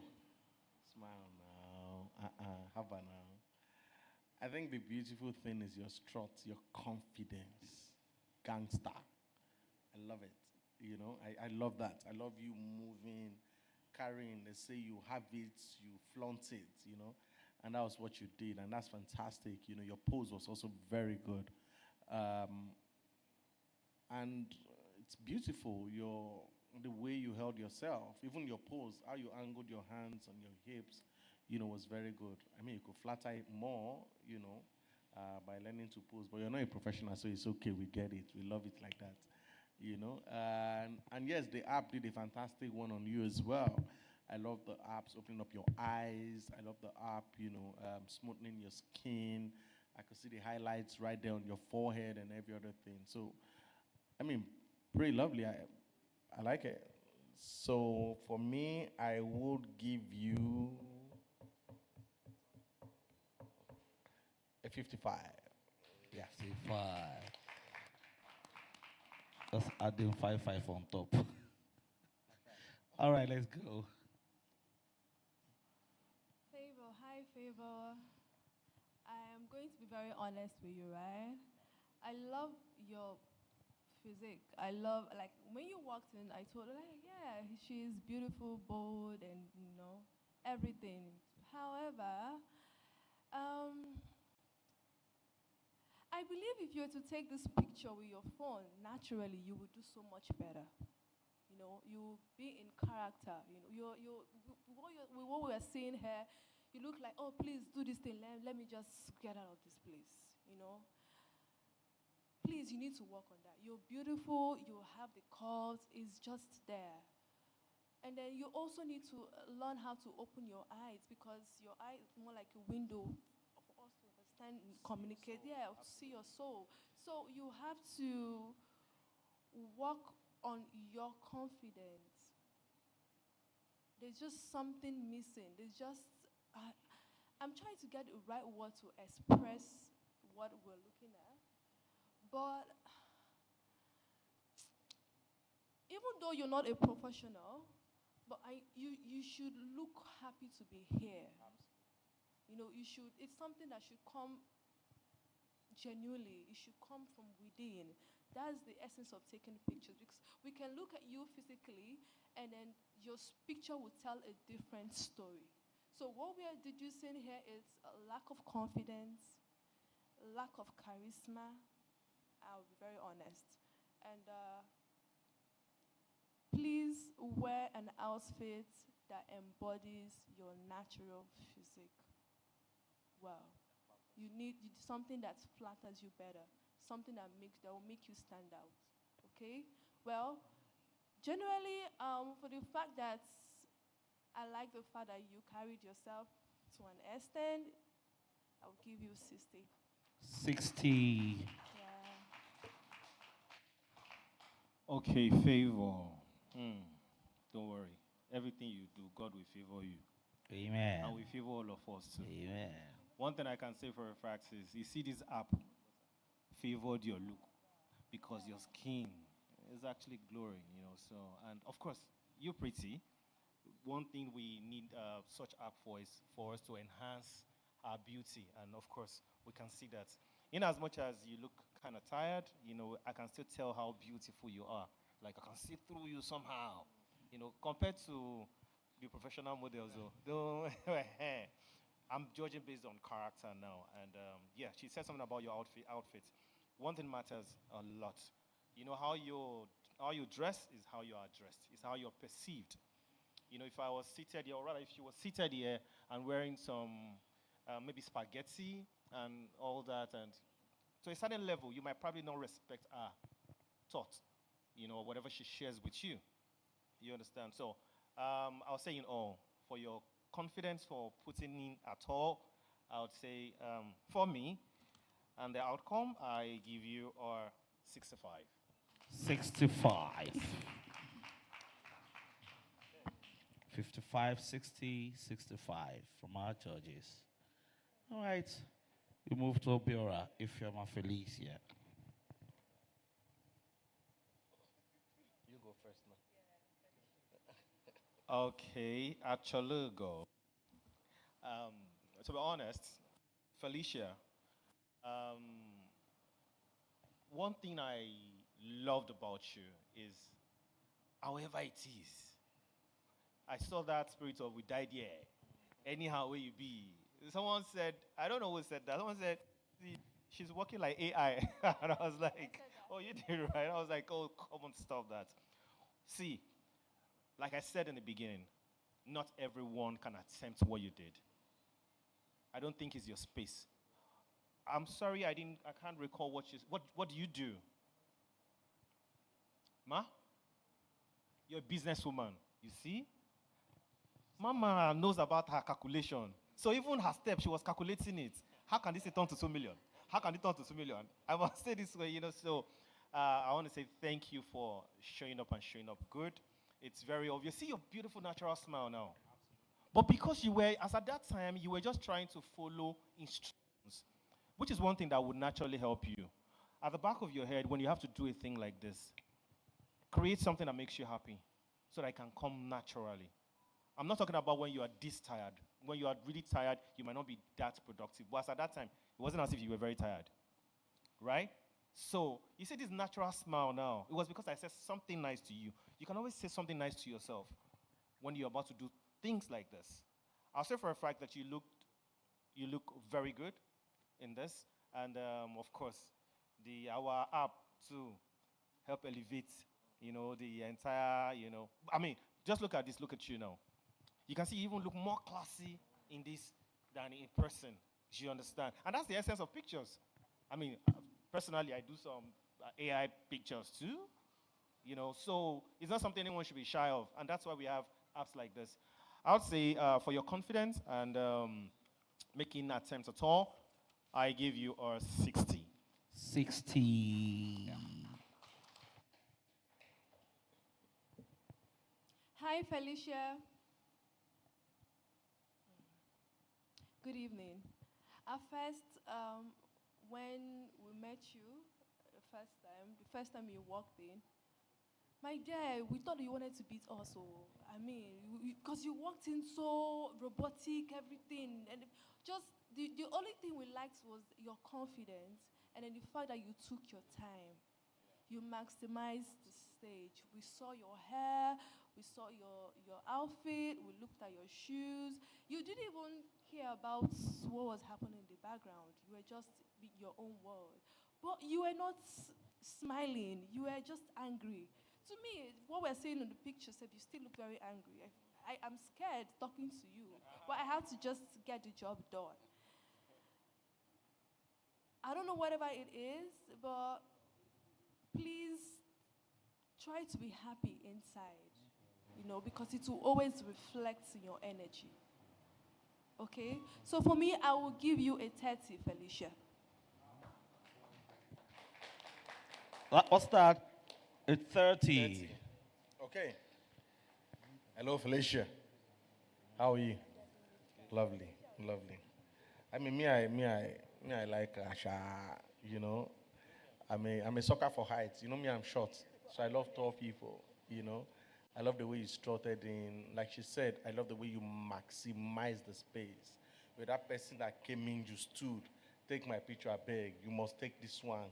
No time, I love that. I love that you took your time. Everybody could see you. But like they both said, you know, the key thing in a contest is you want to win. You understand? You want to win means that you have to do everything it takes at that point to win. Your charisma, your smile. They should be looking at you that, oh my, be like, say this girl don't know, say that she go win, sha. That should be your smile, you know. The energy that carries everybody in the room and say, follow me. That should be it. Now, you're tall. What's your height? Model. From a guess. Yeah. 5'10". Yeah. About 5'10", 5'11"-ish. You didn't maximize it. You should be the one strutting with the height. Let's see the height. You understand? For me, I think those were the things you had, you didn't take advantage of. You understand? So you didn't take advantage of your height. You didn't take advantage of your smile. You understand? You were confident the way you stood, but you didn't utilize your pose.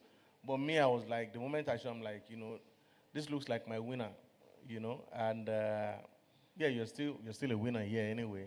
But I think it's something you should take advantage of. Yes, you're not a professional, but everywhere you go, carry the winning spirit.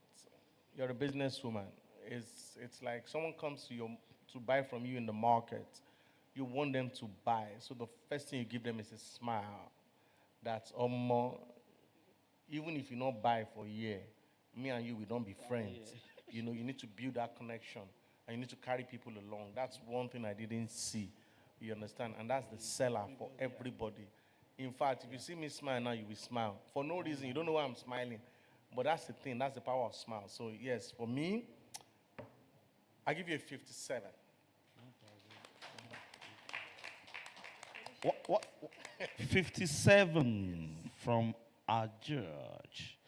Okay, so we're going to have to do a bit of calculations here. I know you people are calculating with us already, but we'll do it officially. What do they have? Okay.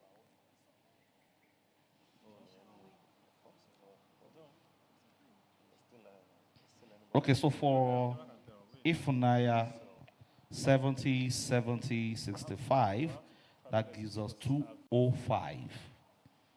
For Ezania, 55, 60, 65 gives us 180. For Oberia, 60, 30, 57 gives us 147. But hey, that is not all. These are just the judge's score. Who says the person with the least number here can still not end up being the winner. We are still going to have to collate the results of two other segments, and that being the online voting and then the live voting platform. So if I'm trying to do the collation, we will see it. We will see it, and then of course, the judges alongside our management will come in and announce the winner. So DJ, light music, let's do a bit of collation here.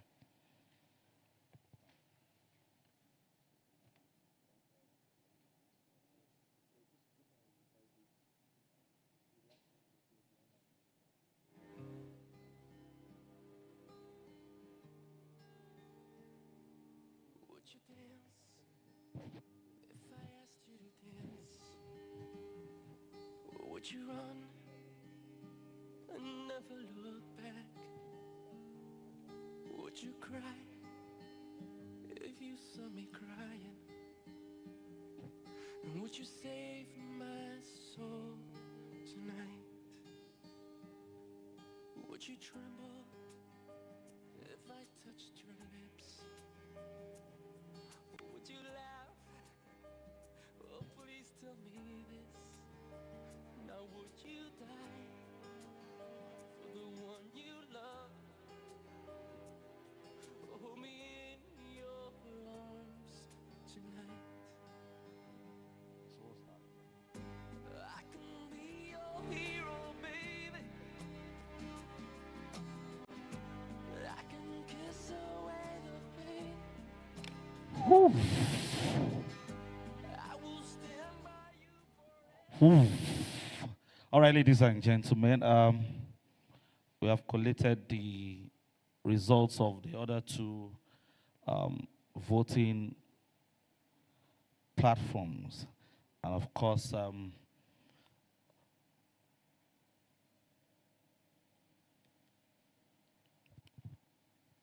we had a score for 1,561 put together. We have another score for 1,101 put together. And we have another score for 2,584 put together. Now, this is it. For someone, the online voting result was 1,157. If you add that to that person's judge's score, you know what we are going to. Then the live voting result was 199. So 1,157 plus 199 plus a particular score. We are seeing it already, so what am I even hiding? You don't even need to look back. Plus 205. Okay, let me break it. Now, ladies and gentlemen, in third position, second runner-up is, am I allowed to go ahead? Can I? We are seeing it already now. Ezeanya Favor, 180 from the judges, 1,678 from the online platform, and 243 from the live voting, making a sum total of 1,101. Please, a round of applause for her. Ezeanya Favor, second runner-up. Now, the first runner-up is 70 from the judges. 205 from the judges, 70, 70, 65. 1,157 from the online platform. 199 from the live voting platform, making a total of 1,561. While the winner is 147 from the judges. Now, the online presence matters a lot. Our online presence matters a lot. 1,644 from the online voting. That helped her a lot. And then from the live voting, she had 793, making a total of 2,584. And our winner is Miss Obiora Ifeoma Felicia. My judges, please. My judges, my MD, my CEO, please come. My judges, please come. Come for the decoration. Wow.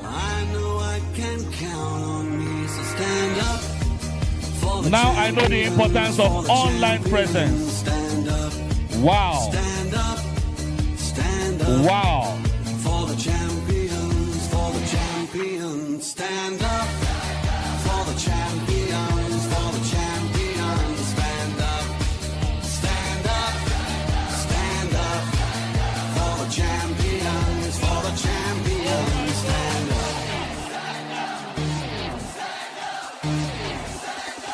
Wow. Here we go, it's getting close. Now it's just wow. It is an online picture contest.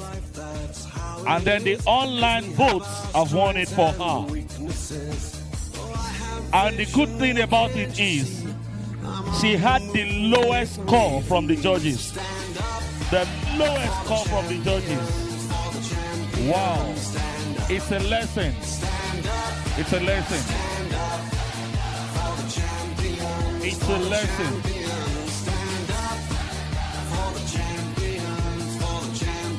Ifeoma Felicia Obiora. Wahoo.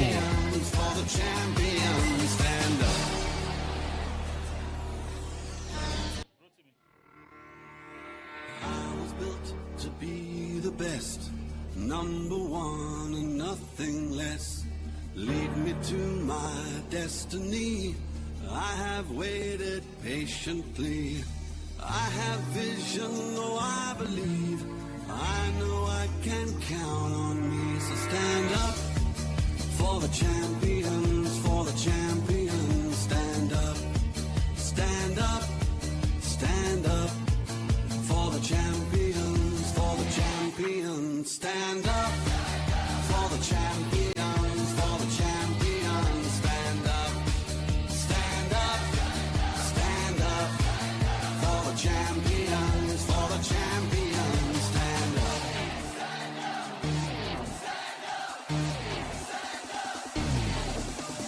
Here we go. Whoa, It's whoa, getting whoa, close.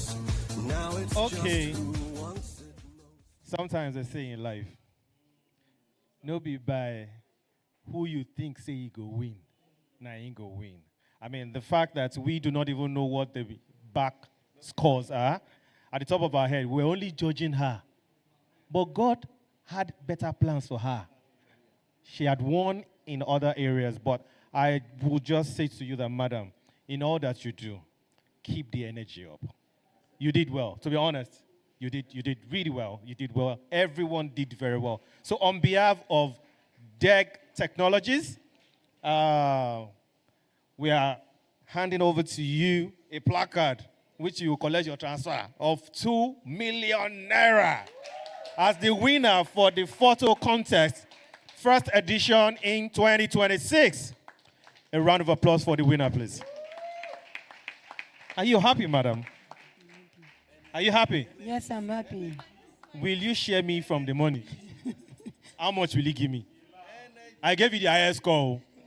I'm trying to root for myself now. I gave her. What did I give her again?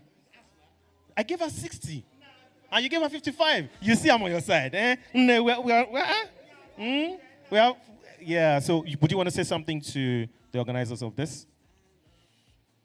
However you're comfortable. If it's Pidgin, if it's anyone, just be comfortable.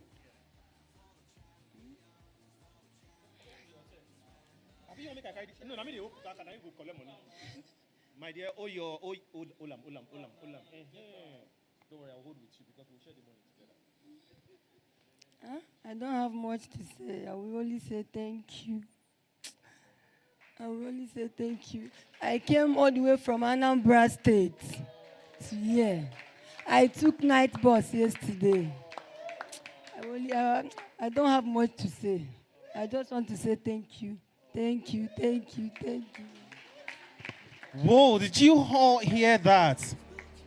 Oh my days, oh my days. God has crowned your efforts by His grace. But then I would like to know, what would you want to do with this 2 million? I will put it in my business. You put it in your business, Abby, as a businesswoman. With the mego. Ego. Congratulations to you. The CEO, would you want to say something? All right, yeah. I would say thank you for joining the contest. It's been a journey. The journey started in December, actually. And here we are with 3 finalists. Eventually, we have to pick a winner. Unfortunately, it's a winner takes all competition. All right, so although they've all won as well, they've won 100,000 each before today. So it's not like a loss for those that did not win. So I would say congratulations, Felicia, and you are officially the winner of the first edition of our picture contest. Congratulations to you. And we hope that you will be a good ambassador of this app going forward. Spread the news and let everybody be aware that, yes, truly, we promised and we delivered. God bless you. Ladies and gentlemen, she came all the way from Anambra and she's going back a millionaire. Please, a round of applause for Miss Ifoma Felicia. And then another beautiful round of applause for the other 2 finalists, because they are all winners. For you to make it to the final, you are a winner. You're a winner. Ladies and gentlemen, that is it. We came, we saw, we conquered, and then they delivered. They came, they saw, they delivered, they delivered. Now I'd like to invite Miss Ifun.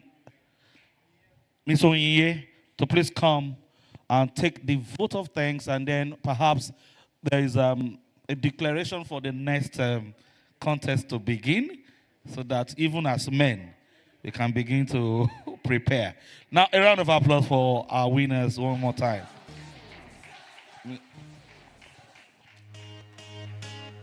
Good evening, everybody. So just to point out to what you said, the platform is open to both men and women. So it's not just about the women, no. We are gender equality. So it will definitely keep going on. You can always vote and refer people to also come on the competition.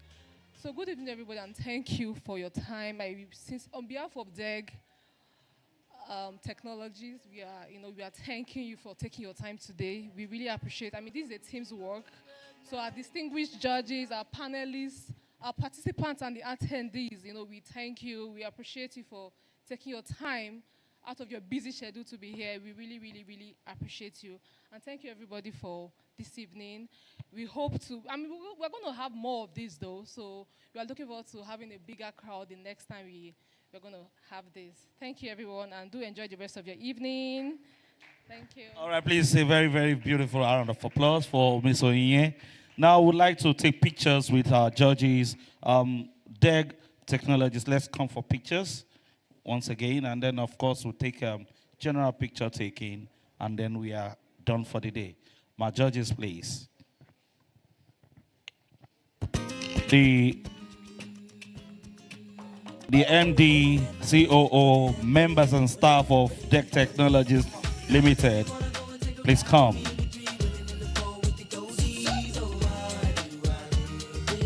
Hey! Everyone from DEG Technologies. DGG, let's go.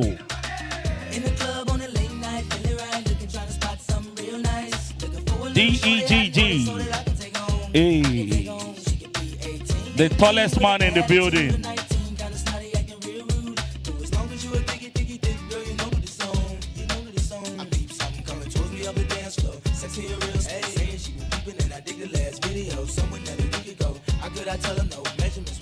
The Ajais, the Nihis, please come.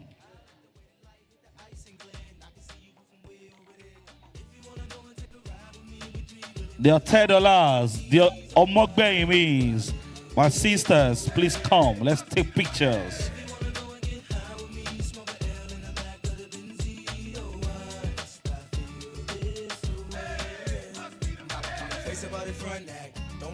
You may come around and just join us when we're done, please. The picture taking is open.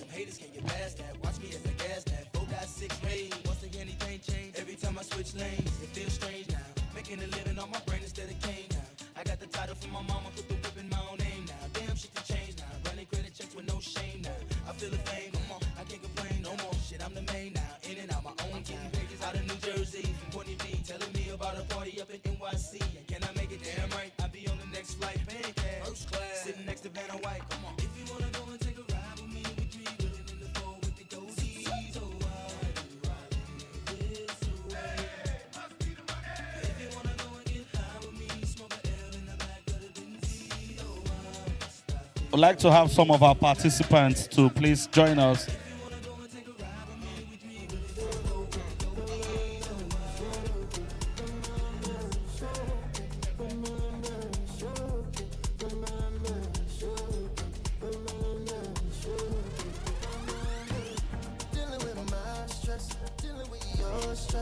Yes.